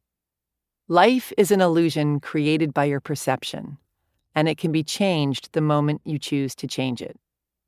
Our entire experience on this planet is determined by how we choose to perceive our reality. I know. As if. It can't be that easy. If it was that simple, how could I possibly have spent all this time banging my head against the glass wall of my own self-created ho-hummery?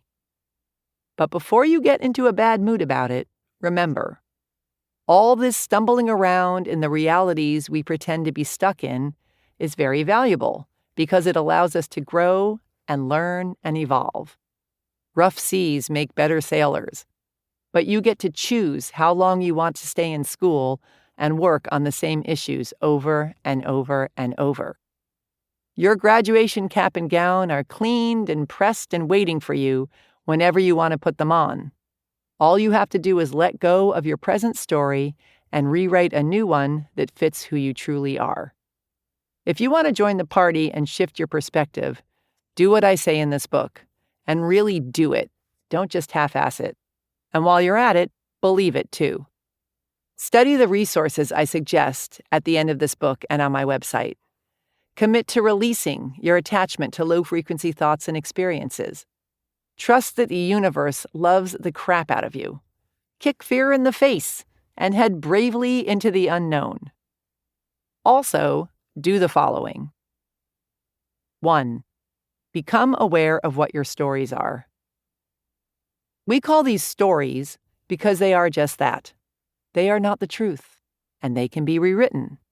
You're the author of your own life, not your parents, not society, not your partner, not your friends, not the bullies who called you Fat Zilla in junior high. And the sooner you decide to write yourself a better script, the sooner you get to live a more awesome life. Before you can let go of your stories, get clear on what they are. Listen to what you say and what you think about, and start busting yourself in your own lies. We get so used to and so identify with our broken records that we don't even notice they exist or that they're not even real.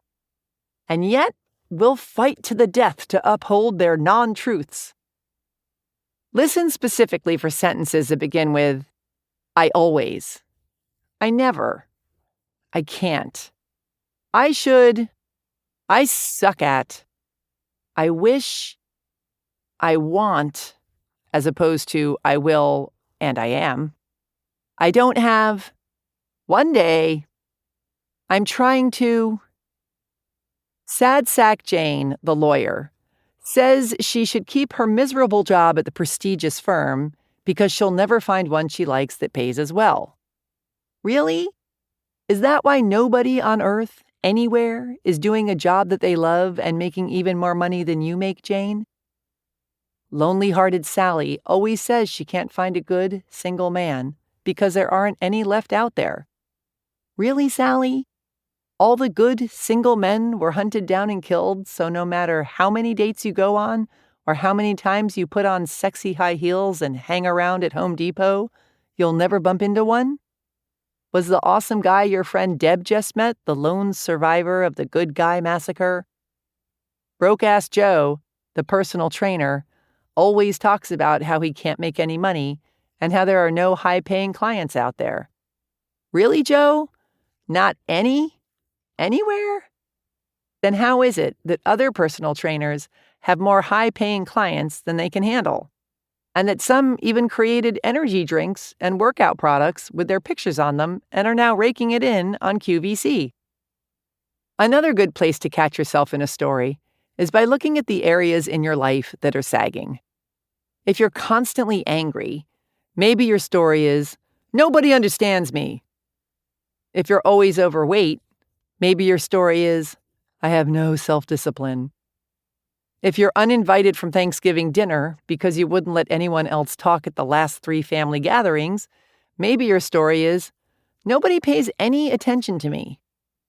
Remember, as Wallace Wattles said, to think what you want to think is to think the truth, regardless of appearances.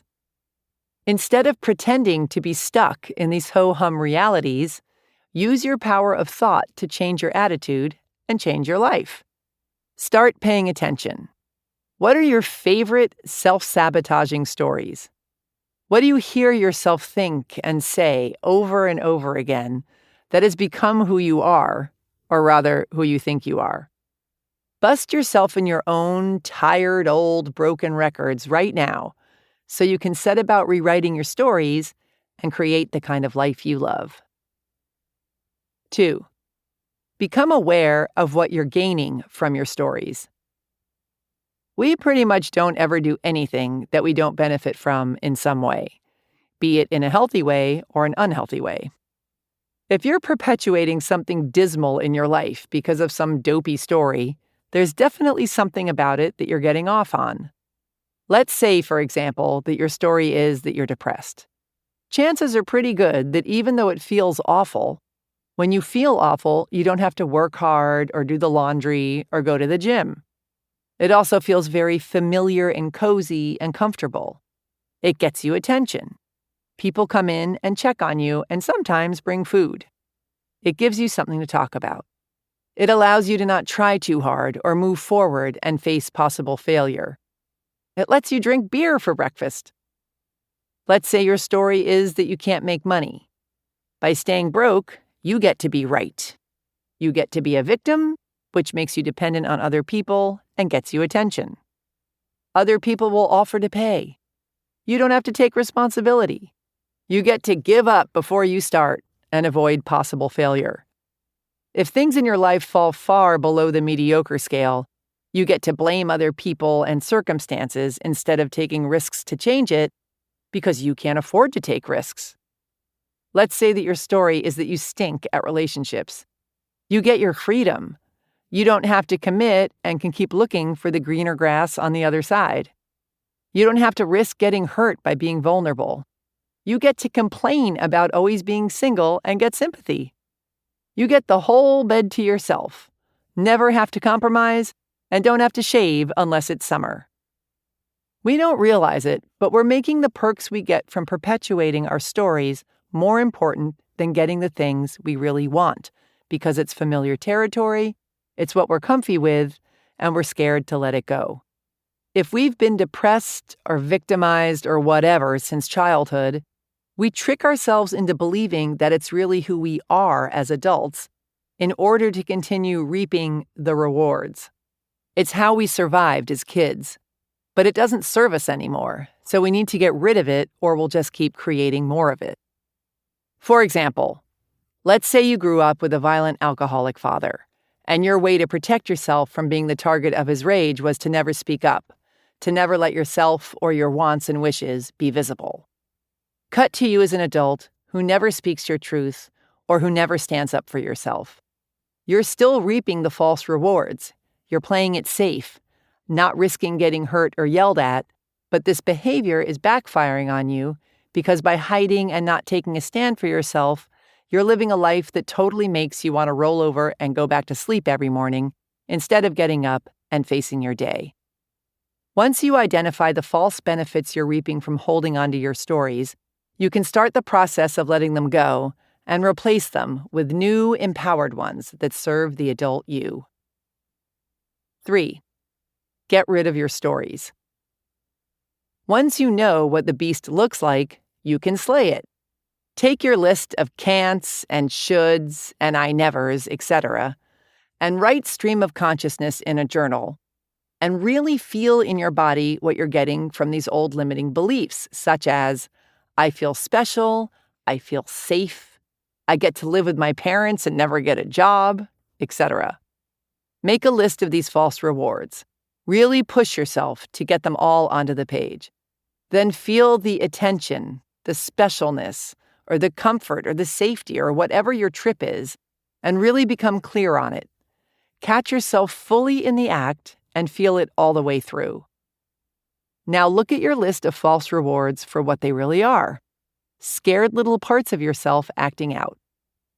Thank them for trying to protect you and for keeping you company, but tell them it's time to run along now.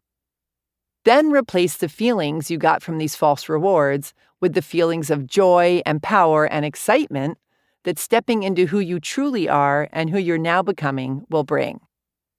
Imagine that childish version of yourself leaving your body and the powerful adult stepping in. Breathe in the adult.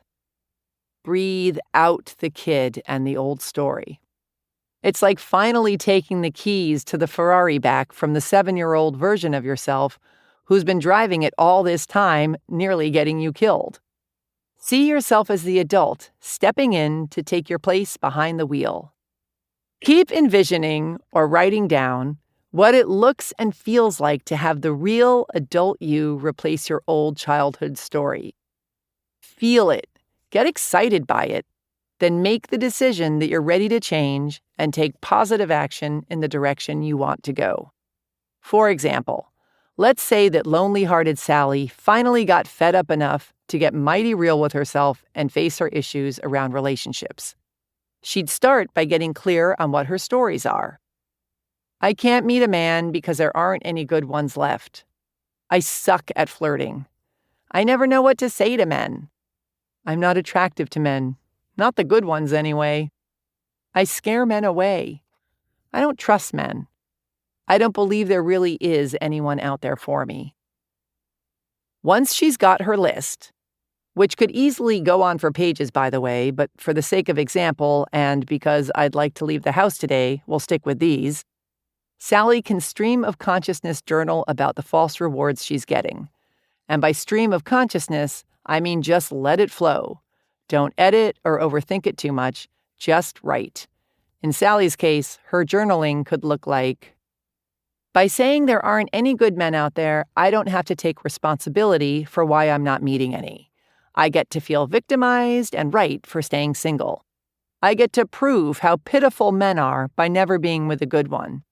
My pain of feeling unworthy and my mistrust of men get proven right when I stay single.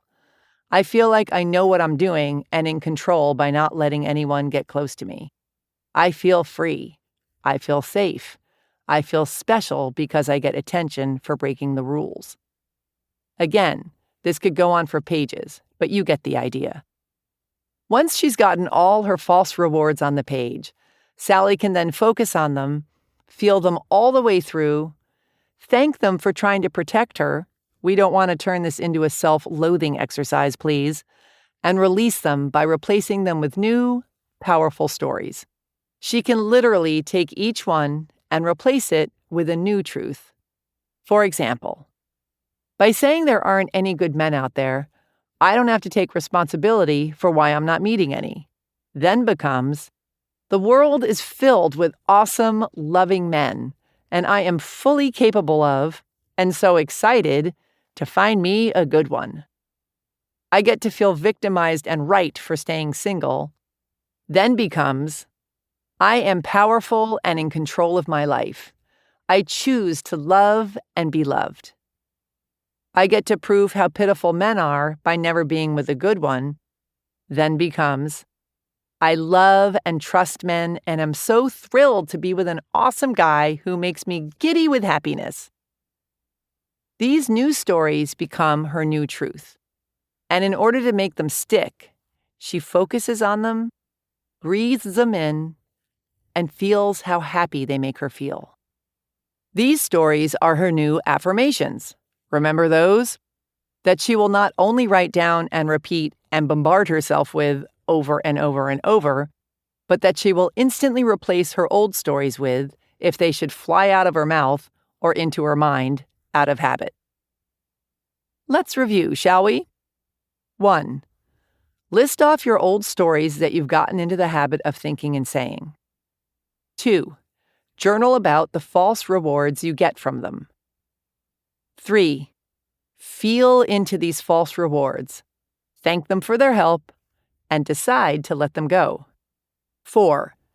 Take each false reward and write a new, powerful story to replace it with. 5. Repeat this new story or affirmation over and over and over until it becomes your truth. 6. Behold your awesome new life. Nothing in this world is permanent, including our stories.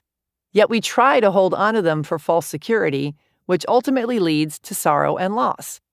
Be willing to let go. Keep reinventing your story as you continue to grow. 4. Get a move on. Once you've gotten clear on your story and have done the energy work, take action. If you were once heartbroken but have decided to move on, stop listening to melancholy music. Stop talking about how lousy you feel. Stop pretending that putting on your bathrobe counts as getting dressed, etc. Instead, focus on the good and do the things you love to do.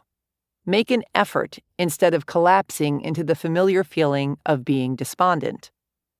Realize that you've gotten into habits with these things and switch them around. Behave the way a person who isn't heartbroken behaves. Dress how they dress. Hang out with the kinds of people they hang out with. Speak the way they speak. Do the things they do. Really sink into the understanding that you can have what you want. This won't work if you just pretend. You can't be like, okay, I'm going out on a date. I'm telling myself I'm going to have a great time, but I know it's going to be hideous because it's always hideous, but I'm having a good attitude about it. Going out into the world and trying, yet still deep down believing that you're ruled by your past circumstances, is like forgiving someone but still hoping they sit in something wet. 5. Get out of your routine. Talk to strangers. Wear something different. Go to a new grocery store. Make dinner for someone who you want to get to know better. Change toothpastes. Go to a movie at 2 p.m. on a Wednesday. Learn 3 new jokes. Walk taller. Notice 5 awesome things you've never noticed about your home, your beliefs, your mother, your face. Do things that pull you out of your routine, and you'll be amazed by the new realities that were there all along that suddenly present themselves. 6. Sidestep the spiral. There's also the ever-popular spiral into darkness, where you begin by being sad that your dog died, then realize that not only are you now dogless, but you're still single, and you will always be single because everyone, including your dog, leaves you, which probably wouldn't be the case if you didn't have such fat thighs or weren't so overshadowed by your gorgeous sister, who is pretty much the main reason you've had no self-confidence your entire life, and wah, wah, wah. Feel sad, but don't blow it up into some huge drama. If something negative happens in your life, feel it, learn from it, let it go, and get back to focusing on the life you're excited to live. 7. Love yourself more than you love your drama. A decade of badassery. Ann Z's success story. Ann spent most of her life pretending not to be an artist. Even though she loved making art far more than she loved trying to stay awake at her colossally boring corporate job, she had a slew of limiting beliefs, such as, you can't make a living as an artist. I'm not even that talented. I'm not a real artist because I don't have a degree in painting. Successful art careers are for real artists, and that's sure as hell not who I am. Lovely stuff like that. Every once in a while, she'd tiptoe out on a little artistic branch, paint something she was proud of, show it to a pal, fantasize about quitting her job and doing art full-time. But then she'd get scared, decide she's a big old fraud, and creep on back to her crappy job. Her frustration over feeling stuck and unfulfilled grew and grew over the years until she finally couldn't stand it anymore. She decided she had to take control of her life and started reading books to help shift her mindset. When she picked up You Are a Badass, her first thought was, holy crap, this chick was a serious train wreck. If her sorry ass can get her shit together, so can I. She made a vision board and stuck mantras all over her house and in her iPhone reminders. She shifted thoughts like, I'm not good enough, to, I'm an incredible artist, and I can't make money as an artist, to, people love my work and will pay top dollar for it. One of the most significant things Badass helped her with was getting out of the rut of telling her tired old stories and into pretending she had the courage and confidence she needed to head out to networking situations and just announce that she was an artist, which made her cringe at first. She put her art on social media, sold a few pieces at holiday fairs, kept taking more and more steps in the direction she wanted to head, and slowly but surely, her pretend confidence started turning into real confidence. She began to understand that if she took herself seriously, so would other people. And then the year of the van happened. Ann made the hell-bent-for-glory decision to do whatever it took to be a full-time artist and used the mindset, I just want to see what I can get away with, to keep her fears at bay. She decided to see if she could get away with things like charging thousands for her paintings and calling people she barely knew and inviting them to come see her work. She made another vision board, hired a coach, held a big art show at her house, and went on a trip in her van with the intention to paint every single day. She kept sharing her art and her adventures on social media and with her email list, and treated the whole thing like a no big whoop-de-doo experiment. Anne sold nearly every single piece she made that year. Did I mention she sold most of them for thousands of dollars each? Today, Anne is a full-time professional artist making just as much money as she did in her former job. She had the profound realization that her imposter syndrome was backwards. She used to feel like an imposter calling herself an artist, but in reality, she was being an imposter by living her life as a corporate employee trapped behind a desk. By taking the next right step and repeatedly pushing past her fears, she found the route to finally feeling like and being herself. When I checked in with her for this interview, she had just gotten back from a painting trip in Panama, was about to hit the road again on another painting adventure in her van, and had decided to double her income this year and every year moving forward. She is inspired by the thought that, if I didn't make my art, all these special moments wouldn't have happened. I would have been holding out on myself and on all the people who enjoy and share my work with others. We all need to share our gifts. That's what we're here for. Chapter 18. Procrastination, Perfection, and a Polish Beer Garden. In order to kick ass, you must first lift up your foot. Jen Sincero, author, coach, self-quoter. One of my first jobs out of college was production coordinator for the Ethnic Folk Arts Festival, which was put on by a little nonprofit group in New York City. I heard about the position opening up from a friend, and I decided I had to have the job, even though I'd never produced a thing in my life and find folk art to be fairly yawnable. It looked like fun anyway. They worked out of a funky loft in Tribeca, knew a lot about music, brought their dogs to work, and the festival I'd be working on gathered musicians, dancers, and artists from around the globe and brought them together in a Polish beer garden in Queens for a big, fat party, which meant men in skirts and free sausage and beer. So I put together a resume that included such achievements as produced plays in college, demanded my friends show up to watch my boyfriend act, started several organizations in high school, started a sledding team that had no competition and only one meeting where we spent most of our time figuring out how to score some beer, worked at my college radio station, hung around while my friend DJ'd. Then I got all dressed up in some business casuals that I borrowed from my mom that didn't fit and marched off to my job interview. A couple of hours later, me and my big mouth had a new job. That night, I laid awake in wide-eyed horror. My God, what have I done? I'm a monster. These sweet, big-hearted, sandal-wearing people just handed me a coffee can full of money that they spent an entire year collecting for this festival, and I'm the lying fathead who's going to blow it. I thought about turning myself in, but, unwilling to turn down a good party, went for it instead, and wound up working harder for them than I had ever worked in my life. I decided that I'd rise to the occasion, that I would do whatever it took to make this the best damn festival that Polish beer garden had ever seen. And I pulled it off with flying colors, if I do say so myself. I got all 27 of my unemployed friends to hand out flyers and take tickets in exchange for the aforementioned free sausage and beer, herded the unruly polka dancers into their places on time, got the latke vendors set up, and saw to it that the bagpipe parade went off without a hitch.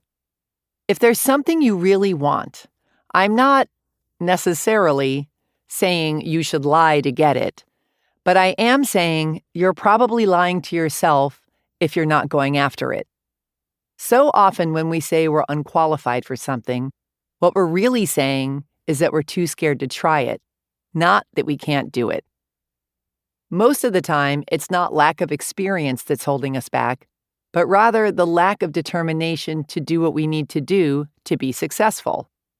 We put so much energy into coming up with excuses why we can't be, do, or have the things we want, and designing the perfect distractions to keep us from our dreams. Imagine how far we'd get if we just shut up and used all that energy to go for it instead. Here's the good news. 1. We all know way more than we give ourselves credit for knowing. 2. We are drawn to things that we're naturally good at, which counts more than having a graduate degree in the subject, by the way. 3. There's no better teacher than necessity. 4. Passion trumps fear. In hindsight, I realized that I was more qualified for that job than I thought. I'm a big sister, which means I'm naturally bossy. I love throwing parties, and I can talk to anyone, even 76-year-old Russian men who don't speak English and are freaking out because they can't find their tights. I went on to do many more things that I was unqualified for, but I also wasted plenty of time pretending I wasn't ready to do some other things I really wanted to do. And, shockingly, the times I jumped in and went for it were way more fun than the times I spent sitting around, getting ready, and doing nothing instead. Whether it's an online dating profile you're not ready to post, or a trip you want to take after you lose 10 pounds, or a business you want to start as soon as you save enough money, just start. Now. Do whatever it takes. You could get run over by the ice cream truck tomorrow. One time I spent an entire month preparing my office to write a book. I got just the right chair, put the desk in the perfect place by the window, organized all the materials I needed, and then reorganized them 3 times, cleaned the place until you could perform surgery on the floor, and then proceeded to write the entire thing at my kitchen table. Procrastination is one of the most popular forms of self-sabotage because it's really easy. There are so many fun things you can do in order to procrastinate, and there's no lack of other people who are totally psyched to procrastinate with you. And while it can be super fun in the moment, eventually the naughtiness buzz wears off, and you're sitting there a few years later, feeling like a loser, wondering why the hell you still haven't gotten your act together, and why other people you know are getting big fat promotions at their jobs, or taking trips around the world, or talking about the latest orphanage they've opened in Cambodia on NPR. If you're serious about changing your life, you'll find a way. If you're not, you'll find an excuse. In the interest of getting you where you want to go in this lifetime, here are some tried and true tips to help you stop procrastinating. 1. Remember that done is better than perfect. Just get the damn website up already, or send out the mailer, or make the sales calls, or book the gig even though you're not totally ready yet. Nobody else cares, or will probably even notice, that everything isn't 100% perfect. And quite honestly, nothing ever will be 100% perfect anyway, so you might as well start now. There's no better way to get things done than to already be rolling along. Momentum is a wonderful thing, not to mention highly underrated. So get off your ass and get started now. 2. Notice where you stop. When you're working on whatever you're working on, or whatever you're pretending to work on, where exactly do you stop? Is it when you have to do the research? Make the scary phone calls? Figure out how to raise the money? Right after you start? When you have to commit? When it starts getting good? Right before it takes off? Before you even get out of bed? If you can pinpoint the precise moment that you say, "Screw it, I'm out of here," you can prepare yourself for hitting the oil slick by hiring coaches or assistants, or psyching yourself up, or delegating that particular part of it out, or removing known distractions. For example, let's say you discover that every time you sit down to make calls to try and book yourself a speaking gig, you mysteriously find yourself pulled into Facebook for hours. Turn off the internet, or go someplace to make your calls where you can't get online, like a park, or your car, or Antarctica. And then decide that you have to make 5 calls before you can check back in and see if anyone commented on the picture you posted of your cat eating a potato chip. 3.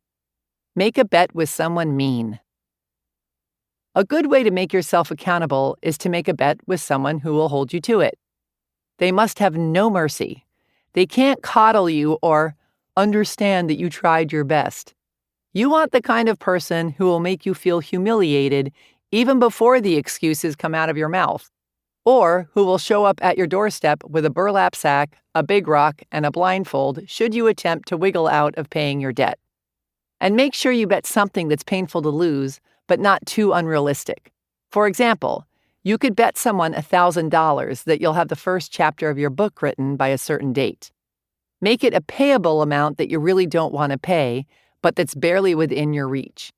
Then write the check out to him, include the payment date, and keep it over your desk to remind you what's in store if you don't get the job done. And if you really want to up the stakes, tell him that if you don't meet your deadline, instead of giving him the money, you'll donate the $1,000 to a group or cause that makes your flesh crawl. Personally, I find this kind of horror works wonders for my self-discipline. 4. Own it and work with it. If you're the kind of person who blows everything off until the last minute, and you know this about yourself, why waste your time freaking out while you know you're not doing what you're supposed to be doing? Go to the damn beach, have a cocktail, and when the pressure's on, get down to business. There's nothing worse than time wasted pretending to work or stressing out while trying to have fun. No work gets done, and no fun is had. It's the worst of both worlds. Figure out how much time you truly need to get the job done and go do something else until the clock starts ticking. 5. Love yourself. Right now, wherever you're at. A decade of badassery. Kelly H's success story. Kelly met her narcissistic husband when she was 15, married him right out of high school, and put her big dreams aside to do as her husband said and be a stay-at-home mom. After 23 years of marriage, her husband left her for another woman. Kelly had no professional work experience, no higher education, and no idea how she was going to take care of herself and her family. She was so terrified and had such bad PTSD from all the emotional abuse that she started wasting away, losing over 50 pounds. Luckily, Kelly found an excellent therapist who helped her realize her divorce was an opportunity to turn her life around. She slowly began to get her mojo back, put mantras and quotes all around her house, and started looking for clues as to what to do next. When she read You Are a Badass, the parts that immediately stuck out to her were the suggestions to love yourself at the end of every chapter. She'd spent the last 3 decades buying into the idea that she was stupid and incapable, that she needed her husband to make all her decisions for her because she couldn't trust her own thoughts and desires. She'd been told men are the badasses and women are subservient. It seemed so simple, but the words, love yourself, blew her mind wide open. What a concept! She was of value. She could have an identity that she created from her own desires, not the desires of others. She could follow her dreams, and it wouldn't make her a self-centered bitch who didn't care about her husband and kids. At the time, she was working a menial job at a manufacturing plant, making $11 an hour. After reading the chapter in Badass about the Polish beer garden, she went back to goals she had before she got married and applied for a job at a university in the marketing department that she felt lit up by but totally unqualified for. She had done such deep work around building up her confidence and self-love that she was able to talk her way into the job and wound up increasing her income by $15,000 a year. While at the university, she learned a buttload about marketing and eventually met someone through her boyfriend who was looking for someone to help with the marketing for his financial advising company. Once again, Kelly opened her big, beautiful mouth, talked her way into being his marketing director, and wound up earning another $20,000 a year pay increase. Kelly then decided she wanted to get even better at what she did, so she went back to school at the age of 43 and got a degree in marketing. For one of her school projects, she interviewed a friend who owned a bunch of high-end salons, and the friend was so impressed by her that she, you guessed it, hired Kelly to do her marketing as a contractor, increasing Kelly's income by yet another $17,000 a year. Kelly is now a marketing consultant for 5 clients, and in 3 years has increased her annual income from $19,000 to $90,000 doing something she was unqualified for. Today, she has her sights set on owning her own marketing firm, as well as a nonprofit to help women in abusive relationships and recovery get good jobs. In her words, "I went to Italy this year and paid for the trip all by myself. I saw butterflies everywhere, which was so cool because embrace your wings is my mantra. I came home and got a tattoo of EYW in the shape of a butterfly. Because my past had so much power over me, I continue to put quotes all over my house like, going out into the world and trying, yet still deep down believing that you're ruled by your past circumstances, is like forgiving someone, but still hoping they sit in something wet." Chapter 17. "I'm still terrified sometimes, but I know that I'm a badass and that I've got this. I'm so happy to say that for the first time in my life, I really love who I am." Chapter 19. The Drama of Overwhelm. I have lived a long life and had many troubles, most of which never happened. Mark Twain, American author, humorist. When I set out to write a new book, I find it very helpful to start with a separate index card for each chapter. I put the chapter title at the top of each card, write my notes in the space underneath, and then spread them all out on a table so I can see the whole thing at once. I just did this a few days ago, and it was so exciting. Behold, my glorious new book! About 2 seconds later, however, I was seized by panic. Oh my God, that is a lot of chapters. How the hell am I going to get it all done in time? My deadline is speeding around the corner, and I'm not even entirely sure what I'm putting in each section yet. What was I thinking? How come I didn't start this 8 months ago? Is it too early for wine? Somebody help me. I am sinking. I closed my eyes and took a deep breath.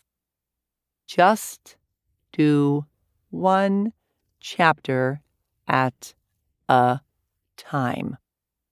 So I pulled a random card off the table, opened my eyes, and it was, of course, The Drama of Overwhelm. I'd like to remind you, and me, that the majority of the pain and suffering in our lives is caused by the unnecessary drama that we create. If we happen to find ourselves, for example, in a catatonic state of overwhelm, hugging our knees while rocking back and forth with our mouths hanging open, just like everything else in our lives, all it takes is a shift in perception to create a new reality. Life is but a dream. Don't turn it into a nightmare. We are so unbelievably blessed to have all the things we have. All the opportunities and ideas and people and tasks and interests and experiences and responsibilities. Choosing to freak out about it all, rather than enjoying the living of our lives, is like throwing pearls before swine. Such a waste of such a glorious gift. In the interest of helping you get a more pleasant perspective on your massive to-do list, let's take the 3 most common complaints about overwhelm and pretty them up. 1. There's not enough time. Thanks to the hard work of people with big brains, we now know that time is an illusion. While most people have no idea what the hell that means, there's another angle that's a lot easier to grasp. Not having time is an illusion. For example, I don't have time to find a real parking spot, so I'll park in this loading zone. Oh, look at that. I just spent 3 hours I don't have getting my car out of the tow garage, another 2 getting lost on the way home, and 45 minutes complaining about it to my wife. I don't have time to clean my office. Oh, look at that. I just spent half an hour that I don't have looking for my phone that was buried beneath a pile of crap. Oh, and look at that. My phone is dead, which means I'm about to waste even more time I don't have looking for the damn charger, which might be under this pile of books over here, please, I hope. When we're forced to do something, suddenly the time is there, which means it's there all the time, but we've just chosen to limit ourselves by believing that it isn't. Ever notice how if you've got 6 months to do something, it'll take you 6 months to do it, but if you have a week, it'll take you a week? Once you understand that time, like the rest of your reality, is in your mind, you can make it work for you instead of being indentured to it. Here are some things you can do right now to start wrangling time into submission. Show some respect. If you want more time in your life, show time some respect. If you're constantly late, if you blow things off, or if you're a flake, you're not sending a message to the universe, or others, or yourself, that you value this precious time that you crave and are trying to create more of for yourself. You can create anything you desire, but you have to truly want it. If you act like time isn't important, that it's fully worth wasting and disrespecting, you're not in alignment with what you say you want, so you're going to have a hard time getting it. I mean, think of time as a person. Would you expect time to keep showing up for you if you constantly treated it like it was just some dumb thing that didn't matter? I should think not. If you're always late, start being early. If you constantly cancel or flake or forget your dates with people, get it together. Write down your appointments and keep them. Set your alarm on your cell phone to remind you to get ready. Early. Write things on the back of your hands. Keep your word if you say you're going to do something. It's not rocket science. If you want to have a good relationship with time, have a good relationship with time. Not only will this help you create more time in your own life, but you'll stop being one of those rude people who constantly wastes everyone else's. Keep your friends close and your enemies closer. What do you find yourself doing instead of doing what you're supposed to be doing? Screwing around on Facebook? Answering emails? Eating even though you're not hungry? Once you know what your favorite distractions are, you can build up a good defense against them. Turn off the internet and phone while you're working. Make the kitchen off limits until you're done if you constantly find yourself standing in front of the open refrigerator door in a stupor. We get into such bad habits that half the time we don't even realize what we're doing. Once you become aware of what your weak spots are, you can start to protect yourself against them. Chunk it down. There's nothing more deflating than looking at some giant task and wondering how you'll ever get it all done. So, don't try and eat the whole elephant at once. Break it down into bite-sized bits. For example, instead of walking around your entire house, from one catastrophically messy room to the next, wondering how you're ever going to clean the whole gigantic thing, and trying to figure out how you can justify not doing it instead of trying to figure out how you're going to do it, break it down and just focus on one room at a time. Our brains can only handle so much information at once without exploding. So by looking at each task separately, the larger task suddenly becomes more manageable. Brains love chunks. Chunking it down works great for time, too. For example, if you're working on designing a new website, instead of setting aside the entire day to work, decide that you'll work in hour-long chunks. During this time, you are unauthorized to get up to use the bathroom, get something to eat, check your texts, go online, etc. Once your 60 minutes is up, you can take a break and do whatever you want until your next 60-minute chunk. We can do anything for 60 minutes. Our brains go into overwhelm when we try to do it all in one big block of time. 2. There's too much to do. Ever notice that whenever you ask someone how they're doing, about 99% of the time they say something like, "Good. Really busy, but good." Busy has become the new, "Fine, thanks." I mean, where's the fun in that? What kind of message does that send out to the world and ourselves? No wonder we all feel like we're living pinned beneath a giant cement slab of a to-do list. So yes, the first task is to watch your mouth. Stop talking about how busy you are. Focus on what you enjoy about what you do and the spaces in between the doing instead of feeling weighed down by it all. Decide that you live an awesome, relaxed life full of interesting projects that you love doing and communicate that to the world and yourself. And then go out and merrily do it. Get some help. If you're feeling totally confused and disorganized and don't know where to start or what to do next, get some outside perspective. A lot of times we're so tangled up in our own lives that we can't see something that's totally obvious to someone else.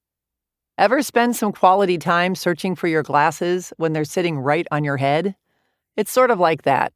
You could spend hours or days or months or forever trying to figure out how to redo your website or plotting out an exercise regimen or figuring out how to organize your office, when someone who isn't as buried alive by all the moving parts as you are can nail it right away.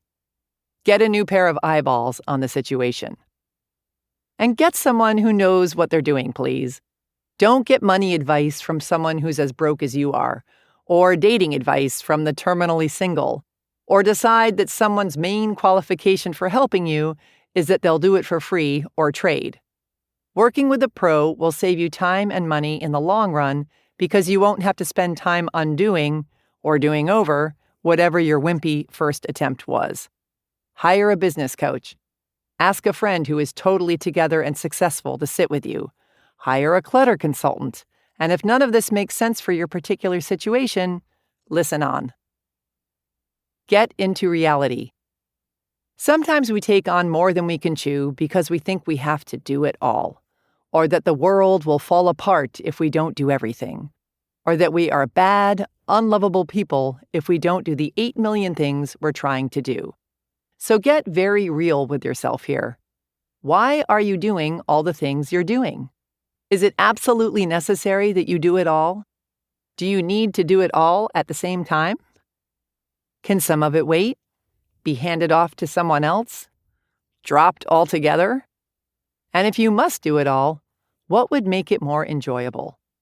Just like chunking down your time, chunking down your tasks takes you out of freak out and puts things into manageable, bite-sized pieces.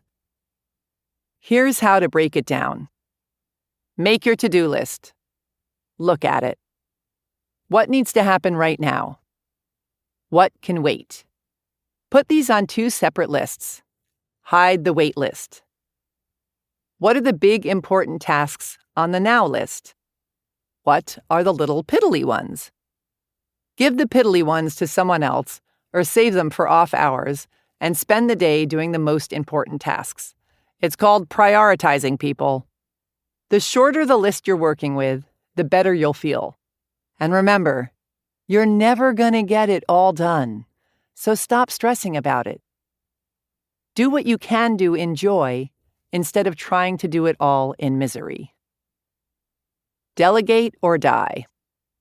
One of the best ways to lighten your load is to stop being a control freak and/or a tightwad and hire someone to help you, or delegate to those around you.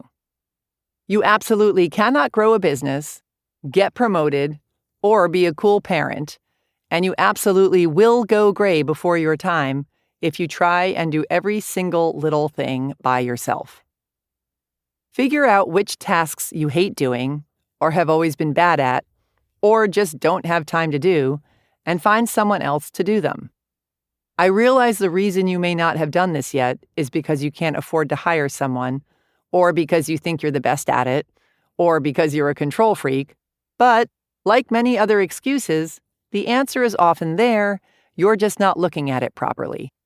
If you absolutely had to get some help, if it was a matter of life or death, what would you do? You could get an intern from your local college. You could get a friend or family member to help you out. You could hire someone for just 30 minutes a week and increase as you go. You could sell something to bring in the money to pay someone, or borrow it, or push yourself to make it. You could hand it over to human resources and make it their problem. You could ask your husband to empty the dishwasher and get your teenager to clean out the garage so you'd have more time. Help is all around us. Sometimes receiving it is simply a matter of looking at it differently or not giving up so easily. Deciding that you can't have something you need or want instantly cuts you off from the flow of manifesting it, as well as distances you from the part that lit you up about it in the first place. Once you think, I can't, the universe is like, alrighty then, no assistance needed here. See you later. Even if you have no idea where it's going to come from, stay open to the possibility of support presenting itself, and you may be surprised by what you can create and how much help you can get. Decide you must have it. Trust that it's available to you. Do everything you can to figure out a way to make it happen, and trust that how it's going to happen will be revealed. Remember that you are number one. Put your priorities first. Don't check emails or voice messages or Facebook until you've gotten into your day and accomplished some of the tasks you want to do. Don't answer the phone or texts while you're busy. Other people's needs can occupy several lifetimes' worth of our attention, and if you let them, they will. 3. I'm exhausted. The belief that taking time off will cause your entire life to collapse is not only unhealthy, but it's arrogant. The world will go on if you stop working, you see. If you don't take time off, your body will eventually put its foot down and make you sick. Bodies do it all the time. Stress is a leading cause of cancer, heart attacks, liver failure, stupid accidents, grouchiness, and suddenly not being able to breathe. Aside from the sickness factor, making time to do the things that inspire you should also be a priority because, what's the point of living life without them? Where's the fun in waking up at 85 and realizing you couldn't find the time to enjoy yourself? What were you doing that was more important instead? This is not a luxury reserved for people who are richer, smarter, or less bogged down than you are. It's a luxury reserved for people who take the time to figure it out and choose to design a more fun-filled life. Use the tools in this chapter to make the time to get the rest you need and have the fun you want so you can enjoy your precious life while you're still in possession of it. 4. Love yourself. You're doing an awesome job. Chapter 20. Fear is for suckers. We tiptoe through life, hoping to safely make it to death. Unknown. When I lived in New Mexico, a friend of mine took me to this cave she'd heard about up in the Jemez Mountains. It's more like a big hole in the ground, actually, she said, but I hear it's pretty cool. She didn't do a great job of selling it, especially when she got to the part about how we'd have to crawl around on all fours the whole time, but I wasn't really listening to her anyway. Caves don't interest me, no matter what size they are. I was only going for the road trip and the hike through the mountains and this great burger place that I discovered the last time I was up there. The cave was just a necessary part of the trip, like stopping for gas. After a glorious drive beneath the endless New Mexico sky and a beautiful hike on a red dirt path through a pinyon pine forest, we got to the cave. It was just as she'd described, a little hole at the base of a small hill, just big enough to crawl through. My friend tossed me a pair of knee pads and a flashlight and headed in. I followed her on my hands and knees, holding my flashlight with my teeth, and by the time we were about 10 minutes in, I felt like the entrance and my chance of ever seeing another burger again had vanished. If anything came at us from inside the cave, like, say, a monster, or if there was a flash flood, or an earthquake, or a rattlesnake, or a mosquito, we were totally screwed. The craggy white rock tunnel surrounding us had closed in so tightly that when my friend finally stopped crawling and leaned against the wall to sit, she had to do so with her head bent so far forward, it looked like she was about to start chewing on her neck. What the hell was I doing there again? Okay, now for the cool part. You ready? She asked. Turn off your light. She clicked off her flashlight after motioning for me to do the same. The instant my light went out, I experienced the absolute darkest darkness of beyond pitch black, holy fucking shit, deepest, darkest blackness ever. I felt the tickling of hysteria begin to worm its way up the back of my neck, and for the first time in my life, I completely understood fear. Because fear was the only thing I could see in that hole. It sat there, omnipresent, gigantic, all-consuming, staring me straight in the face, asking, "So, you gonna let me swallow you up or what?" I realized that with absolutely zero effort, I could unravel into a claustrophobic freakout of such scratching, biting, high-pitched, crazy lady screaming colossalness that it would leave both me and my friend staring at a wall, playing with our lips for weeks after they dragged our limp and bloodied bodies out of that cave. Or not. The choice was mine. To fear or not to fear, that is the question. I'm pleased to report that I decided to forego the fear frenzy in favor of calmly crawling back out of the cave to the land of sunshine, open spaces, and walking on two legs. I emerged with not only an alarming amount of sand in my ears and severe lockjaw from cracking the flashlight with my teeth, but with a new and profound understanding of the choice aspect of fear. It's so simple. Fear will always be there, poised and ready to wreak havoc. But we can choose whether we're going to engage with it or turn on the lights, drown it out, and crawl past it. I also realized that drowning it out is actually pretty easy. We've just been conditioned to believe otherwise. We've made being in fear a habit. We're pumped full of it as children, like sugar. Then, as we grow, we continue to take in the bad news on TV and the horror in the papers and the violence in books and films and video games and all this junk that fills us to the brim with fear about our world. We're taught to play it safe and not take risks, and to caution everyone around us to follow suit. And it's become such an accepted part of our social conditioning that we don't even realize we're doing it. For example, what would your immediate response be to someone you really loved and deeply cared about if they said, whilst sputtering with excitement, any of the following things to you? "I'm taking out a gigantic loan to build my dream business. I'm going to travel around the world for a year by myself. I'm quitting my secure full-time job to become an actor. I met the most incredible person last week, and I'm totally in love, and we're getting married. I'm going skydiving." For the most part, when we watch someone take a leap of faith, our first reaction is to scream, "Look out!" We've not only made a habit out of smearing our fear and worry and doubt all over each other, but we pat ourselves on the backs for it because we believe that it shows how much we care. That's something worth being scared of, if you ask me. There's something called the crab effect.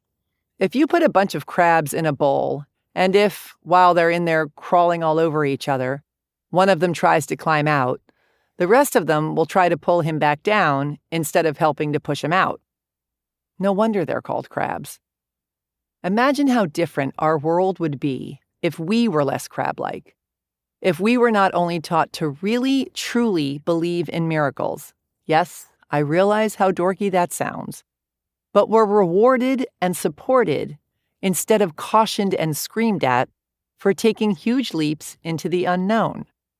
We give a lot of lip service to the idea that anything is possible, and we all grow up with posters of kittens and baby seals on our walls that say, "Follow your dreams" on them. But should you actually do something radical, all the flashing lights and sirens go off. Know what I'm saying? Fear lives in the future. The feeling of being afraid is real, but the fear itself is all made up because it hasn't even happened yet. Death, going bankrupt, breaking a leg, forgetting our lines, getting yelled at for being late, getting rejected, etc. Most of the time, we have no guarantee that what we fear is going to even happen, and that if it does, that it's going to be scary. Take death, for example. For all we know, we leave our bodies and melt into a state of pure love and light and sparkly things and unicorns and bunnies and eternal orgasmic giddiness. We can be as sure of that as we can be about anything else in the future. So why create all the drama? All it takes to turn the fear factor around is learning to be comfortable in, instead of terrified of, the unknown. And this is done through faith. It basically comes down to how you choose to go through life. Is your fear greater than your faith in the unknown and yourself? Or is your faith in the unknown and yourself greater than your fear? While you're making your choice, here's a mouthful from good old Helen Keller. Life is either a daring adventure or nothing. To keep our faces toward change and behave like free spirits in the presence of fate is strength undefeatable. There's that incredible moment when you decide, screw it, I'm going for it. And suddenly the thrill overtakes the fear. And then you're flying on the magic carpet. You're signing on the dotted line to buy the house, confronting your father, sliding the ring onto the finger, stepping onto the stage in front of thousands. I mean, talk about feeling alive. On the other side of your fear is your freedom. Here are some helpful ways to navigate your way through the jungle of fear. 1. View fear from your rearview mirror. Think about some radical thing you did in the past that literally gave you the shakes. It was so big and scary. And now look back on it. How terrifying is it now? Can you conjure up any scary feelings about it? Even a weensy twinge of fear? Keep this in mind as you face each new challenge. No matter how intimidating your next great leap forward seems at the moment, it will be a pipsqueak when you look back on it someday. So why wait? Why not look at it through pipsqueak-colored glasses right now? Envision your challenges from the future, look back on them from a place of victory, and they will lose much of their power to paralyze you. I always use my first trip to India as an example when I'm being a weenie about doing something that scares me. It was one of my very first international solo trips, and even though my experience with anything Indian up to that point pretty much consisted of a couple of Ravi Shankar CDs and some chicken tikka masala, I thought it would be such a cool place to see. I wanted to go somewhere totally new and experience a reality that was as different from my own as possible. I thought going to India would be like going through the looking glass. So I buy my ticket, and then it hits me. What the hell am I trying to prove? Why am I doing this? I'd never gone anywhere that far away by myself before, where I knew no one, didn't speak the language, had no idea what to expect, and I swear I built it up to become one of the most terrifying things I ever did in my life. Because I imagined myself as this tiny little dot, all the way on the other side of the globe, floating around in space where I was utterly anonymous, a ghost, a stranger, where I could disappear without a trace and nobody I loved would have any idea what happened to me. Poof. It got so bad that I started fantasizing about seriously injuring myself or that my best friend would die so I wouldn't have to go. For some reason, just canceling my ticket never entered my mind. As luck would have it, however, nobody died, and I found myself being driven to the airport like I was going to my own funeral. The moment I stepped into the international terminal at the airport, however, I was swept up into a sea of colors and people from all over the world and movement and languages, and my terror was instantly bulldozed by excitement. I'm going to freaking India. When I got on the plane, I sat next to this gorgeous Indian woman wearing a pink sari and huge gold earrings who turned to me, smiled, and offered me an M&M. And that's when it really sank in. You're not alone, you ding-dong. You are surrounded by people. And one of the most basic common human needs is connection. I then proceeded to spend 2 months traveling around a country that is now by far one of my favorite places on this planet, and that sparked in me a love for travel that has completely changed my life. This and other examples from my own life keep proving to me over and over that our greatest fears are the greatest waste of time. Face your fears with the truth that they are all in your mind and they will lose their power over you. 2. Flip the fear. When you find yourself letting fear push you around, look at it from a different perspective. Start by breaking it down, finding what it is that you're really afraid of, and then flipping it around to make it work for you, not against you. Show it who's boss. Feed your fear a suck-it sandwich. For example, I want to write a book, but can't get myself to sit down and do it. Why not? I'm scared that if I do it, it will be terrible.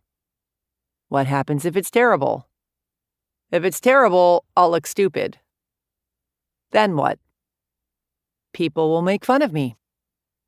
Then what? I'll feel ashamed. Okay, so you're not writing your book in order to protect yourself from feeling stupid and ashamed. Now flip it. How stupid and ashamed will you feel if you don't write your book? Very. I know it's a brilliant idea, and it's a big dream of mine. So, will your strategy of not writing it in order to protect yourself from feeling stupid and ashamed protect you from feeling stupid and ashamed? No.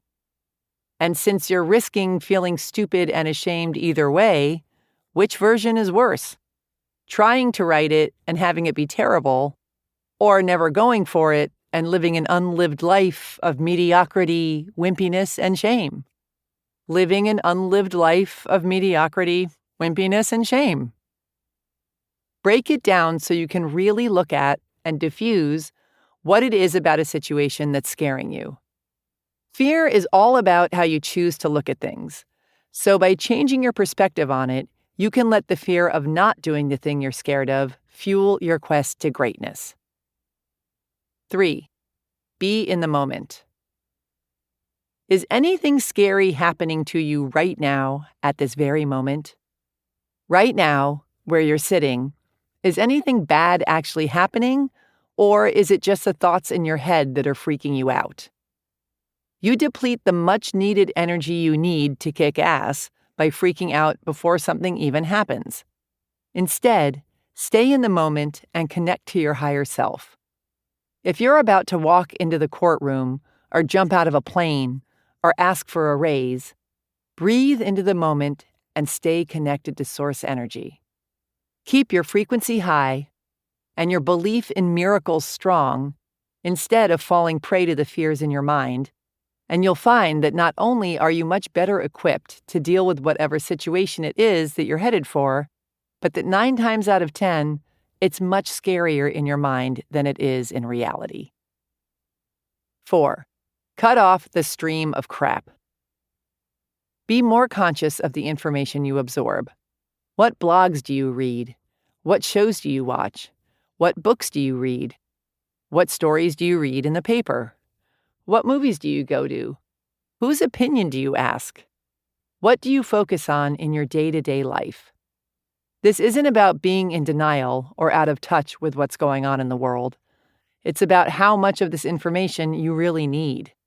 Are you staring at a car accident, or are you gathering information that will allow you to contribute to positive change? Wallowing in the pain and suffering isn't going to help anyone, yourself included, any more than starving yourself will help the hungry. If you want to help the world and yourself, keep your frequency high and do your work from a place of power and joy. 5. Don't think of anything upsetting in bed at night.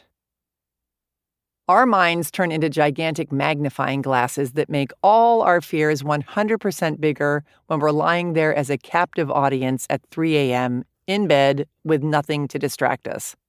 Unless you're going to get out of bed right then and there and take some sort of action, don't waste your precious time thinking about your problems.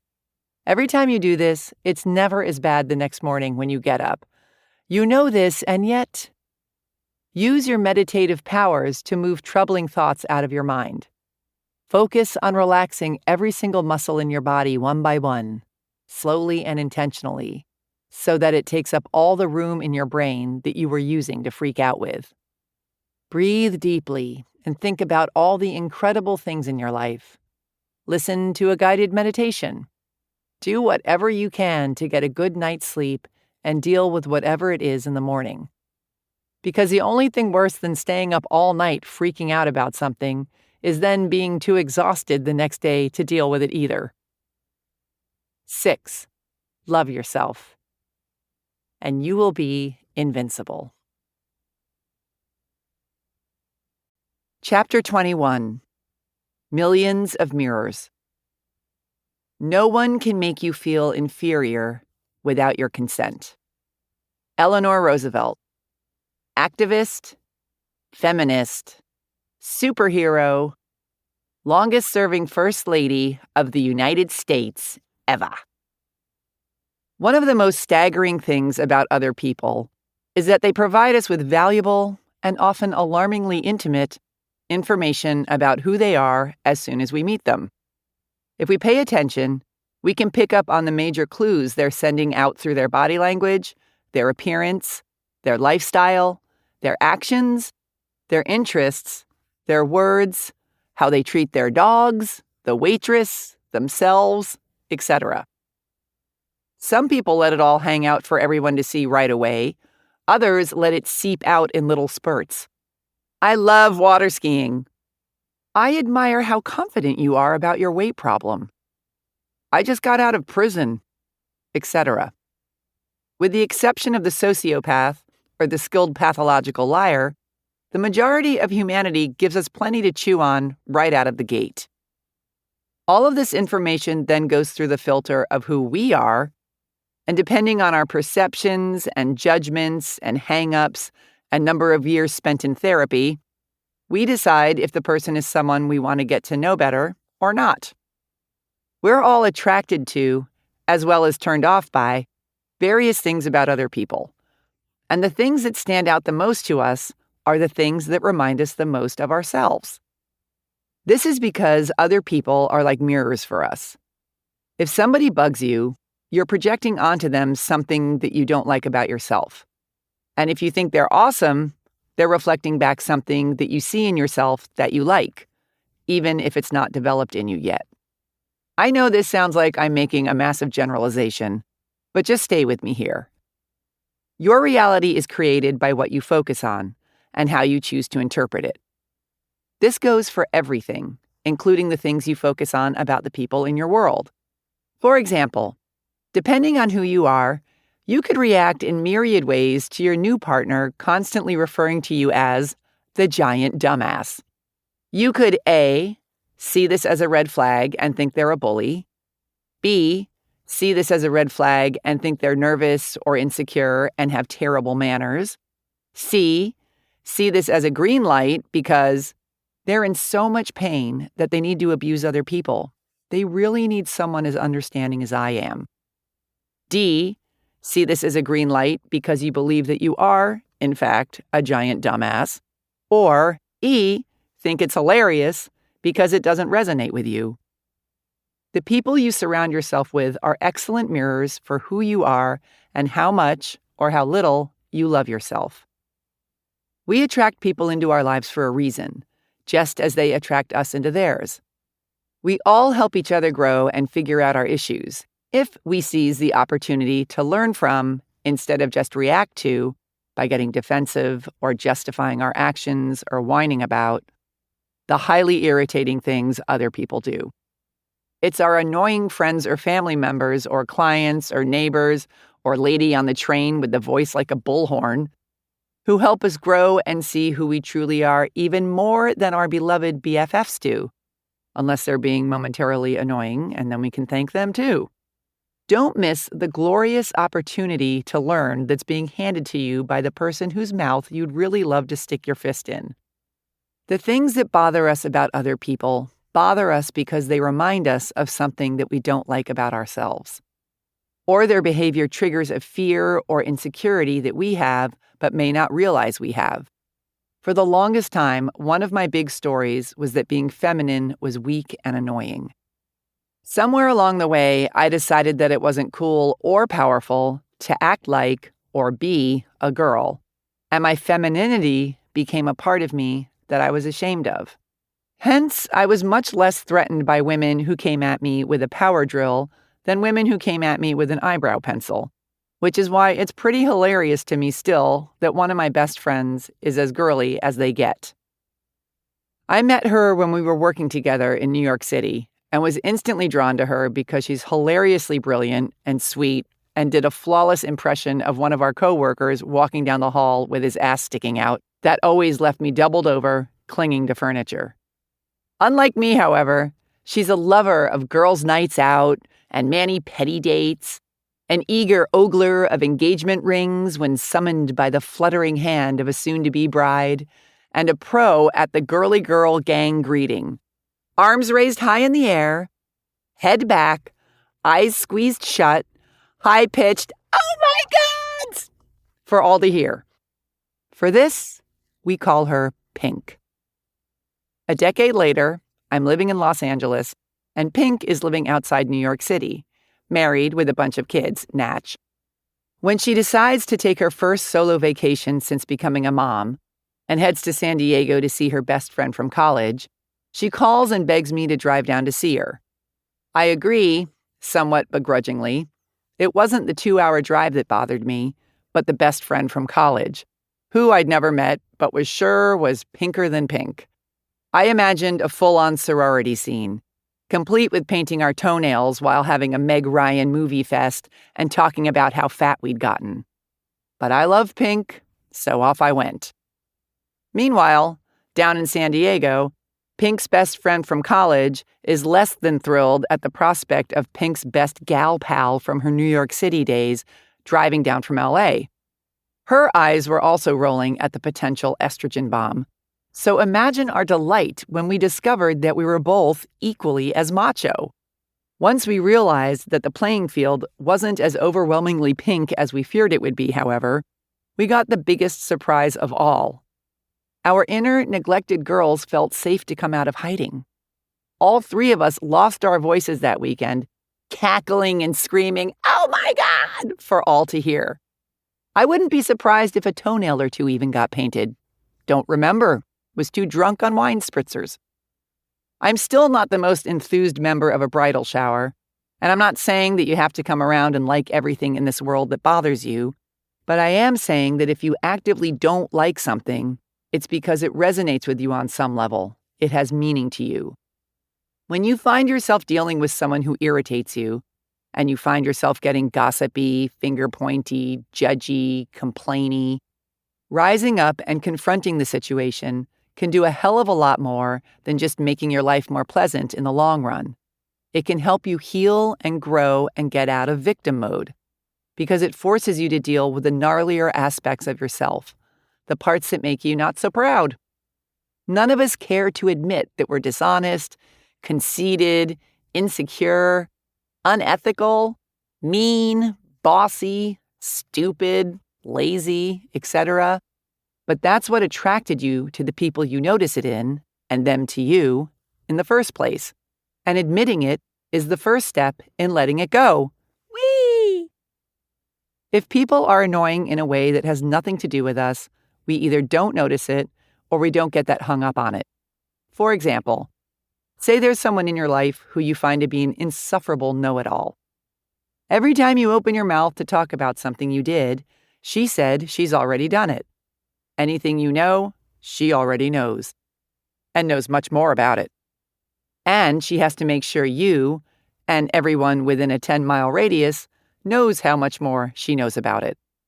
While you find yourself entertaining fantasies about putting her head through the wall every time you're around her, someone else might be hanging on her every word, unable to get enough of her fascinating and brilliant conversation. The reason she makes you crazy is because you most likely are a know-it-all yourself, or you worry that you're one, or you have insecurities about people thinking that you know nothing. Our reality is a mirror of our thoughts, the people in our reality included. Same thing goes with what people throw at us. Would you be offended if someone kept making fun of how short you were if you were 6 feet tall? It most likely wouldn't even register, or if it did, you'd just think they were kind of strange. But if they teased you about being bossy and deep down you feared you were, it would definitely get your attention. It would also mean they have energy around their own bossiness if they're recognizing it in you, but that's not your problem. What you focus on, you create more of in your life. If you're consciously or subconsciously focused on certain beliefs about who you are, or who you want to be, or who you do not want to be, you'll attract people who mirror those traits right back at you.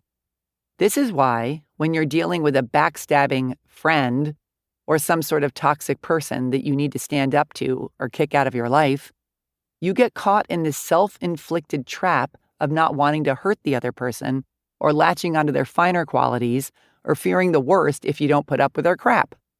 I don't care how long you've been friends with someone or how sorry you feel for them or how they really helped you those 8 million times or how hilarious, successful, hot, inspiring, desperate, scary, connected, brilliant, or helpless they are.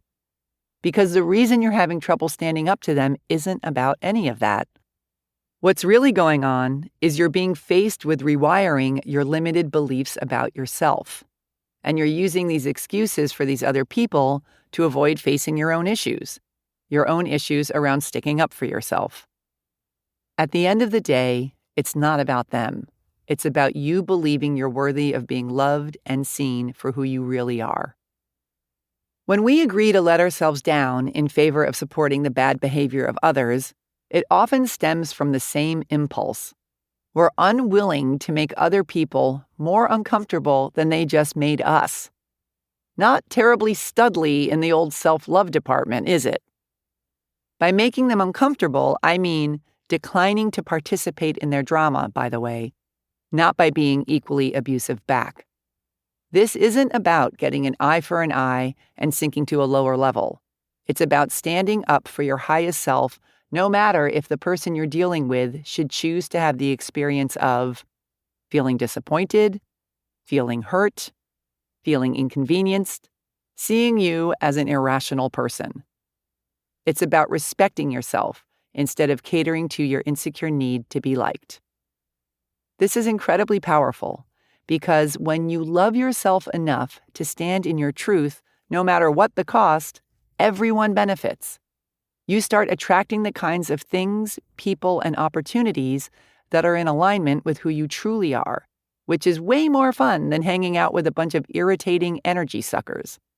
And by declining to participate in other people's drama, for example, refusing to rip people to shreds, to complain about how unfair the world is, etc., you not only raise your own frequency, but you offer the drama queens the chance to rise up too, instead of everyone continuing to play a low, limiting game. Never apologize for who you are. It lets the whole world down. We all know someone who does not take shit from anyone, ever. We look upon these types of people with wide-eyed reverence and would never dream of being stupid enough to present them with any of our BS or try to make them wrong. Why? Because we respect them and are usually kind of terrified of them in a healthy way. And why do we respect them? Because they respect themselves. So how can you get rid of your trivial projections and judgments and grace the world with your highest, most unapologetic self? 1. Own your ugly. Start noticing the things that drive you nuts about other people. And instead of complaining or judging or getting defensive about them, use them as a mirror. Especially if you find yourself getting really worked up. Get mighty real with yourself. Is this quality something you have yourself? Or is there a certain aspect to it that you're loath to admit is just like you? Or does it remind you of something you're actively trying to suppress or avoid, or that you're actively doing just the opposite of, or that you're threatened by? Become fascinated by, instead of furious about, the irritants surrounding you and get your learning on. 2. Question your ugly. Once you discover what part of yourself you're projecting onto the person who is presently bugging the living crap out of you, you can start letting it go. Begin by asking yourself some very simple questions and diffusing the limiting and false stories you've been lugging around for ages. For example, if you're all pissed off that your friend who's always late is late again, it's pushing your buttons because you're holding on to some sort of truth about the way people should be with time. Flip it around and ask yourself things like, in what ways am I always late or inconsiderate or unreliable? Or maybe it's, in what ways am I too rigid or controlling? Once you have your answer, ask yourself, who do I need to be for this situation not to bother me? Using the scenario I just mentioned, let's say you discover that you're a lot more rigid than you care to admit. This is very valuable information because you now know that in order to be happier, you need to loosen your bone, Wilma. Stop insisting that people do things exactly the way you do them, especially the people in your life who have proven they most definitely won't. Notice where you're being ridiculously demanding simply because it's become your habit and not because it's really necessary. And constantly ask yourself, can I let this one go? By becoming aware of what we do, we can investigate why we do it and then choose to keep it or drop it instead of blindly reacting through habit. What am I getting out of being this way? As discussed in Chapter 17, it's so easy once you figure out it isn't hard. We don't do anything unless we're getting something out of it, even if what we're getting are false benefits. Using this scenario, some of the positive benefits of being rigid are that you're always on time, you get shit done, etc. But there are also some negative advantages to being rigid too. You intimidate people into getting your way. You get to be right whenever someone messes up, which they'll do often if you've really honed the rigid thing well. You get to be in control, etc. Once you bust yourself on the false reward you're getting from holding on to this behavior, you can see it for what it is, something that's not always in alignment with who you truly are and aspire to be, and release it when it's not working. How would I feel if I wasn't this way? One of the best ways to release the aforementioned lousy behavior is by asking yourself how you'd feel if this wasn't true for you anymore. How would I feel if I took the pole out of my ass about everyone doing everything exactly how I say to do it, all the time, in every circumstance? Ask the question and then imagine yourself as this person who has let it go. How does your body feel? What do you use a brain space for that used to be taken up with poisonous thoughts about the inconsiderate pinheads you're surrounded by who are not following your instructions? Feel into the reality of what it would be like to let this go. Breathe into it. Visualize it. Fall in love with not having it anymore, and then kick it to the curb. 3. Don't be an enabler. In the fuzzier cases where you're not sure what to do, but you really do want to help someone, recognize the difference between helping and enabling. When you reach out a helping hand, do you feel like they're pulling you down or that you're lifting them up toward their potential? Are they grateful or entitled? Do they use your help to actively move themselves in a positive direction, or do they constantly need more, just this one last time, for the 50th time? Pay attention and trust how you feel. If you're truly helping them and they're rising to the occasion, it'll raise everyone's frequencies and you'll feel good. If you're enabling them, you'll feel heavy, depressed, and eventually resentful. While it's no fun to kick someone to the curb while they're at their lowest low, if you constantly bail them out, they'll never wake up and save themselves. Why should they? They've got you to fund their pity party. Tough love is still love. 4. Give painful people the heave-ho. Sometimes, no matter how much work you do on yourself and how forgiving you are and how skilled you get at letting it go, there's just no way around it. Some people are just too committed to their own dysfunction. They're painful to be around. You'd rather cover yourself with the fleas of 1,000 camels than go out for a cup of coffee with them. This is all about learning and loving and growing into the highest version of yourself, not seeing just how much torture you can endure. So, along with understanding how to grow from the not so savory behavior of those around you, it's also important to understand how to get the hell away from them if they're chronically self obsessed or violent or blaming or negative or controlling or jealous or high drama or manipulative or victimized or whiny or pessimistic or mean to animals. Here's how. First, feed your head. As discussed, lots of times the people we need to kick to the curb happen to be those we love, or at least like a lot, for their decent qualities. Hence, ye olde guilt can really get in our way when trying to do the right thing. So stay strong. See it as being nice to yourself instead of being mean to them. Remembering that you are rising up to be the highest version of yourself instead of shrinking down to their level can give you the strength you need to shake them off your leg. Next, hit eject. Another important thing to remember when yanking the weeds out of your garden is not to get too involved in their drama. Cut the cord as quickly and simply as possible with little to no discussion. If they're so oblivious to your feelings that you need to toss them out of your life, chances are very good they won't see this coming.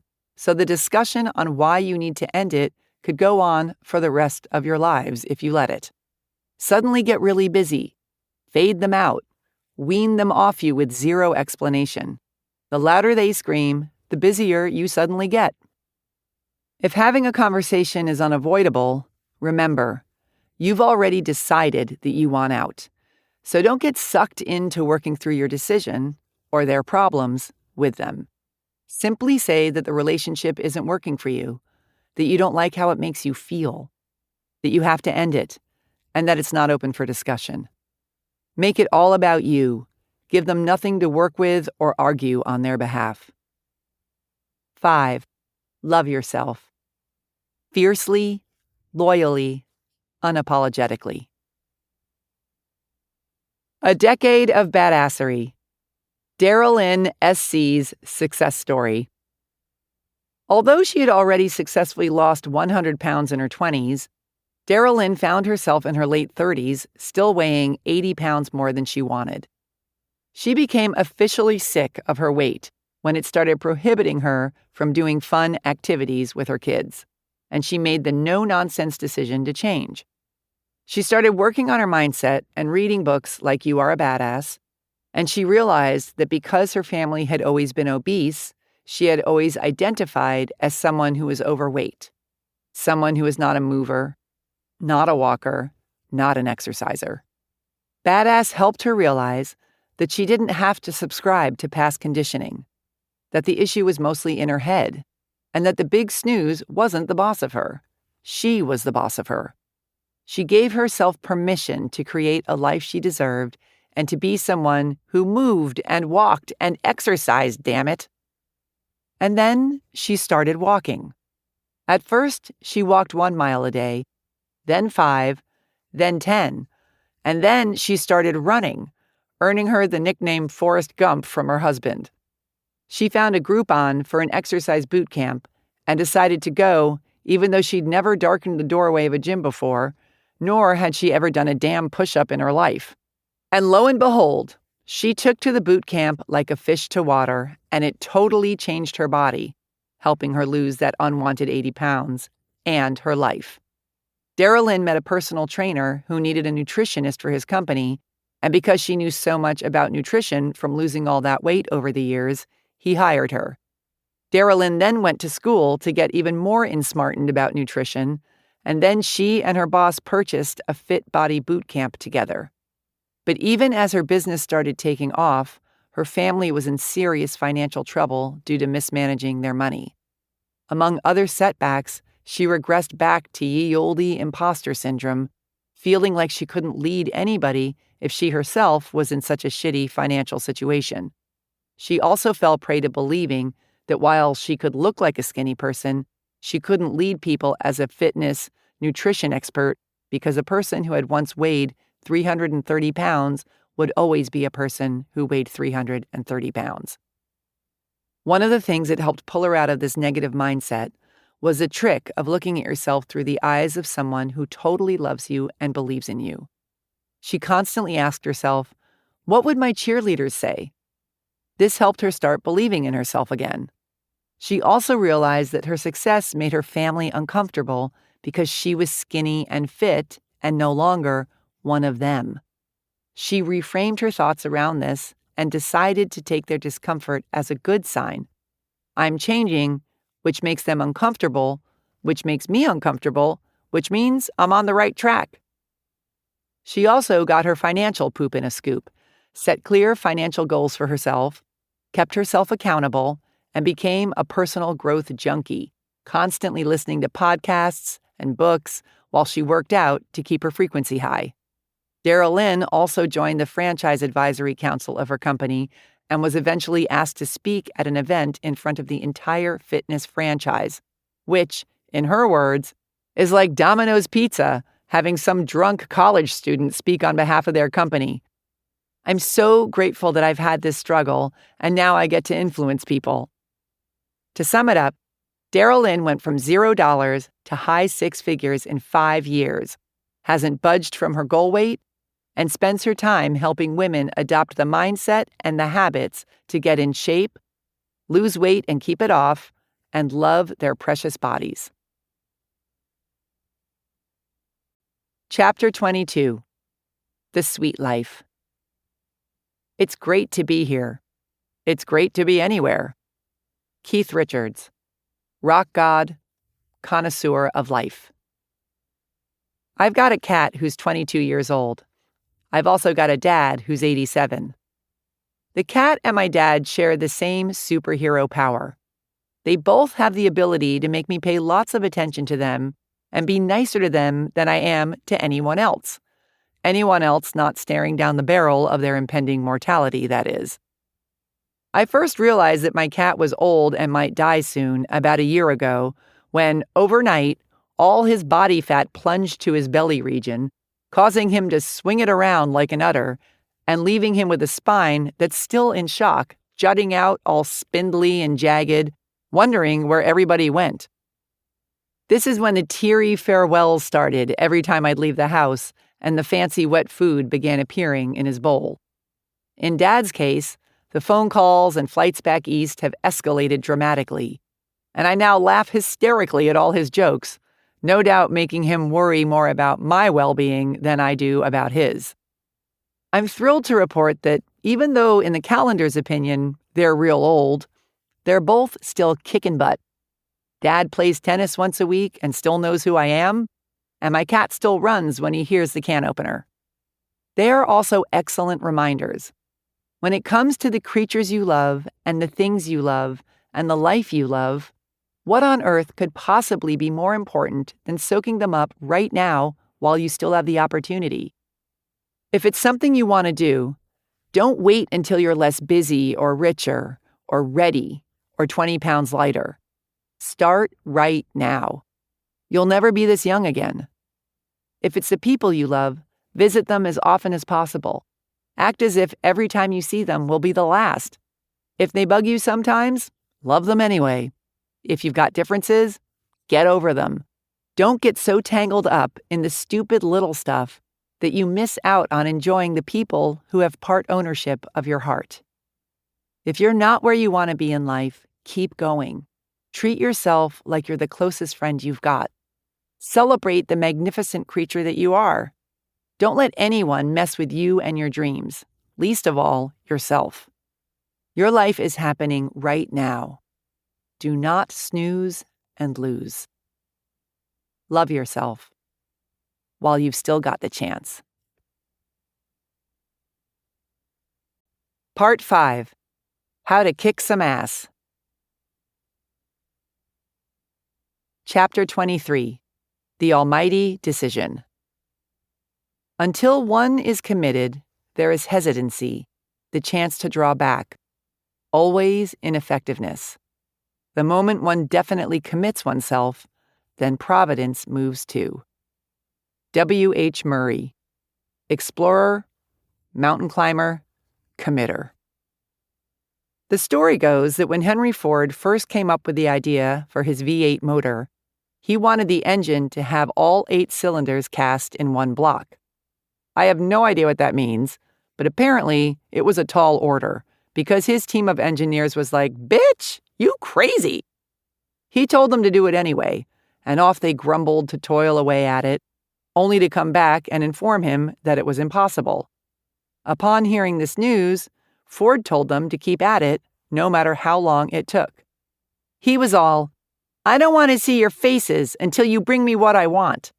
And they were all, "We just proved it can't be done." And he was all, "It can be done and it will be done." And they were all, "Cannot." And he was all, "Can so." And they were all, "No way." And he was all, "Way." So off they went again, this time for a whole year, and nothing. So they go back to Ford, and there's lots of tears and finger pointing and hair pulling, and Ford sends them off again and tells them it will be done again, and then, in the lab, somewhere between folding origami swans out of their notes and making fart noises every time someone mentions the word Ford, his engineers do the impossible. They discover how to make his 8-cylinder engine block. This is what it means to make a decision for reals.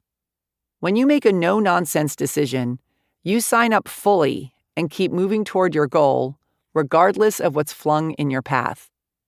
And stuff will most definitely get flung, which is why making the decision is so crucial. This shit is not for scaredy cats. The moment it gets hard or expensive or puts you at risk of looking like a moron, if you haven't made the decision, you'll quit. If it wasn't uncomfortable, everyone would be out there all in love with their fabulous lives.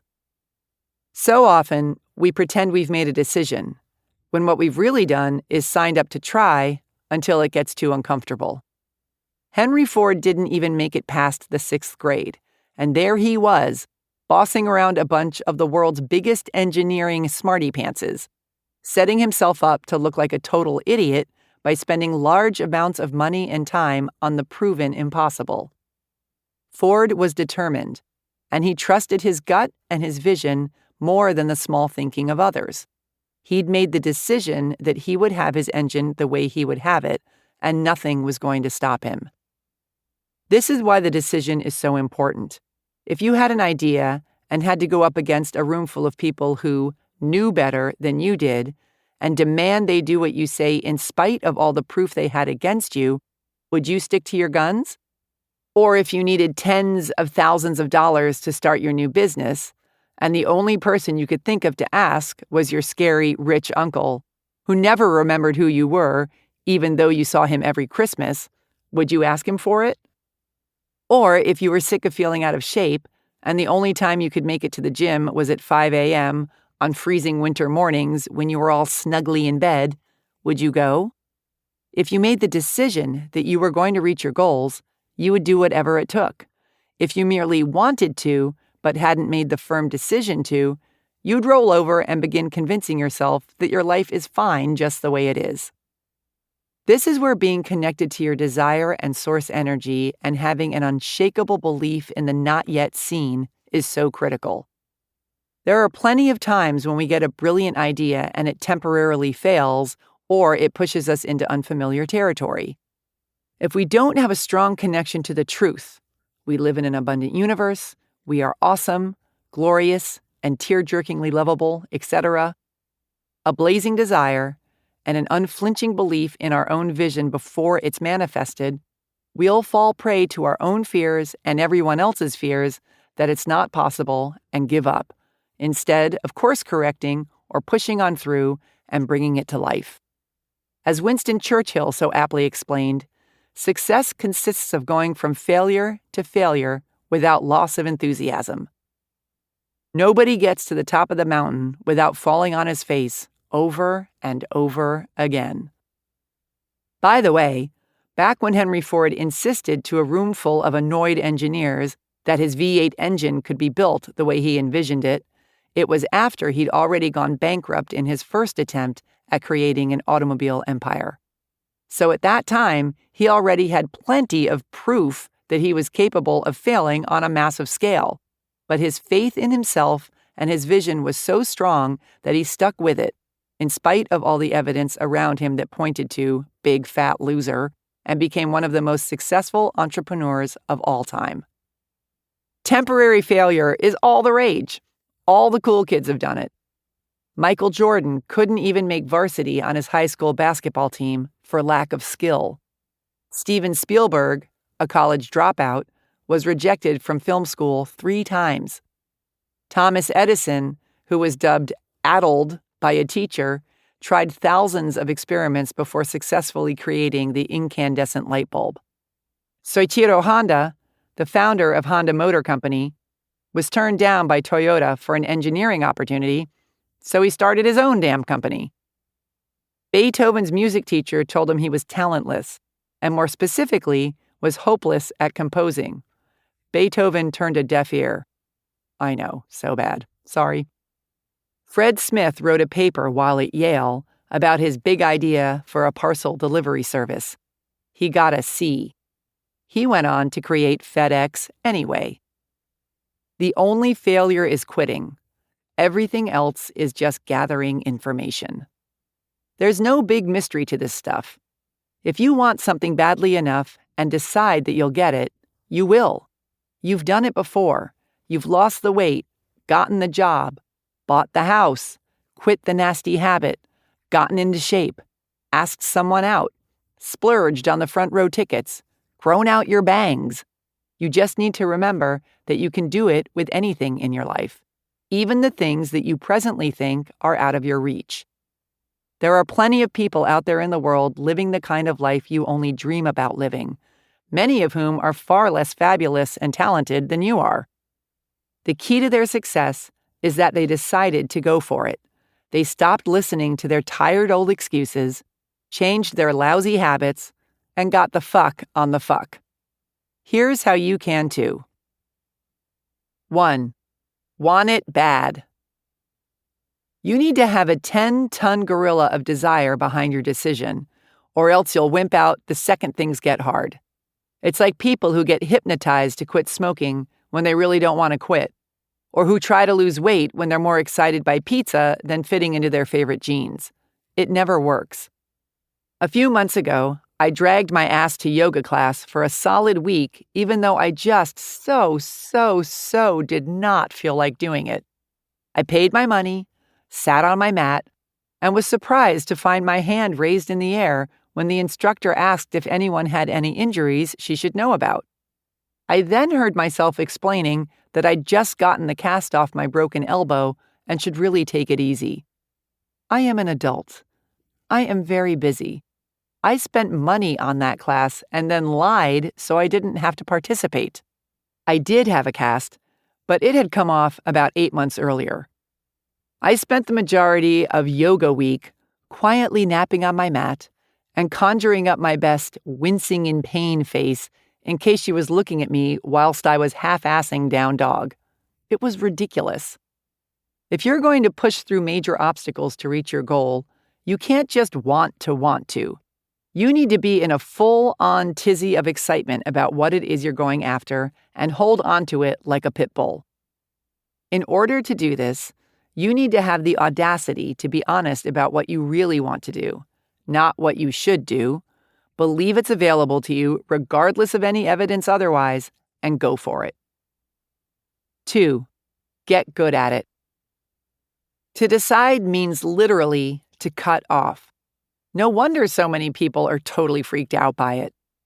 The terror around making the wrong decision can be so overwhelming to some people that they develop the habit of A, waffling back and forth, paralyzed by self-doubt and terror, finally eking out a decision that they then proceed to change over and over and over again. B, making decisions hastily without thinking or feeling into them, their main goal being to escape the discomfort and get the damn thing over with already. Or C, being so afraid that if they pick one thing, they'll miss out on another, so they either choose to do nothing or try to do everything, which are both excellent ways to miss out on all of it. They basically decide to never decide because they don't want to make the wrong decision. Good times! Deciding is freedom. Indecision is torture. Indecision is one of the most popular tricks for staying stuck within the boundaries of what's safe and familiar, which is why a common trait of successful people is that they make decisions quickly and change them slowly. And by quickly, I don't mean that you must know exactly what to do the moment a decision presents itself, although there are those people who do, but rather that you immediately face the damn thing and start working through your decision-making process, whatever that may look like, sleeping on it, making a list of the pros and cons, feeling into it, etc. If you're a waffler, or prefer to avoid the process altogether, a great thing to do is practice on the little things to build up your decision-making muscle.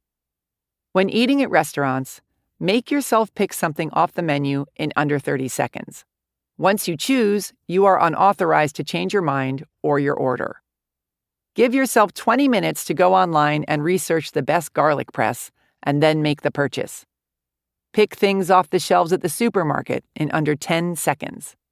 Knock yourself out of the habit of being a deer stuck in the headlights by demanding you wake up and choose something. If you're someone who needs to sleep on it or mull it over a bit, give yourself a deadline. Don't leave it open until you decide and risk waking up 40 years later, finally sure of what to do, long after the opportunity has passed you by.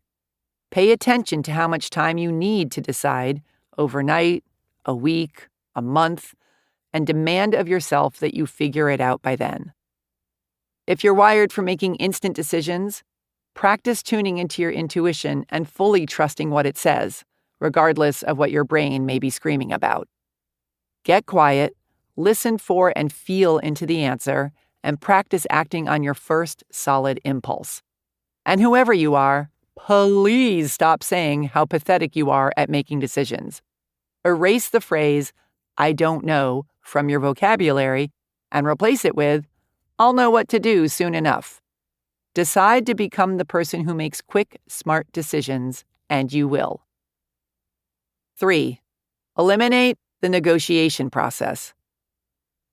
When I decided to quit smoking, if I even toyed with thoughts like, well, what harm will one itty-bitty drag do? I was screwed. Our decisions must be watertight because excuses will seep through any little cracks in our resolve, and before we know it, we'll be on our asses. Decisions are not up for negotiation. The old you, the one who has not yet decided to kick ass, is in the past. Stay present and do not, even for a second, look backward or entertain any ideas of straying from your decision. Think only of the new you.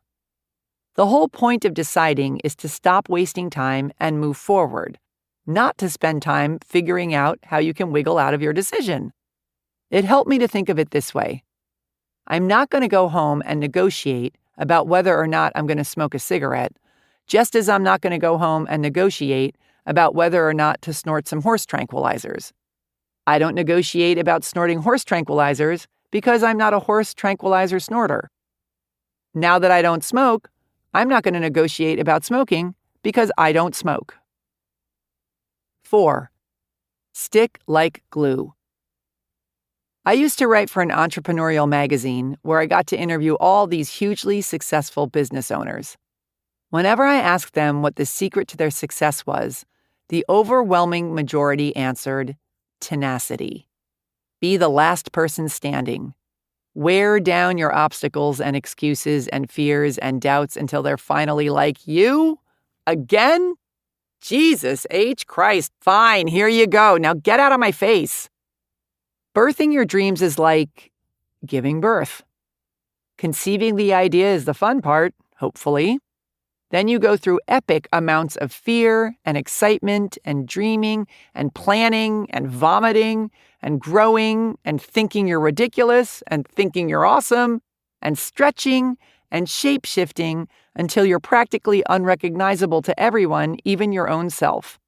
Along the way, you clean up your puke and massage your aching back and apologize to all the people whose heads you ripped off in a hormonal killing spree.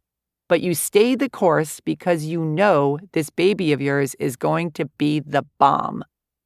Then, finally, Just when you can see the light at the end of the tunnel, labor starts.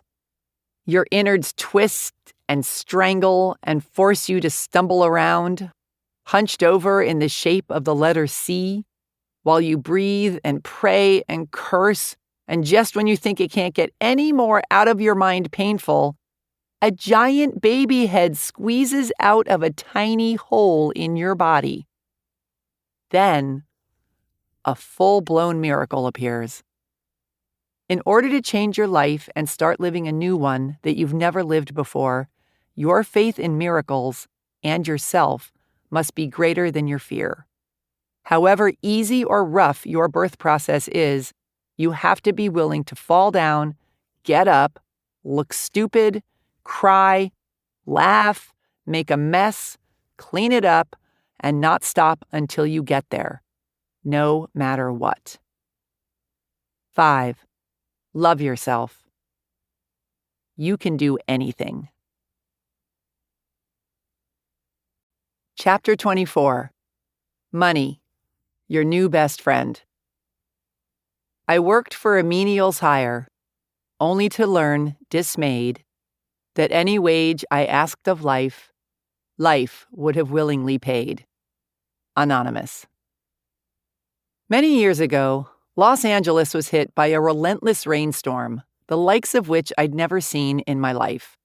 It rained for what seemed like 40 days and 40 nights, nonstop and hard. Rivers overflowed, houses slid down hillsides, bad hair wreaked chaos throughout the most image-conscious city in the world.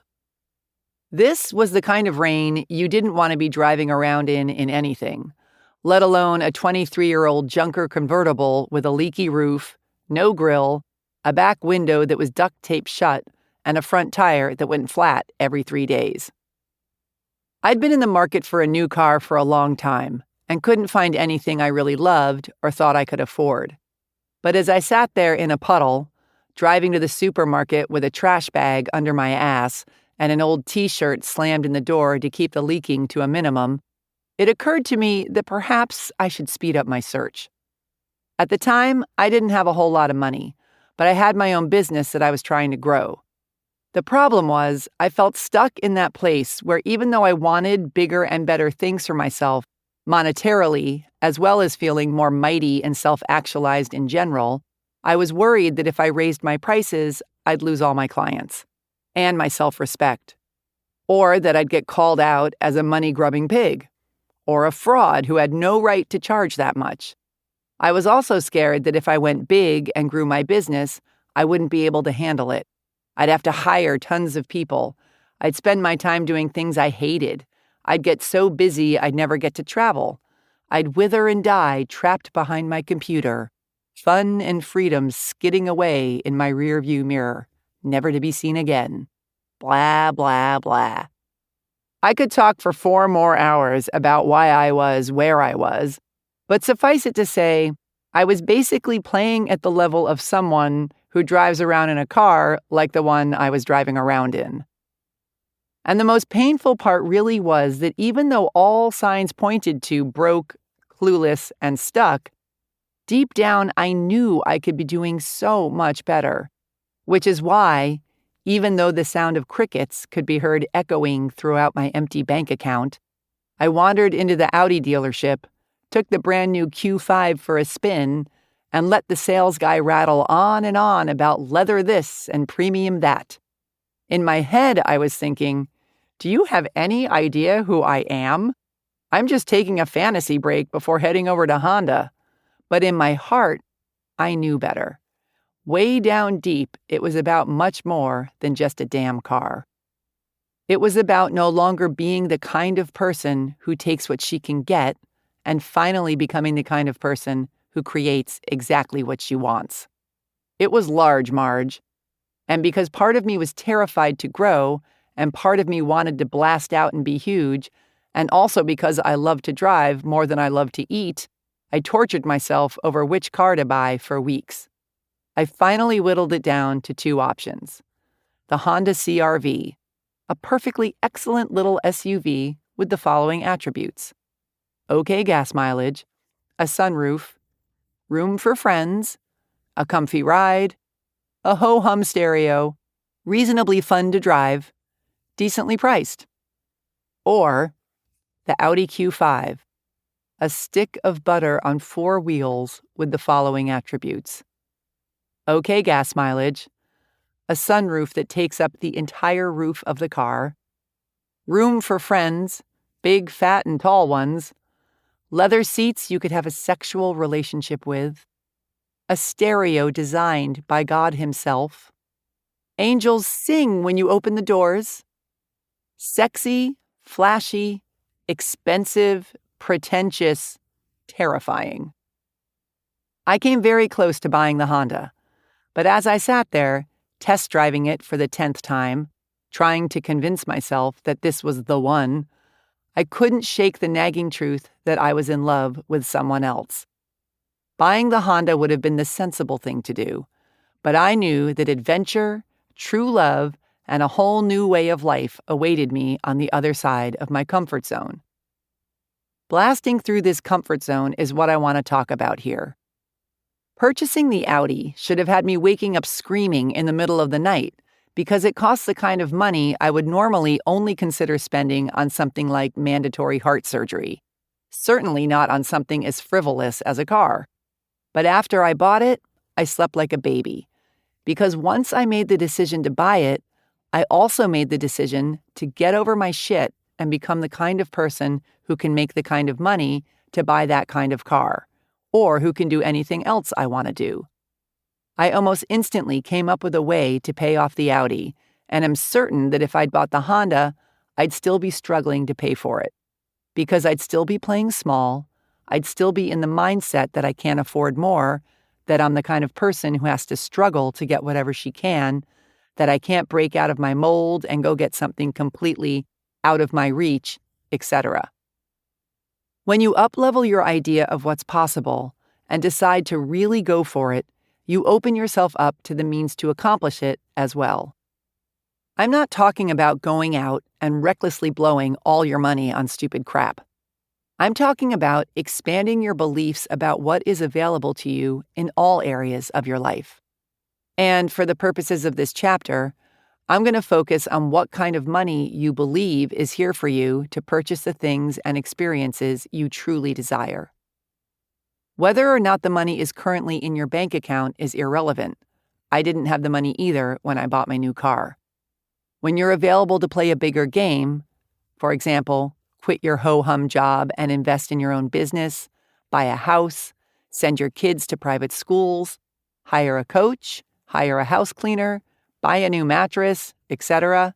You either need to pay for it with the money you have or manifest the money if you don't have it already. And manifesting is going to be pretty damn hard for you if you insist that not only is it not there for you, but that you aren't the kind of person who could ever make it or pay it off if you borrowed it. In order to transform your life, you may have to spend the money you do have, get a loan, sell something, borrow from a friend, put it on your credit card, or manifest it in some other way, which is going to go against some pretty deep-seated beliefs we've all been raised with about how going into debt is irresponsible.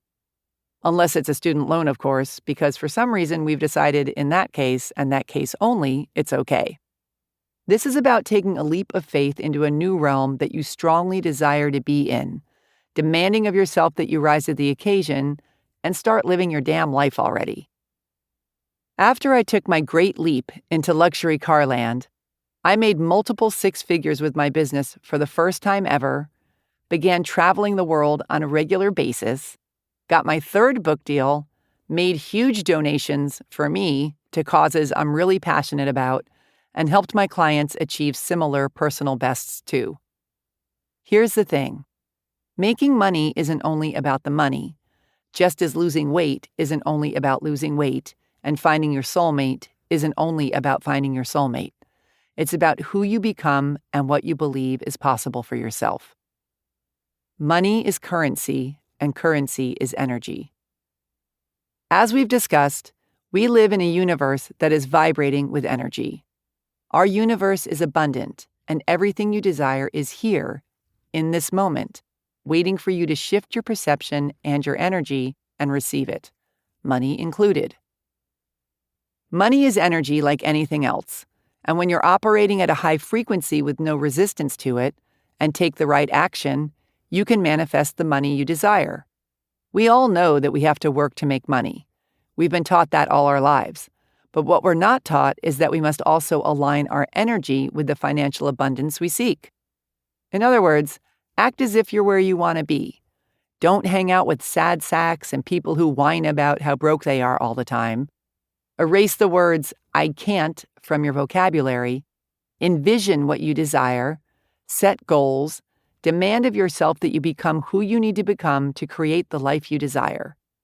Our relationship to money is just as important as the action we take to manifest it, which is one reason why so many people who work their asses off their whole lives but who have lousy energy around money are left wondering why they have nothing to show for it.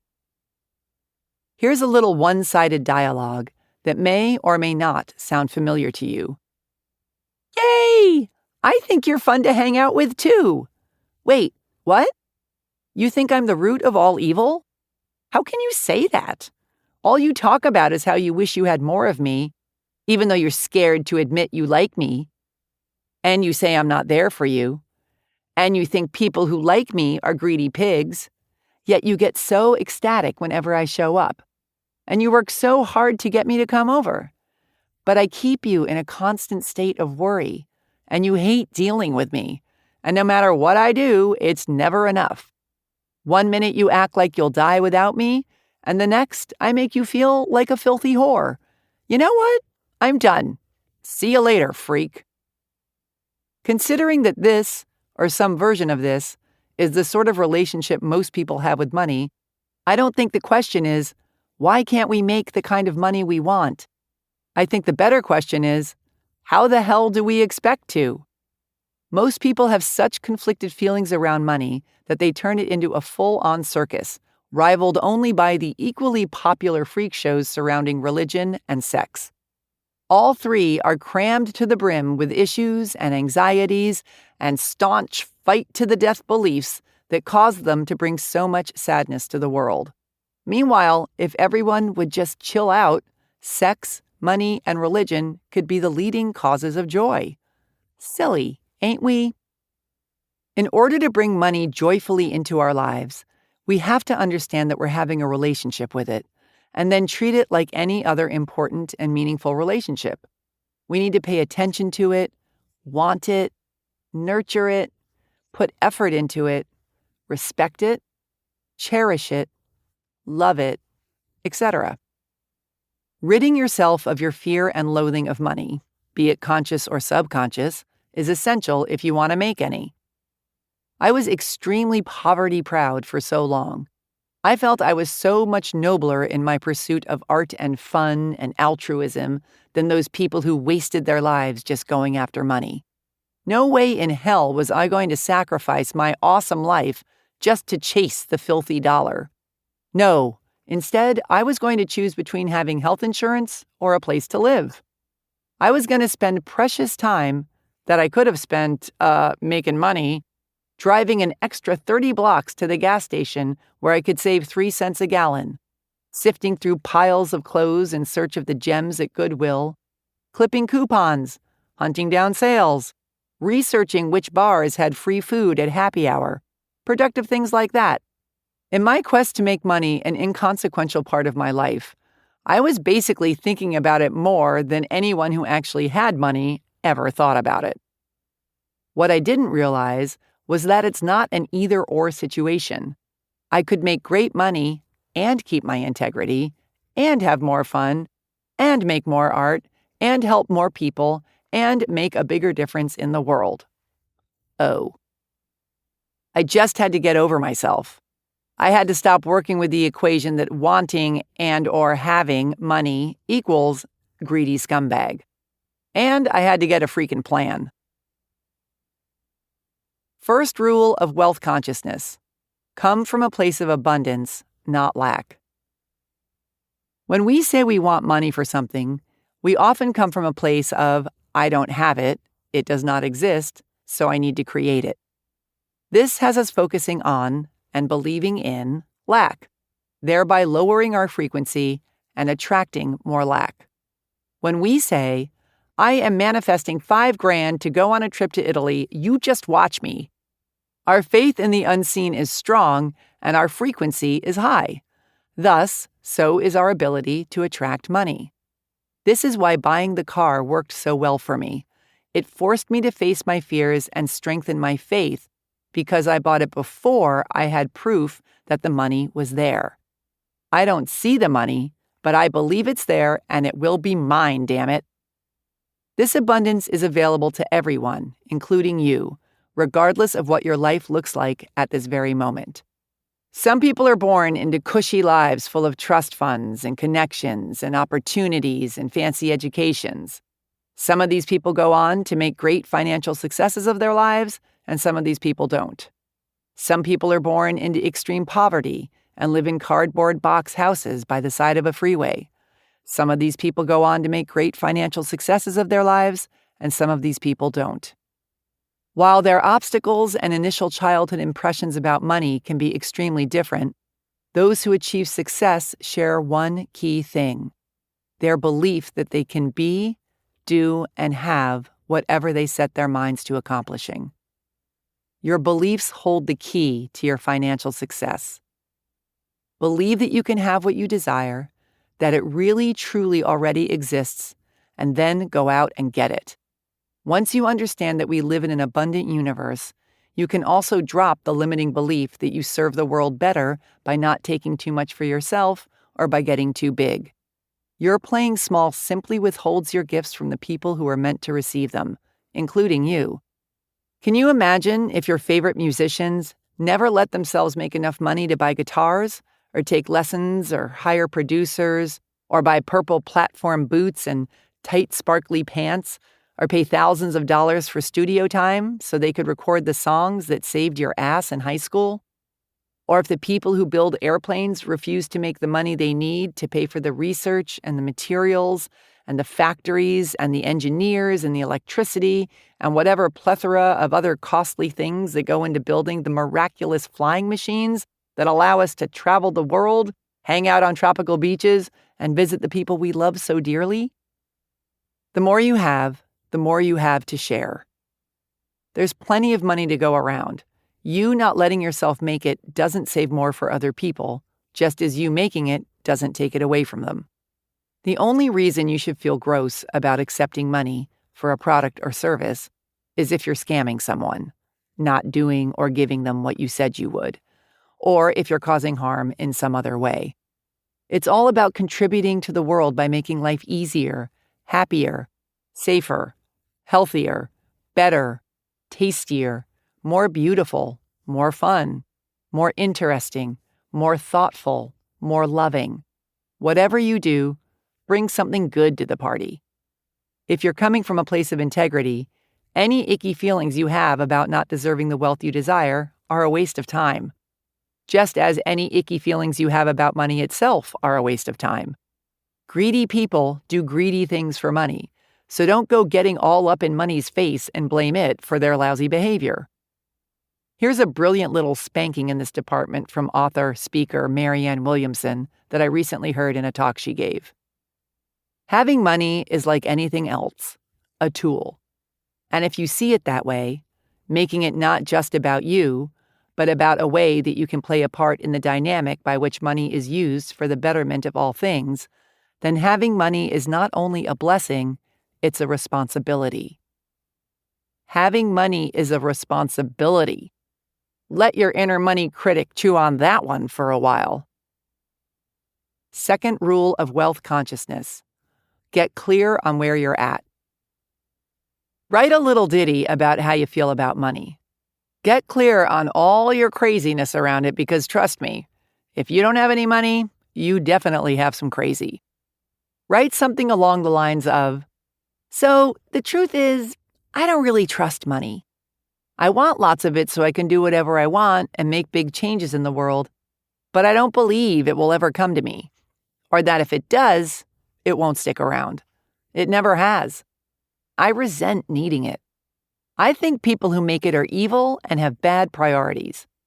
I ignore it because I hate dealing with it. I wouldn't know what to do with it if I made it anyway. If it's easier, pretend money is a person and write it as if you're writing a letter to someone. Just get it on the page so you can look at it.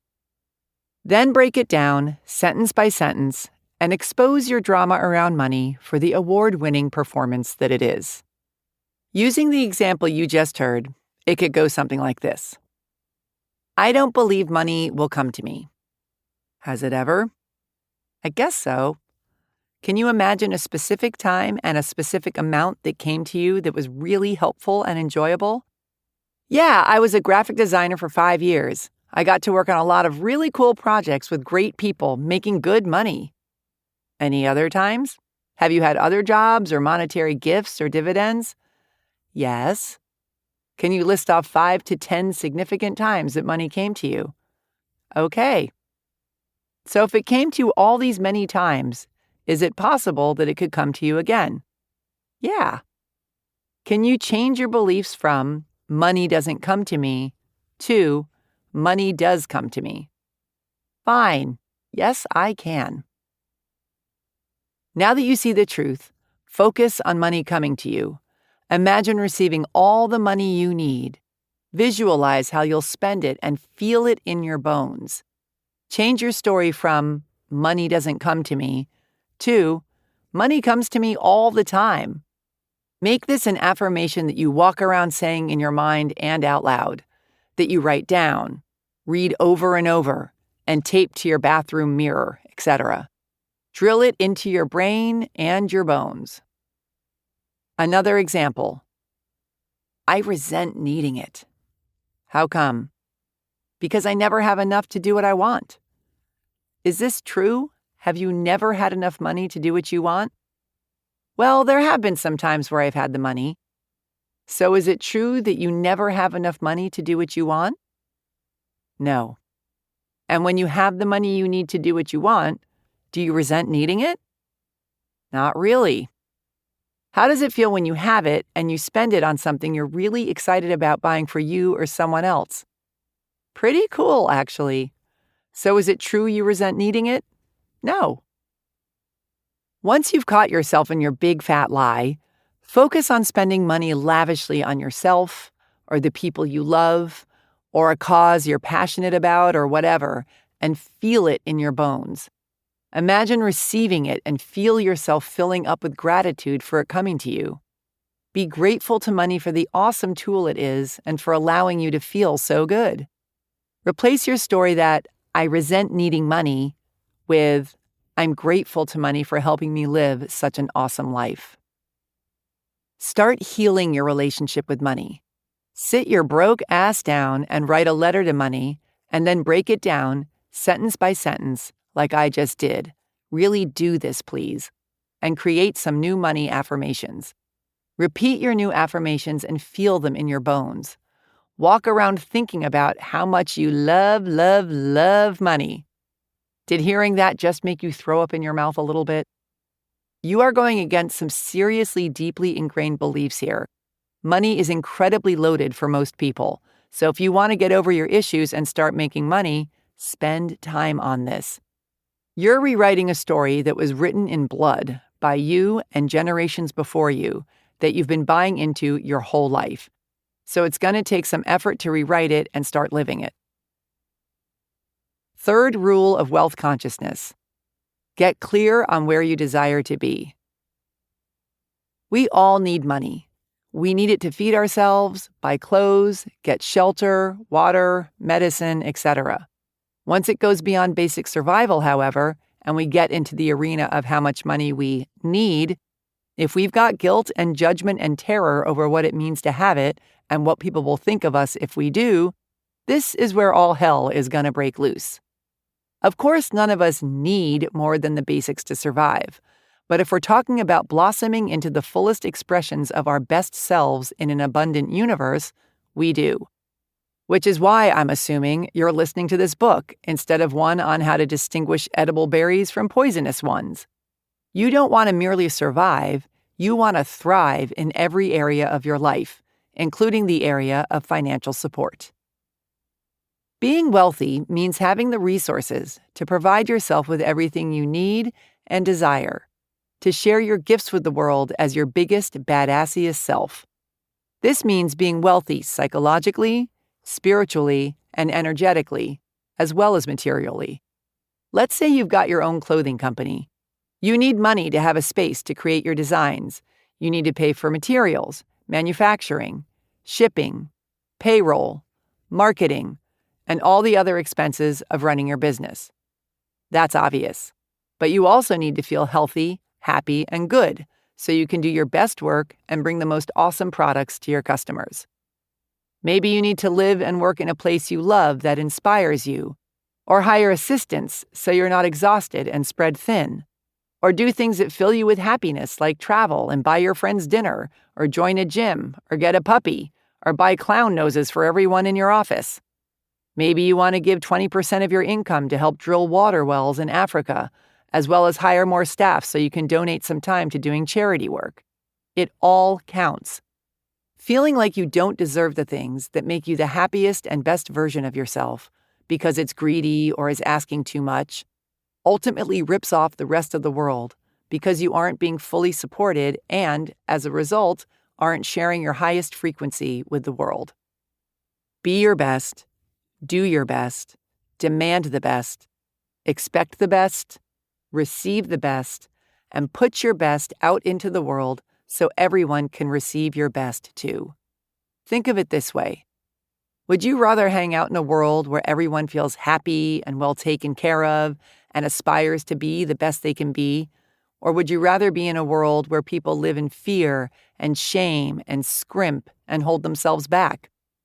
What would each scenario do to your energy? One of the best things you can do to improve the world is to improve yourself. It's a grassroots effort. So if you need money to improve your life, get over it already and go get yourself some. Because this isn't just about you, okay? In order to go get some money, get very clear on what kind of life will make you truly happy. And be honest. What kind of experiences and possessions will support you in the work you want to do and in the kind of life you'd love to live? If you're truly happy living a simple life in a yurt, surrounded by people you love, trading little trinkets you carved out of cow bones for food, and making just enough to get by, that's one thing. But pretending you don't want more than you already have because you can't afford it or feel guilty and pretentious for wanting it, that's another. That is called being a weenie. Determine what your personal, truest version of success looks like. No comparing yourself to others, please. Figure out how much it will cost, and then set out with steadfast determination to manifest the money you need to create it. Fourth rule of wealth consciousness: raise your frequency. Money on its own means nothing. A $100 bill sitting on a table is a piece of paper. It's the energy around it that makes it relevant. That one bill could have been slipped into a birthday card from your granny, or you could have stolen it from your best friend when she wasn't looking, or you could have earned it by doing something you loved or by doing something you hated. In each situation, the energy around the money is different. Nothing has any value other than the value we put on it. Similarly, the monetary value we put on things and services has energy.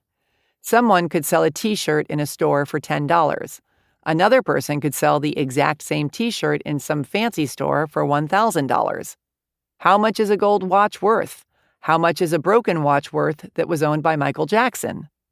It's all make-believe. Or rather, it's all what we make ourselves believe. If we believe we're worth $10 an hour, that's the frequency we'll put out, and that's the kind of client or job we'll attract. If we believe we're worth $1,000 an hour, that's the frequency we'll put out, and that's the kind of client or employment opportunities we'll attract. The key word is believe. You can't be shitting bricks and charging more than you believe you're worth and expect to receive it, and you can't charge less than you believe you're worth and expect to flourish because you'll be pissed off. In order to create wealth, you must bring yourself into energetic alignment with the money you desire to manifest. 3 people can do the same thing for a living. Let's say they're chiropractors, for example. One makes $50,000 a year, one makes $100,000 a year, one makes $1 million a year. Is the guy who makes $1 million that much better than the guy who makes $50,000? And how do you put a price tag on his betterness? Is the way he cracks someone's back $950,000 a year times better than the guy who makes $50,000? He may be more skilled or have more experience, but then again, he may not. But what it ultimately comes down to is his decision of his worth. He is operating at a $1 million frequency, so that's what he's charging and getting. Money is an exchange of energy between people. When you charge your clients from a certain frequency or demand a certain salary, you attract clients and employers who are already at that frequency. You're not putting a gun to their heads. You're not the only person offering these goods and services. They're free to work with or hire someone who's at a different frequency than you are, but they're coming to you. And part of what you offer is the opportunity to meet at your frequency. Lowering your frequency out of fear leaves everyone vibrating at a lower frequency. If it's important to you to offer your services for free or rock-bottom prices for people in serious deep doo-doo, then you can have a charitable leg of your business or some sort of scholarship dealio, or find a patron or get grants or seek another means of income that sustains you while you work for free. But exhausting yourself because you need to work 8 million hours in order to survive because you feel guilty charging what you're worth is real low-level stuff. You ultimately wind up helping fewer people because you're so tired and crabby and less effective. So, where are you at energetically with what you make? And where do you want to be? You can figure this out by getting nice and clear on the kind of life you desire to live, figuring out what you need to be making to manifest this reality, and set about matching your frequency to your desired income. If you're nowhere near where you want to be, keep pushing yourself to raise your prices or seek higher paying jobs. Surround yourself with higher frequency experiences and people. Beef up your education and know-how. Make vision boards of what you want your life to look like. Again, raising your frequency is like developing a muscle. Strengthening it is a process. Fifth rule of wealth consciousness: stay in shape. You must keep your frequency high and your belief in limitless possibilities strong to manifest your dream house or your goal of going to the Olympics or to call in your soulmate. Otherwise, you run the risk of sliding backward into having your father's cagey relationship with money, or your mother's terror of being visible, or your divorced parents' mistrust of intimacy. When it comes to being mighty about money, one of the best ways to do this is to read wealth consciousness books. All the time. Over and over. My two staples have always been Think and Grow Rich by Napoleon Hill and The Science of Getting Rich by Wallace Wattles, listed at the end of this book. But there are plenty others out there. Find some that work for you and read them for at least 30 minutes every single day. Surround yourself with inspiring people who don't think money is bad and those who either already have it or are intent on making it. Watch your thoughts and your words. Make a conscious effort to keep your positive financial mindset strong and unwavering. Get into reality about how much you want to make and why. There are countless ways to make serious money, and depending on what business you're in, they will obviously vary, but there are some general rules that apply across the board. Start by thinking about the life you'd love to live and why. Figure out exactly how much money you need to manifest to make it happen. If you don't know how much it would cost to build your dream house, do the research. If you want to travel, figure out where and by when, and do the math on exactly how much it will all cost. If you want a lifestyle where you eat out more and wear nicer clothes, crunch the numbers. How much money do you now need to make per year, per month, per hour? The universe responds to details. The universe responds to energy. The universe responds to badasses. There's a big difference between walking around saying you want to make $1 million a year and having crystal clear intentions, fierce desire, and hell-bent action towards specific goals. Make a list. Be super specific about exactly what it is, how much it will cost, why you want it, how it will make you feel, etc. You need to be in a full-on lather about it and want it so badly that it's not negotiable. It will and it must happen, regardless of how long it takes. Decide what it is you want and write down the exact cost. Make it urgent. Ever notice how when your rent is due in a week and you have no idea how you're going to pay it? Or if you really need a specific amount of money for a specific urgent purpose, like getting a throbber of a rotten tooth pulled, that you always manage to somehow figure out how to get the money just in time? Usually a check that you had forgotten about arrives in the mail, or an unexpected freelance job comes in, or you suddenly develop the nerve to ask somebody for a loan, or you sell grandma's jewelry, or you compete with the 5-year-old selling lemonade down the street and make a killing. You shift from wasting your time whining and worrying because you're suddenly too busy making it happen. This is the power of clarity, urgency, not screwing around. The money is there if you really, truly desire it. It's just a matter of being so serious about it that you don't stray from the path of manifesting it, no matter what gets thrown in it. The trick is to treat your dreams with this same urgency and determination. It's one thing to kick ass when your back is against the wall and you've got to come up with your kids' tuition, and quite another to create self-imposed urgencies so you stay the course until you've created your dream life instead of settling back into the big snooze. You need a sense of urgency to keep from dropping the ball when it gets difficult and sliding down into thinking, screw it, I'm fine living next door to a kennel full of barking dogs. It's nothing getting some earplugs and boarding up my windows can't fix. Instead of being in reaction mode, it's about being in action mode. It's about no longer acting like a victim, letting your circumstances control your life, and instead acting like a superhero, creating a life that has you waking up in giddy disbelief that you get to be you. A great way to psych yourself into up-leveling is by raising your bottom line. So often we take the massive leaps of faith only when we have to, when we need to put out some sort of fire, aka pay off some huge bill. Because this is about changing you, not just about changing your income, why not decide to be the kind of person who always has a certain amount of money in the bank? Be someone who's not in struggle and panic and constantly behind the 8-ball. Come up with a figure and decide your account will never go below it. Make it non-negotiable. For example, if you decide that you'll always have $2,000 in your checking account and refuse to see your balance go under it, it'll light the fire under your ass to generate income the second you get close to dipping below it. Or decide that you'll always donate 10% of what you make to charity, no matter what. Make a new bottom line. Get yourself out of struggle by changing your mindset and being conscious of how you deal with, generate, and receive your money. Envision yourself with this money and the specific things and/or experiences it's going to provide.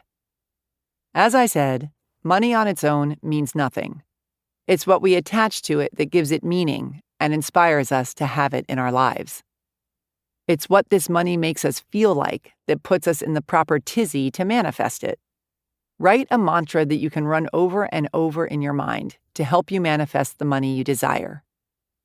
I see myself making $150,000 by December 31st by being an accountant and serving 30 new clients in the best way possible. I'm so grateful for this $150,000 by December 31st that allows me to take my family on a vacation to Bali and renovate our kitchen and donate money to build schools in Kenya. I see myself in the jungle with my kids and my wife. We're staying at my favorite hotel in Ubud. I feel so happy for being able to give my children this incredible, life-changing experience and for bringing my wife such joy. I can also see the kitchen and how happy it's made my wife to finally have it. I see the faces of the kids in Kenya as they write on the chalkboard in the school I've helped pay for. I feel such joy from being able to make a difference in their lives. I'm so grateful for this $150,000 that I will make by December 31st. I see the awesome clients I get to work with who are more than happy to pay me $100 an hour for my services. This money is mine. It is on its way to me now. I see it in my bank account, and I am so grateful for it. Write one that makes you feel invincible. Read it over and over every day. See it and feel it and become a crazy person about it. I know, this sounds like a pain in the ass, but do it anyway because trust me, it works. Tame, vague goals are the best way to live a tame, vague life. If you want to knock it out of the park, you need to know exactly what you're shooting for and be so excited about it that you're almost annoying to yourself. Take hell-bent for glory action. Do every single thing you can think of to manifest this money and new lifestyle. If you've got your own business, what new programs could you offer, or what new products could you sell? Can you raise your prices? Leverage your time? Sign on bigger and fancier clients? Sell more to the clients you already have? Pick up a part-time job? If you work for someone else, ask for a raise or look for a new job that pays more. Listen to everyone around you with new ears. Is there an opportunity for a new, better-paying situation there that you may not have noticed before? Is there a position you can create or suggest that would get you at your desired income level? Continue to do everything humanly possible to magnetize it to you, and then surrender to the universe and be on the lookout for something unexpected to come in. An inheritance, someone who wants to pay you for your expertise, a brilliant idea that you'd normally pass over as too out of the question, or a conversation between two people looking for someone just like you to help redesign their new offices. Look for some opportunity or person to make an appearance that's not in your usual path of income. You're leaping into a new reality here. It's not your job to know the how. It's your job to ask for what you want and wait to discover the how, then take action. When the unexpected money or the new job or the big client comes in is up to the universe. It can literally happen immediately, or it can take years. Your job is to do everything you can to manifest it and have unshakable faith that the universe is moving it toward you in perfect timing. Get mentoring. Surround yourself with people who know more than you do. Read about them, study them, hang out with them, and hire them. Be on the lookout for the perfect coach or mentor or book or seminar, because when the student is ready, the teacher appears. Pay attention to who and what flies in your radar and learn as much as you can from them. Love yourself, and you will have it all. A decade of badassery. Cody E's success story.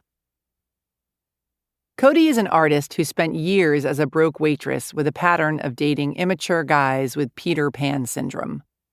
Her boyfriends tended to be very sweet and fun, but not the grown-up, take-charge kind of men she truly wanted.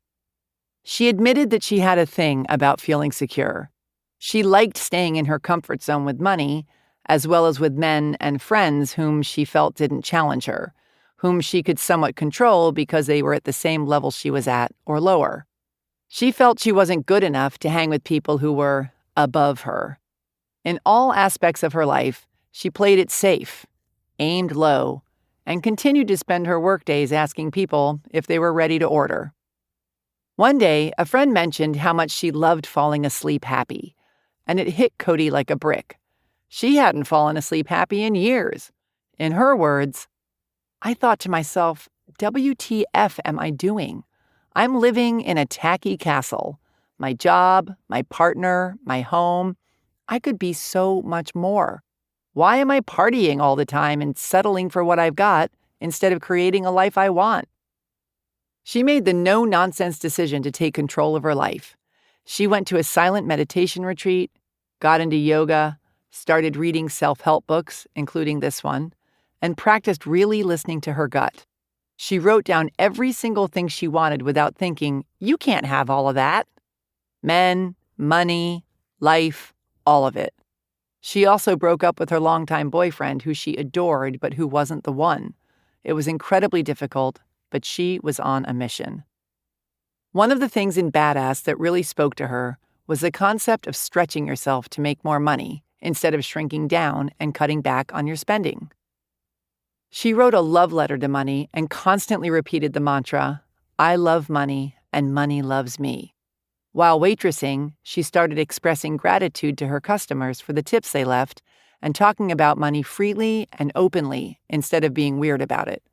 She also latched onto the concept that done is better than perfect, got over her fear of showing her art publicly, and started posting it on social media, something she'd never done before because it scared the bejeepers out of her.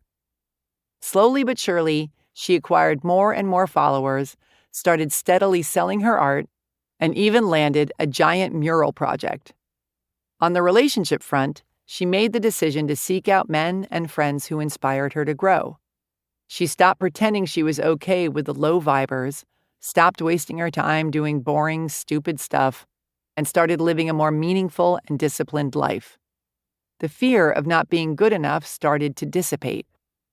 She used visualization techniques from Badass, think hanging poolside with the president, chapter 11, and focused on taking joyful action. If it wasn't fun and didn't feel good in her gut, she didn't do it. One night, instead of partying with her coworkers after work, she went to the restaurant down the street by herself for dinner, something she never did. A fun group of people who often came into her restaurant showed up and invited her to join them. They pushed a bunch of tables together, and one of them, a confident, handsome man, picked up the check for everyone. He came into her restaurant the following week, and they started dating.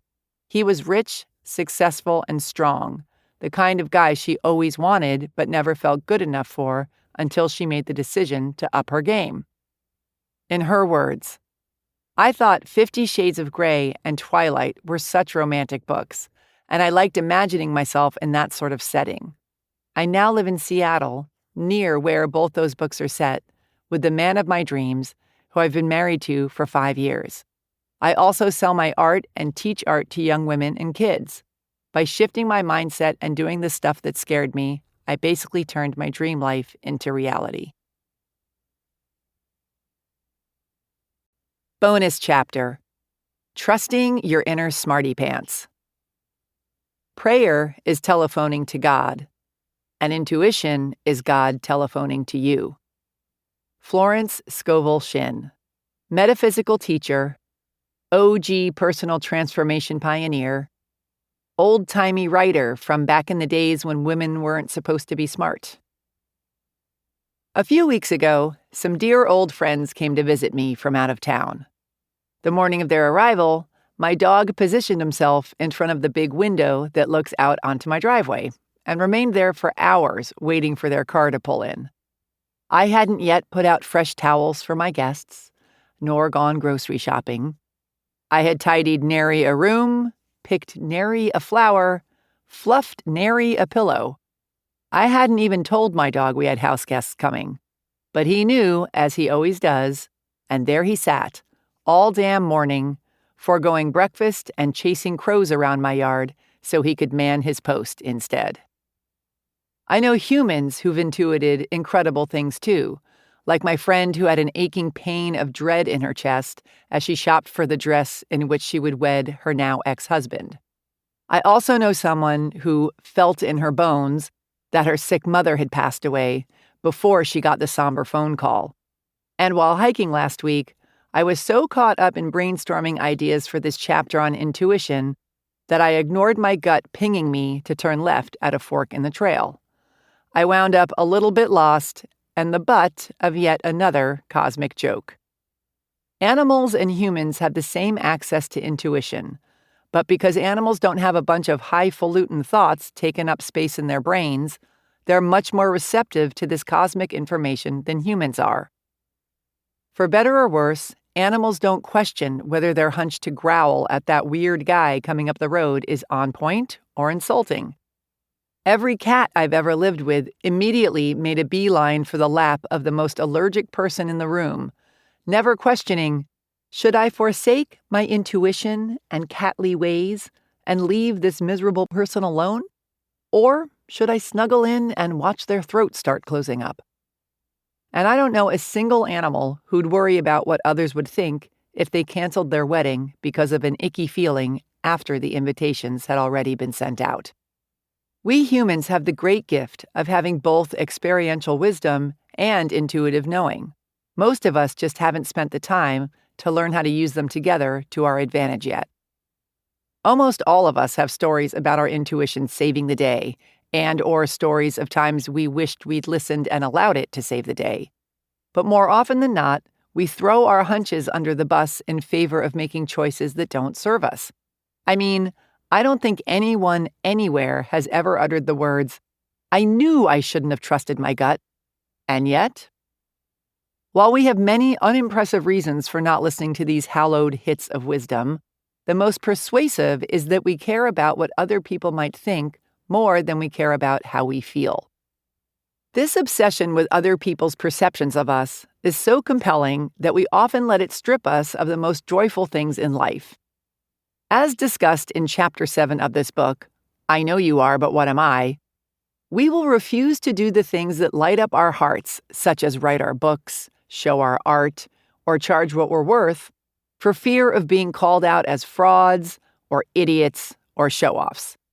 In much the same way, we will also ignore the intuitive hints that universal intelligence drops into our laps if they go against what's considered rational, appropriate, or intelligent behavior by other people.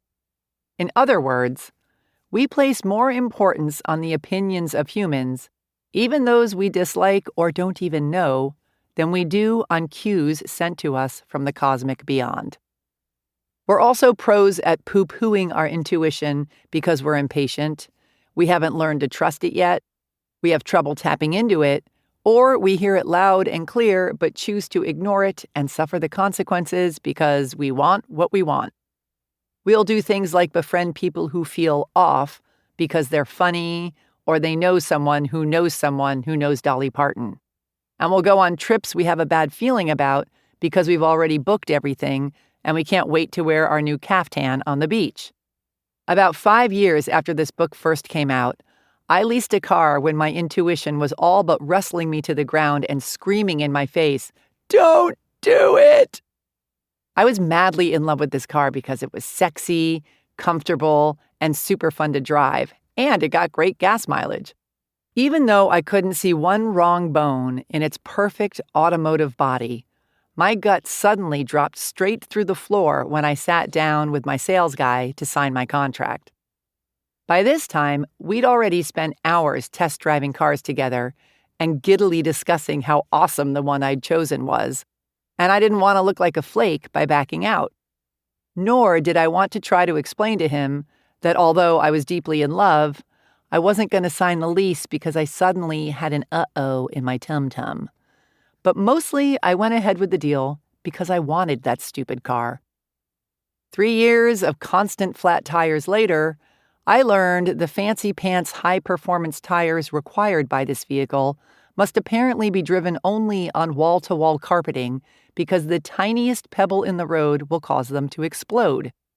When my lease was up, I returned my beautiful car with many thousands of my contractually agreed-upon miles still undriven for fear of getting stranded with a flat, a first-name basis relationship with the fine folks down at Discount Tire, and a commitment to never ignore my gut again.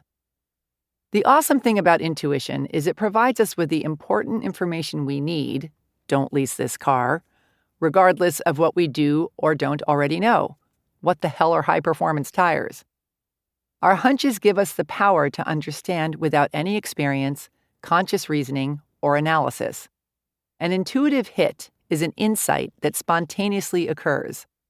It's a feeling that something is true without evidence or proof, or sometimes even the tiniest clue about what we're doing. Intuition is basically universal intelligence whispering in your ear, "Follow me, I'll show you the way." Intuitive hits come in many forms. Sometimes they reach you through emotions. I suddenly felt so sad when I thought about eating that piece of cheesecake that I couldn't bring myself to do it, said the only lady at the party who didn't get food poisoning. Some people hear a little voice in their heads, like my friend who was mysteriously urged to keep an old book that she'd tossed in the garbage while purging her storage closet. When she followed her hunch and fished the book out of the trash, she found folded within its pages some documents that she'd been desperately trying to find for ages.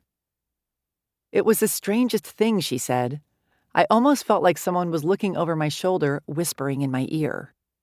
Intuition can also take the form of a physical nudge, like a thud in your stomach, a burning in your heart, a tingling in your hands, a tightening in your chest, dizziness, nausea, goosebumps, raised hairs on the back of your neck, or a certain alertness, a sort of spidey sense, if you will, like, "There was just something about that guy that gave me the heebie-jeebies. I disliked him immediately." Most people talk about feeling it in their guts when it comes to hunches, but there's no right or wrong way to feel them.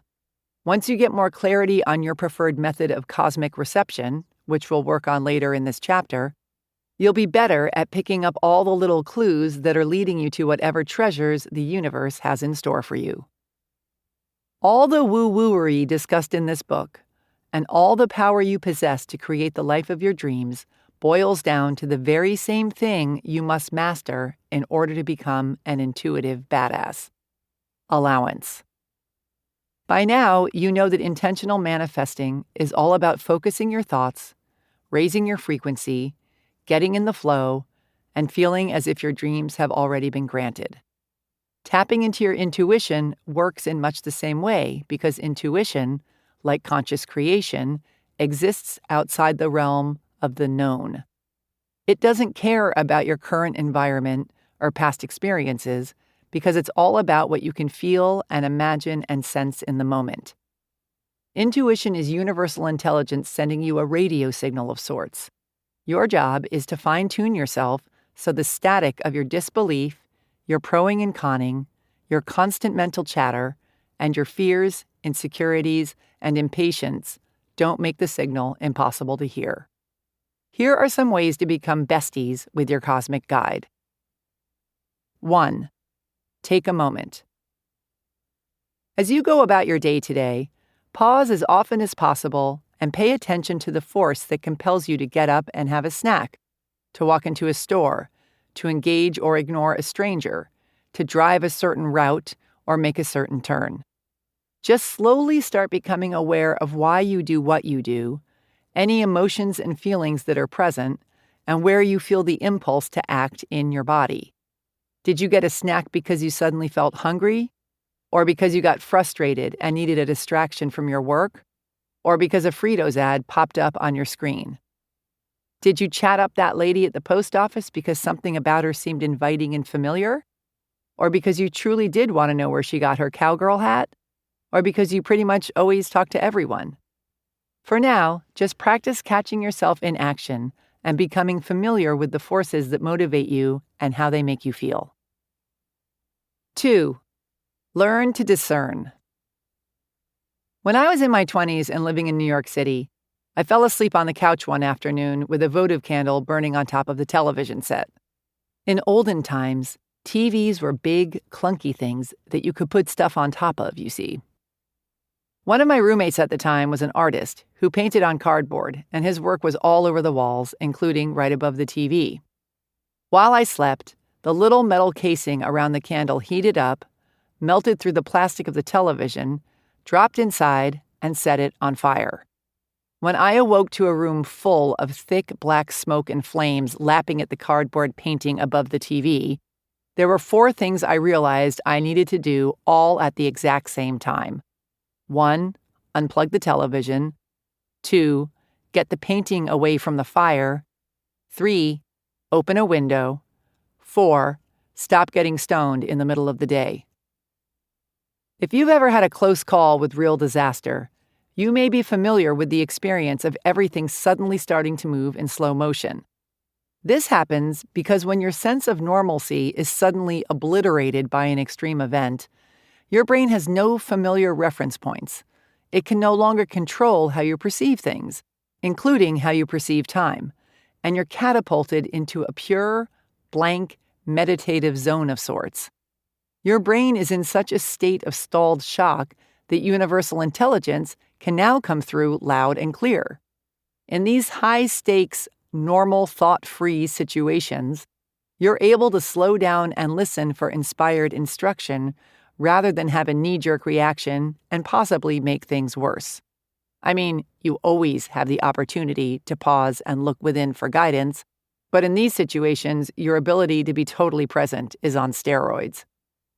In my case with the burning TV and room full of black smoke, the couch was right by the window, but in my slow-motion pause, I got the hunch to leap across the room and unplug the TV first, then yank the painting off the wall, and then open the window, letting in a gust of wind that might have been real bad news had I done that step first.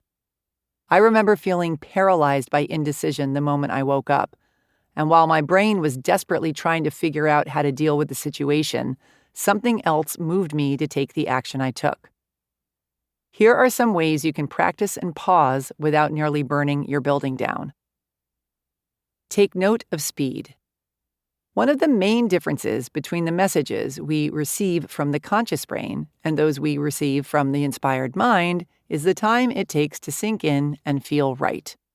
Our brains are used to thinking things through, comparing and contrasting, and reaching back to past experiences for guidance, which can slow things down quite a bit. Our inspired mind, when we're tuned into it, offers up the goods instantly. As you practice strengthening your intuition, one of the keys to figuring out where your impulses are coming from is noticing how quickly they reach you and sink in. Both your brain and your mind can send out an impulse in an instant, but if you get a hit and it keeps modifying itself, or you begin to analyze it to make sure it's right, it's from your brain. If you get a hit and you feel it's right without having to pro and con it to death, it's most likely intuition. Practice paying attention to how you feel physically and emotionally when you get a proven intuitive hit. The more aware you are of where your particular intuitive landing pad is, the easier it'll be to recognize it when it shows up again. For example, if you're trying to figure out if the twinge of fear you felt when your friend invited you to join her for a boat ride is your intuition kicking in to save your life, or if it's your age-old terror of sharks clouding your consciousness, make note of what ends up happening. If you listen to your hunch and don't end up going out on the boat, how do you feel? Do you feel like you missed out? Do you feel relieved? If you do go and nothing bad happens, it's your brain. If you do go and you get eaten by sharks, congratulations, you may be an intuitive genius. Look for patterns of thought. If you tend to constantly worry about your kids, and you get a feeling something bad is going to happen to them every time they get into a car, it's probably your brain. If you're not even thinking about your kids, and a ping comes out of nowhere alerting you that one of them is in trouble, that could be an intuitive hit you want to investigate. Pay attention to what's going on around you that might be influencing your thoughts. For example, if you're at a party and everyone's sitting around telling ghost stories, and when you get home and head up to bed, you get a hit that something creepy is about to happen, chances are excellent it's just your brain messing with you. We get so much input from so many places, we often don't even realize what we've taken in. As you practice feeling into your hunches, ask yourself if each one has been influenced by something you've seen or heard to discern if it's coming from the outside world through your brain or from your inner wisdom through your mind. The more you practice feeling into your hunches, getting familiar with where they appear in your body, and noticing what influences you're under, the stronger your relationship with your intuition will become. 3. Meditate. When it comes to becoming buddies with your intuition, there's really nothing as helpful as having a good, solid meditation practice. Quieting your brain helps you become familiar with your thought patterns, so when they show up masquerading as intuitive hits, you can more easily bust them. Simply notice any repetitive thoughts while you're sitting and then let them go. Meditation also helps you feel what it's like to be in harmony with Source. When you get into a meditative state and connect with Source, notice the quality of that feeling. Notice where and how you feel the energy in and around your body. Are you buzzing? Are you relaxed? Do you feel like water or light or fairy dust is rushing through you? Is it different every time? Do you feel nothing? Again, Just make a quick note of what your connection to source feels like so you can more easily recognize it as you go through your day. Meditating daily also strengthens your ability to pause throughout your day, disengage from the thoughts that are spinning around in your head, and allow universal intelligence to come through and make your life easier for you. Another way to use meditation to strengthen your intuition is to ask a question at the beginning of your session. Let's say the question is, "What should I get my dad for his birthday?" As you sit in silence, push all thoughts out of your head about how impossible he is to shop for, or how he never even used the mugs you got him last year, which you wish he'd just give back to you already because they're awesome and you'd use the crap out of them. Get quiet, let the question itself float away, along with all your thoughts, and just notice what images, impulses, or ideas float into your awareness. It doesn't matter whether it has anything to do with the perfect gift. Just notice the information you receive and write it down when you're done. Then see if all the input pieced together leads to a clue or sparks any brilliant ideas that will help you get the perfect gift for the guy who has everything. 4. Raise your frequency. The higher you fly, the fewer clouds you experience. Get ye to the spiritual gym. Focus on thoughts that feel good to you and be in gratitude often and tearily. Intuition is as high frequency as it gets, so if you want to party with it, take the time to get in sync with it vibrationally. 5. Let it go. Have you ever had one of those situations where you need to make an important decision and you're desperately flailing about, ping-ponging between two choices like, should I start my own business or go to grad school? You get quiet, drop in, cozy up to source, and blindly feel around the bottom of your stomach for a clue, and nothing. Time is slipping away, you're starting to freak out, and your intuition's just sitting around somewhere with its feet up on a table, cracking jokes with its pals, enjoying a ham sandwich. This is the moment where you need to think about something else entirely. You're focused on your desperation and lack of clarity, and the energy of these negative thoughts is blocking the intuitive hits that you're trying to coax out of the ether from reaching you. What you focus on, you create more of, and what you resist persists. So put down your panic and go watch a movie or take a nap or do a crossword puzzle. It's like when you're trying to think of a good joke or your own damn phone number. Hello? Anyone else? Or the name of the guy you camped with that one time in college. And later that day, you're on the phone with a friend discussing potato salad recipes and bam! Pat Gorman! That's the guy I went camping with. I knew his name had a P in it. Chill out, relax, stop obsessing about not knowing the answer, and allow what you're looking for to come through. 6. Write down your hunches and see if you're right. Here's a fun little exercise to work out ye olde intuition muscle. Keep a notebook around, and every time you get a hunch, document what information you received, how it feels in your body, any emotions that come up, and what you're thinking, looking at, listening to, or talking about when it hits. Then see if your hunch pans out or not. The more familiar you become with the details of how you receive real intuitive hits, the better you can become at hearing them, trusting them, and preparing yourself to coax them in. 7. Go on a treasure hunt. This tip is one of my personal favorites. Choose a chunk of time, anywhere from the next 30 minutes to the entire time you're at lunch with your pals to the whole day, and set the intention that you're going to follow your hunches only. No thinking, no analyzing, just blindly trusting your impulses and seeing what pans out. You never know. The sudden, bizarre urge to go clean the snow off your windshield could lead you to discovering that the glass is cracked, so you take your car to the body shop and meet the love of your life while standing in line. Again, pay attention to how each impulse feels and where it leads, and strengthen your familiarity with your inner knowing. 8. Let your brain in on the fun. Now that I've spent an entire chapter bad-mouthing the brain, I'd like to apologize and offer it a seat at the table. Lest I seem to suggest otherwise, this tapping into source and using it to enhance our lives isn't a popularity contest between our conscious brains and our intuitive minds, but rather a partnership. We live in such a proof-obsessed culture that something as unquantifiable as intuition is often disregarded as immature, untrustworthy, stupid, dangerous, or hocus-pocusy, until you wind up making millions intuitively investing in slap bracelets, and then suddenly everyone wants to go for a ride on your broom. My intention here is not to lambaste our brilliant analytical minds, but rather to give our dear old cosmic messenger the spotlight for a change.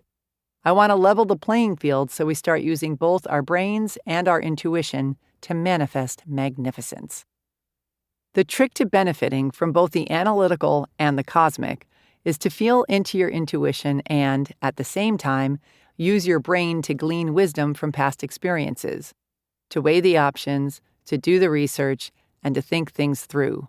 Basically, do all the stuff brains are great at while not falling prey to the limiting beliefs they so love to roll around in. Our brains exist in the realm of the known and are often limited from going beyond what is due to fear, overthinking, and lack of imagination, while intuition is the gateway to limitless possibility. The brain has the smarts to build the rocket ship. Intuition is the fuel that blasts it past all obstacles and sends it into a whole new reality. For this exercise, please get a blank sheet of paper, write to-do list at the top, and sit there quietly until the ideas start to flow, and then write them down. Put everything that comes to mind on this list, not just the tasks you need to get done, but feelings you want to feel, everything from updating the photos on your website to getting along better with your teenager. Write down next to each task how the thought of doing it makes you feel, and then pick the one task that feels the most fun and/or important. Then get quiet and ask your intuition to give you 3 actions you can take today to help you accomplish it. Immediately write down whatever pops into your mind. No thinking, please, no matter how out there or unrelated it may seem. Lie down in the driveway. Call mom. Look up Carl Sagan on Wikipedia. Then act on these hunches, and as you do, continue to write down any more information that your conscious brain and intuitive mind offer up, allowing your brain to keep pointing you back towards the goal if you feel you're straying, and at the same time, trusting any intuitive hits that come in. The goal here is to help you become aware of and capitalize on all the incredible resources you have access to in order to help you create your most awesome life. Feeling and thought are far more powerful working together than either one is on its own. Have fun with this exercise. Practice using your brain and mind together to guide you through your life, and behold the ease with which you now create. Taking the time to develop your connection to your intuition and consistently go where it leads is one of the subtlest and most profound ways to improve your life.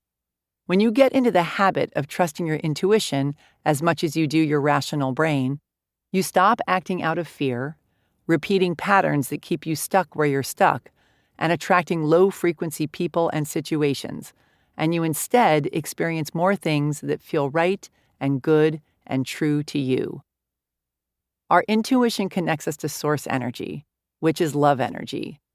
When you tap into and allow source to guide you toward what feels best for you, you're taking a stand for who you are by strengthening your mightiest superhero power, self-love. Being whoever the hell you happen to be takes courage, especially if who you are goes against the grain. To truly thrive, we need to give ourselves the permission and the tools to step into our most authentic selves. Intuition is our innermost knowing. It's the purest, most unadulterated by outside influences usness there is. 9. Love yourself.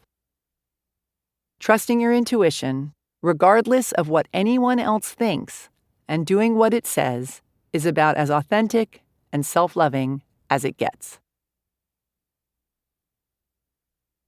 Chapter 25. Remember to surrender. Surrender to what is. Say yes to life and see how life suddenly starts working for you rather than against you. Eckhart Tolle, author, channeler, high priest of being present. Imagine yourself sitting by a window, looking out at a garden on a lovely spring day.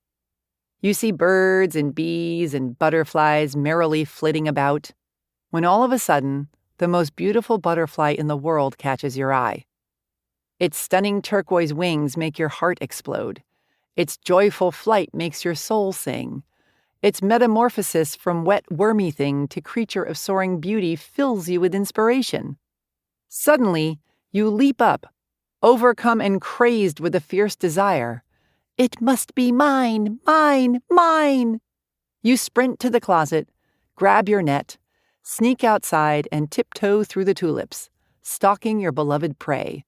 All senses alert, focused, determined, tenacious, swinging your net over your head as you chase your butterfly around the garden.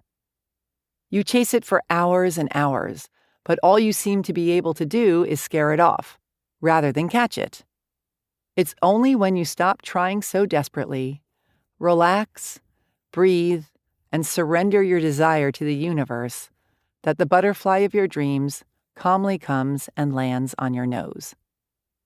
When we want something so badly and are working tirelessly to get it, if we don't surrender, we end up pushing it away instead. There comes a point where we need to hand the job over to the universe. This doesn't mean that we give up or discontinue taking action. This means we let go energetically, release our kung fu grip, and create some space for what we want to come to us. It's about allowing instead of forcing. It's about releasing and trusting that if it's in alignment with our life's purpose, it will come back to us, or that something or someone even more perfect will come in its place. It's about surrendering and letting the universe do its thing while holding faith that our highest desire will come into our lives. Your faith in the universe must be stronger than your fear of not getting what you want. It's like hiring someone to clean your house so you can focus on the other work you enjoy doing. You explain in detail what they're supposed to do, show them where the broom is, tell them you'll beat them to death if they break the ceramic mugs your niece made for you, but you trust them with the job. If you're constantly hovering over them and grabbing the sponge out of their hands, "Here, let me do that," they'll never get their work done and you'll stay in overwhelmed struggle, preventing yourself from reaping the benefits that inspired you to hire your cleaning crew in the first place. Surrendering is the part where you hand the job over to the universe. What often happens is that, regardless of our best intentions and hard work, we're trying to control our circumstances by using our limiting beliefs and old patterns.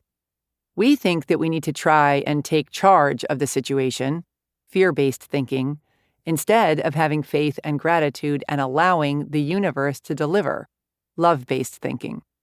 In short, we think we can do a better job of manifesting than the universe can. Imagine that someone invites you to a party. They're all excited about their big old rager, are fully certain that it's going to be awesome, and are truly delighted by the thought of having you come. They extend the invite with much glee and merriment and a deep desire to see you there, but with zero pressure. They know if you come, it will be awesome. They know if you don't come, it will be awesome. Their party is going to rock. They believe this in their hearts. It is the truth. Now, imagine that someone else invites you to a different party. This person demands that you come, acts like their party will be a gigantic failure unless you show up, and reminds you that they came to your last party, so you have to come to theirs. They are whiny, manipulative, controlling, a big fat drag. They know they can have an awesome party and really believe they can, but have decided that it all depends on you coming. Both people can do the same exact thing to prepare: decorate their houses, buy the cheese plates, get the booze, order the ice sculptures. But one person is much more likely to manifest what they want, you showing up and actually wanting to be there, than the other because they have surrendered. Surrendering isn't about what you do, but who you're being as you do it. Your life is your party. You get to choose how you invite people and experiences and things into it. If you're broke as a joke, it's not about working until you're half dead to make ends meet and whining about your pathetic situation. It's about showing up every day with an excellent attitude, doing your best, leaning back, celebrating what is, and steadily working with the grateful expectation and belief that the universe is sending you a new, more lucrative opportunity. If you're single, it's not about boo-hooing the fact that you can't find someone good or half-heartedly forcing yourself to go on a million dates. It's about keeping your desire strong and your faith unwavering, brushing your hair and teeth, leaving the house, flirting your ass off, joyfully going about your life, and being grateful that not only is the person you're seeking also seeking you, but that the universe is conspiring to bring you together. Doubt is resistance. Faith is surrender. Worry is resistance. Joy is surrender. Control is resistance. Allowing is surrender. Ridicule is resistance. Believing is surrender. Energy needs to flow or else it stagnates. Surrendering puts you in the flow.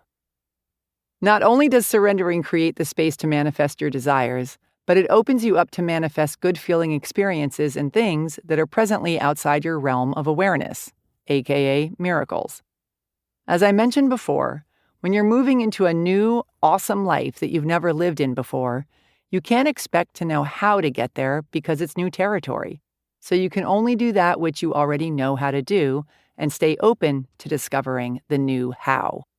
Likewise, you need to be open to the fact that you may not know exactly what your new reality will look like because you've never seen it before. You're only able to envision that which is already known to you.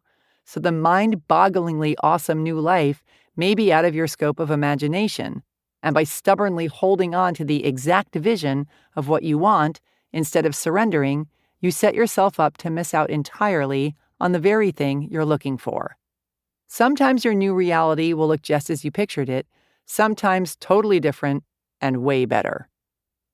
Here's the basic breakdown on how to surrender. Get crystal clear on what you desire to manifest. See it, feel it, taste it, fall in love with it, believe it is already here. Decide you will have it. Inform the universe of your intention by behaving and thinking as if you already have it. Meditate, connect with infinite possibility, your intuition, and source energy. Take hell-bent, joyful, passion-fueled action. Be grateful that it's yours, that it's already here. Breathe, let it go, let it in. When you believe that everything you desire already exists, you are in a natural state of surrender. Surrendering is the free falling backwards into the unknown and trusting that the universe will catch you. And this can't be done from a place of lack or a place of mistrust. Okay, I'm releasing. You better come through, bitch. You have to give it all you've got and totally let it go for reals. You must fall back, have faith, be grateful, and wait. And while you're at it, love yourself. And the mother lode shall bestow her magic upon you. Chapter 26. Doing versus spewing. God will not have his work made manifest by cowards. Ralph Waldo Emerson. Fearless writer, poet, highly skilled spewer and doer. I have a friend who had the word duh tattooed on the inside of her upper arm in homage to the fact that all of our big aha moments are no-brainers. Fear is a choice. I am lovable. Don't worry, be happy. Every time she high-fives or lifts her arm to see if she needs a shave, she gets reminded of how often the sublime lies waiting in the obvious. You know countless of these truisms of which I speak. You've heard them or thought them a million times, but when they finally sink in and you get it, they suddenly become earth-shattering news. An epiphany is a visceral understanding of something you already know.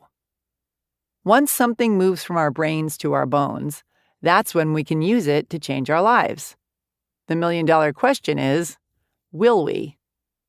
Oh, the years people spend talking the talk, rolling out the shoulds, woulds, and coulds, attending classes, trolling the seminar circuit, and burying themselves in all sorts of shelf-helpery before they finally, if ever, do anything with it all. There's a statistic that says only 5% of people who sign up for something, like a course or a seminar, actually do anything with it. And this includes very, very, very high-priced somethings, not just the money management class at the community college down the road. This is because lots of people wish for change, really, really want it, are willing to invest the time and money into it, but are ultimately not willing to get uncomfortable enough to actually make anything happen, which means they don't want it as badly as they say they do. I tried is the poor man's I kicked butt. People who are successful are not only willing to get uncomfortable, but they know they have to make a habit of it if they want to stay successful. They keep moving through each new challenge instead of stagnating and settling. The muscle of kick-assery is like any other muscle. You have to use it or lose it. If you have one big breakthrough and feel like, I got this, I am on it, and then sit back and wait for your long overdue stream of awesomeness to keep pouring in, you'll lose your muscle mass and fall back to the marshmallow state that you were in before you started working out. Keep moving, keep growing, keep pushing through obstacles, keep evolving. You break through at one level, arrive at the next, and take another step up. Each time you grow, you get to learn something new, which basically means you have to get uncomfortable again. Because when you arrive at a level you've never been at before, you're faced with challenges you've never experienced before. It's a willingness to keep pushing through new challenges, not shrink from them back into your comfort zone, that separates the successful from the unsuccessful. New level, new devil. All life is either moving forward and evolving or shrinking back and dying. If you want to evolve in your own life, you have to push through the obstacles instead of running from them. Obstacles and challenges are the agents of growth. Nobody gets to be large and in charge without facing challenges and moving through them. Birth is messy, painful, scary, uncertain, and freaky. Birth is also a glorious miracle that leads to new life. If you want the new life you say you want, you have to do the work instead of just studying and discussing and wishing and wanting. I recently had a real wake-up call in this department that I'll share with you in hopes that it'll inspire you to do the work and keep the faith no matter what. At the moment, I don't live anywhere, or I guess you could say I live everywhere.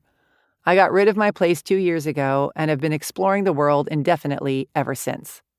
I've always loved traveling, and since all I need to run my business is my computer, a strong internet connection, good cell phone reception, and a sandwich, I decided to put all my things into storage and go for it.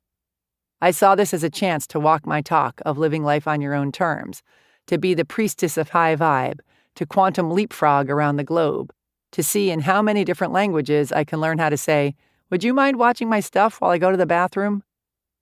My main focus at the moment is mastering surrender.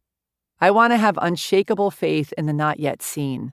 I want to get so comfortable trusting the universe that it becomes second nature, and I can just leap into the void with toes pointed and daisy petals in my wake. Or, at least do it with more grace and ease. Especially now that I'm traipsing around the world, loftily preaching about decision this and let it go that. I, too, would very much like to do instead of spew.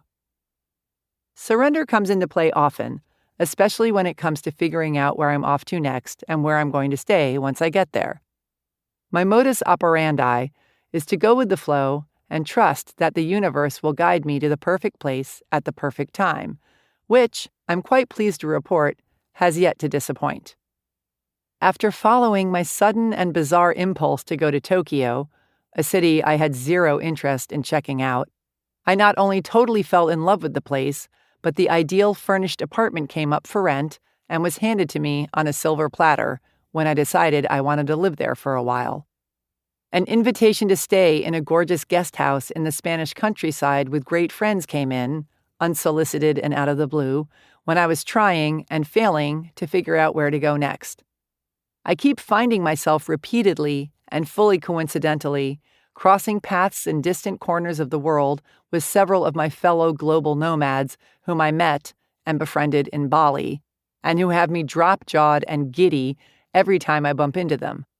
You're in a tiny, remote fishing village wearing nothing but a sarong and a frizzy hairdo in the middle of nowhere, Indonesia, too?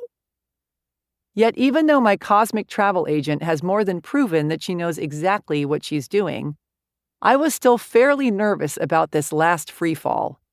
Because this time it wasn't all, just send me anywhere that seems cool, where awesome things will happen to me. Okay? Thanks. I needed to land in the perfect place to write this book. I only had a month left before it was due to the publisher, and I had, quite a bit left of it to write. So I was a tad uptight about the wheres and the whats and the hows.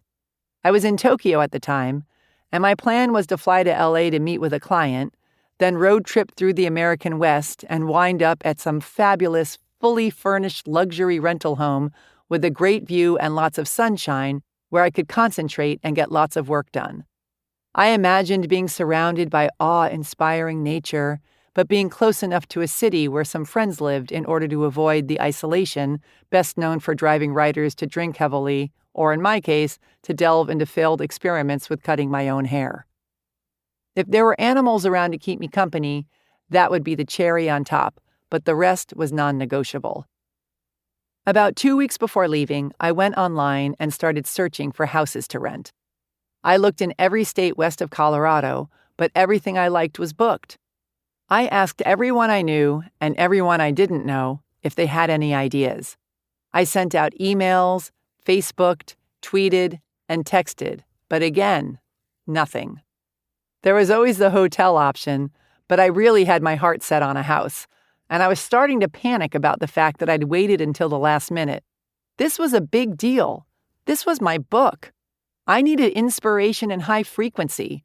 I wanted to look up from my desk and gaze out the window upon an awe-inspiring view of mountains or ocean or rolling fields.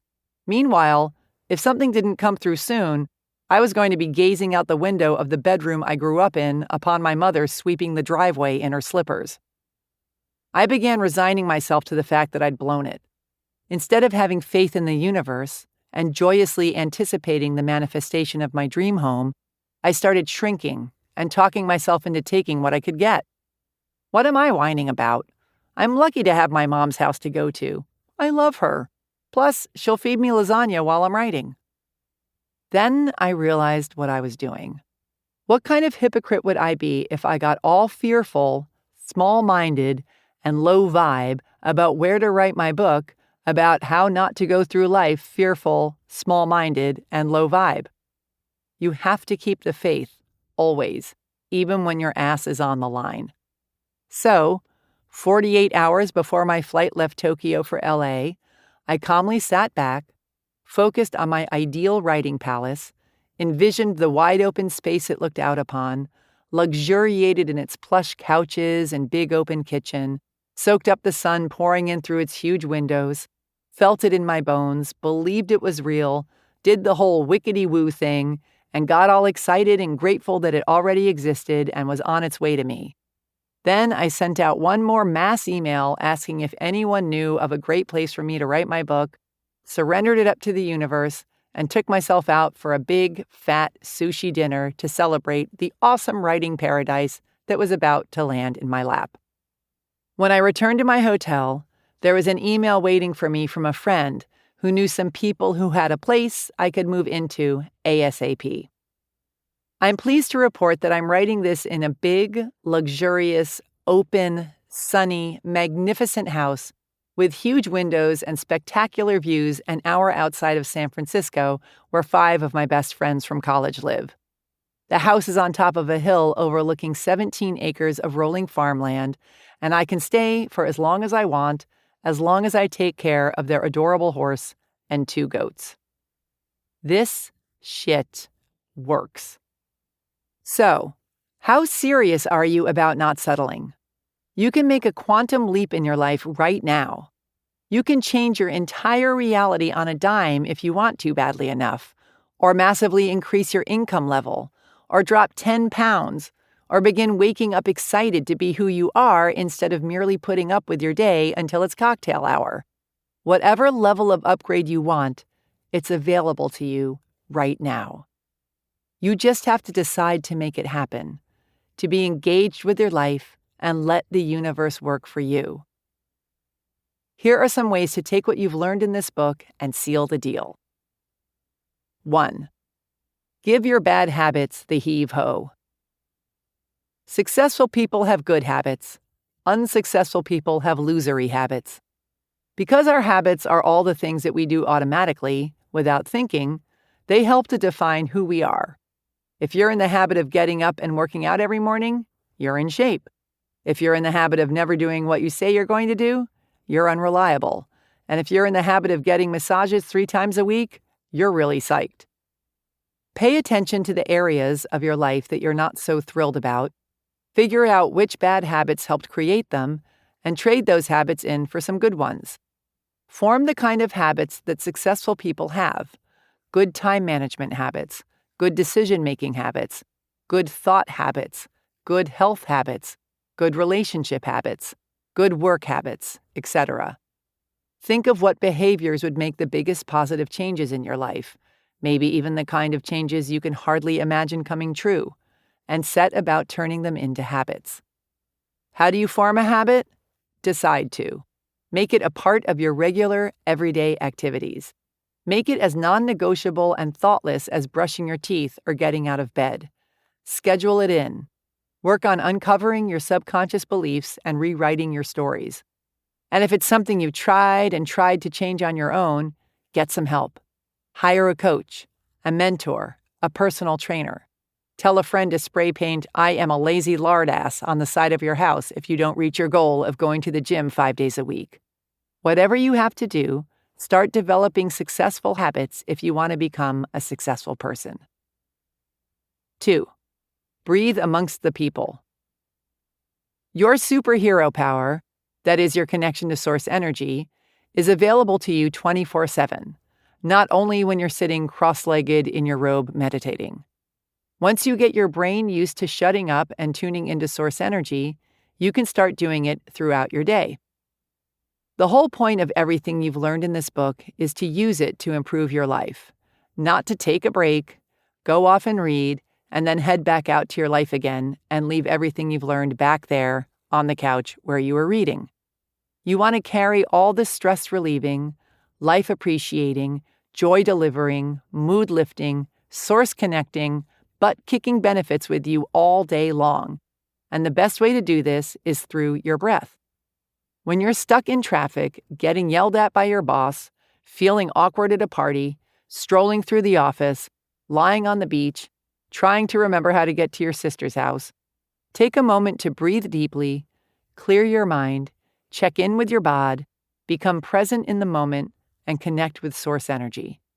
The more of a habit you make this throughout your day, the more you'll see profound, positive changes in your life, both emotionally and physically. And the more gracefully you'll be able to deal with the next inconsiderate jerk who decides to yell into their cell phone while sitting next to you at a restaurant. 3. Hang high. Hang out with people who are kicking ass, and who will make you feel like a giant loser if you're not kicking ass too. I, obviously, can't stress this enough. Who you surround yourself with greatly affects how you see your world and how high you set the bar for yourself. If you hang out with people who constantly whine about how tired, broke, and worried about the economy they are, you'll feel like a hero just for getting out of bed in the morning. Hang out with people who are living on purpose, who meet their challenges with a "step aside, suckers" attitude, who are dating super awesome people, making exactly the kind of money they want to be making, or working toward it, or taking the kinds of vacations they and you want to be taking. And you'll not only see what's possible for you too, but you'll have more incentive to follow suit. 4. Set honest goals.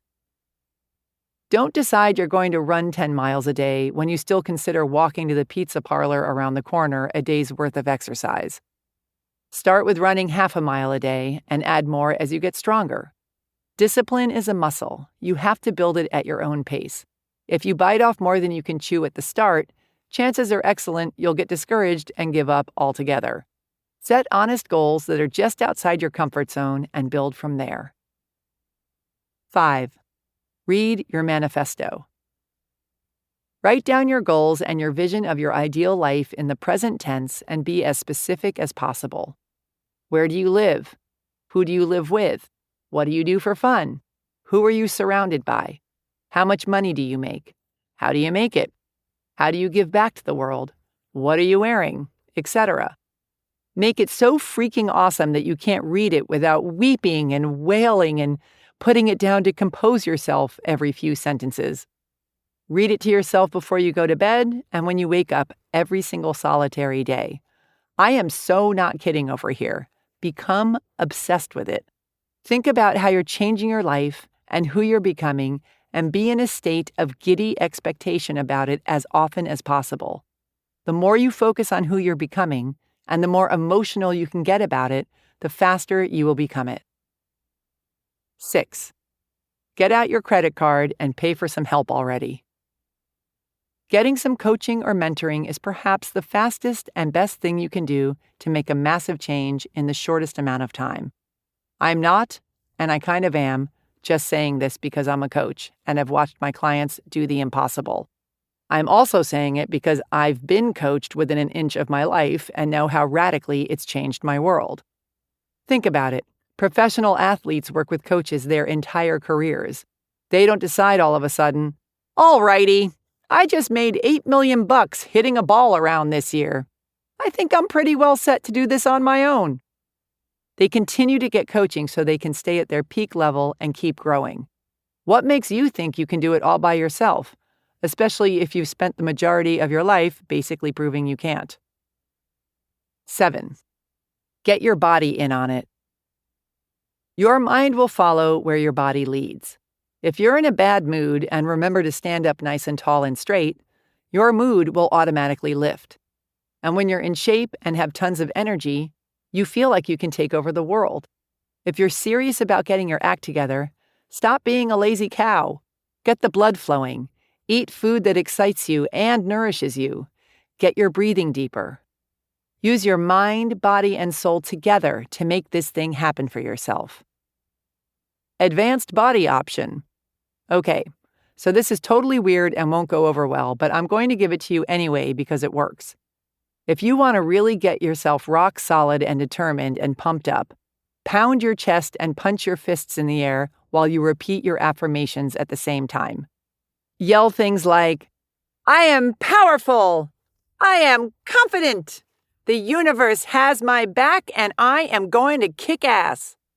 Or whatever your deal is in the affirmations department. Get your body engaged and anchor in the words physically, and your affirmations will have far greater power. The mind and the body are way more powerful together than either one is alone. 8. Use your secret weapons. Make a playlist of songs that gets you pumped up.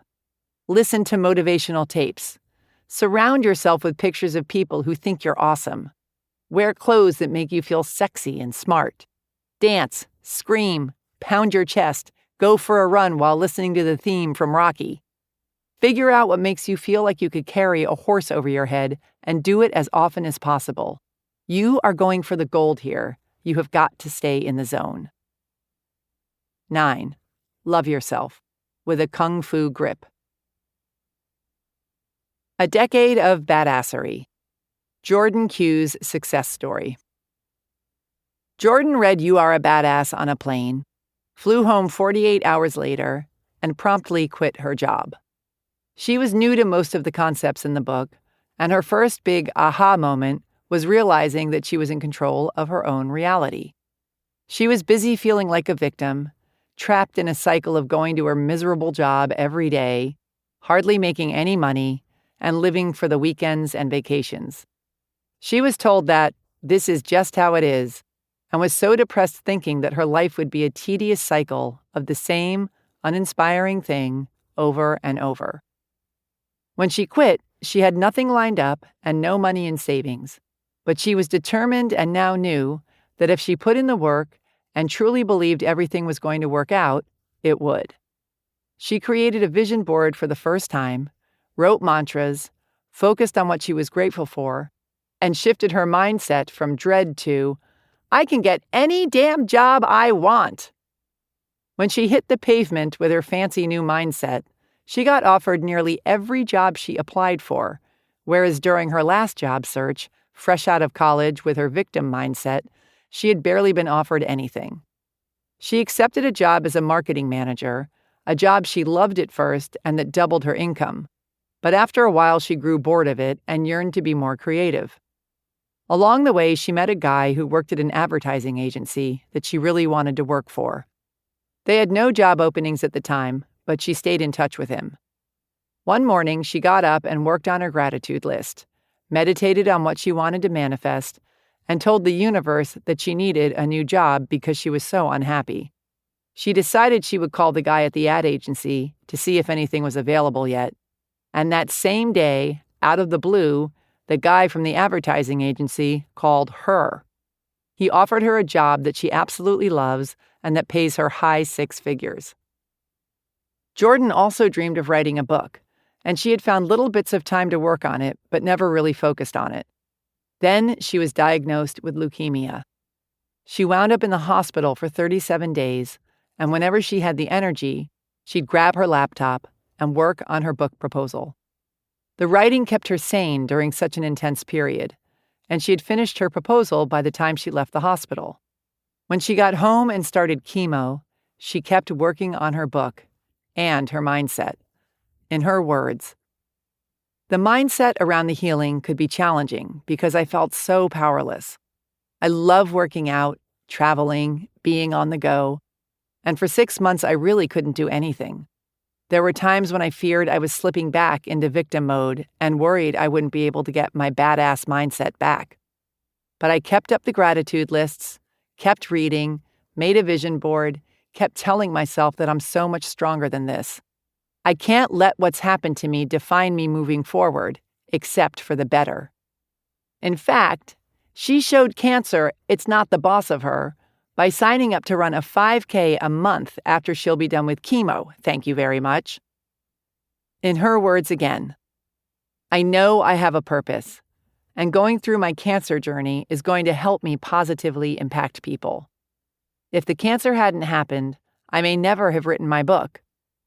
As hard as it's been, I would never choose it, I believe it will lead to something amazing.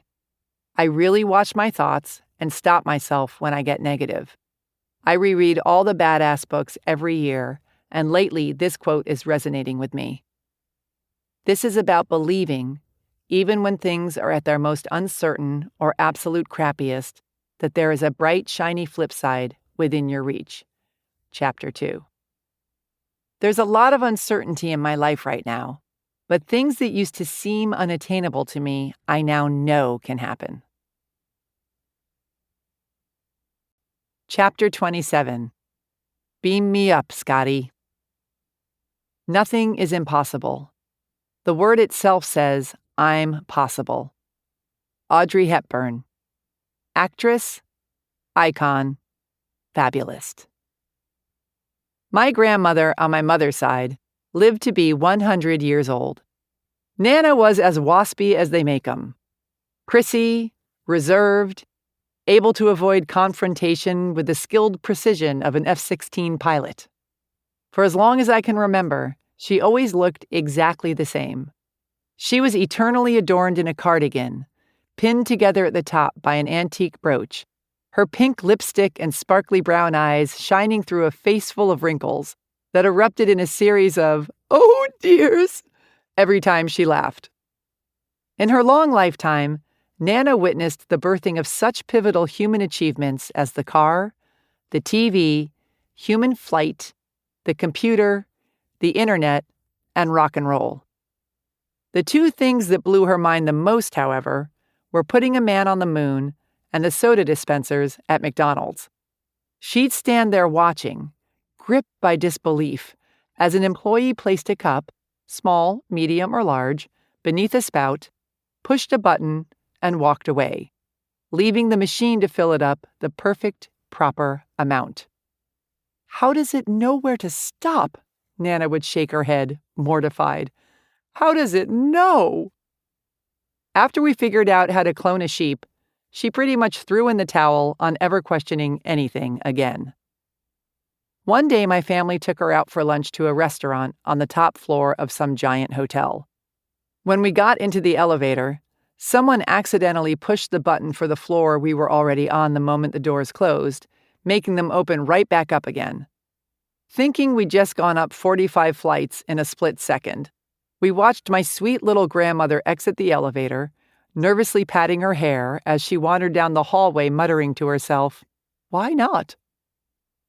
I want to sign off here by encouraging you to pursue your dreams with the same belief that anything is possible as a little old lady in knee-high stockings and sensible heels who was born in 1903 and lived through the most technologically flabbergasting century to date. Whatever you desire to do with your precious life, write jokes, or rock out, or start a business, or learn to speak Greek, or quit your job, or raise a bunch of kids, or fall in love, or lose your flab, or open orphanages around the world, or direct movies, or save dolphins, or make millions, or live in a canyon in a loincloth, believe that it's possible, and that it's available to you, and that you deserve to be, do, and have it. Why not? Give yourself the permission and the means, yes, this includes the money, to be who you are, regardless of what anybody else thinks or believes is possible. Do not deny yourself the life you want to live because you're worried you're not good enough, or that you'll be judged, or that it's too risky. Because who does that benefit? No one. That's who. When you live your life doing the things that turn you on, that you're good at, that bring you joy, that make you shove stuff in people's faces and scream, "Check this out!" You walk around so lit up that you shoot sunbeams out of your eyeballs, which automatically lights up the world around you, which is precisely why you're here, to shine your big-ass ball of fire onto this world of ours, a world that literally depends upon light to survive. You are powerful. You are loved. You are surrounded by miracles. Believe, really believe that what you desire is here and available to you, and you can have it all. Love yourself. You are a badass.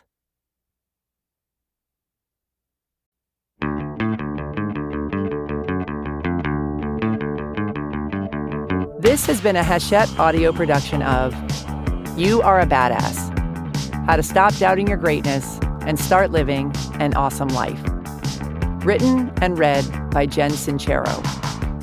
Produced by Tom Meese. Directed by Tiffany Rotash. Recorded by Steven Sincero. Edited, mixed, and mastered by Danny Meltzer. You Are a Badass is also available in print and as an ebook from Running Press, a division of Hachette Book Group. For more Hachette audio productions, visit us at hachetteaudio.com. Thank you for listening. Text copyright 2013-2023 by Jen Sincero. Audio production copyright 2023 Hachette Audio. All rights reserved. Hachette Book Group supports the right to free expression and the value of copyright. The purpose of copyright is to encourage writers and artists to produce the creative works that enrich our culture. The duplicating, uploading, and distribution of this audiobook without permission is a theft of the author's intellectual property.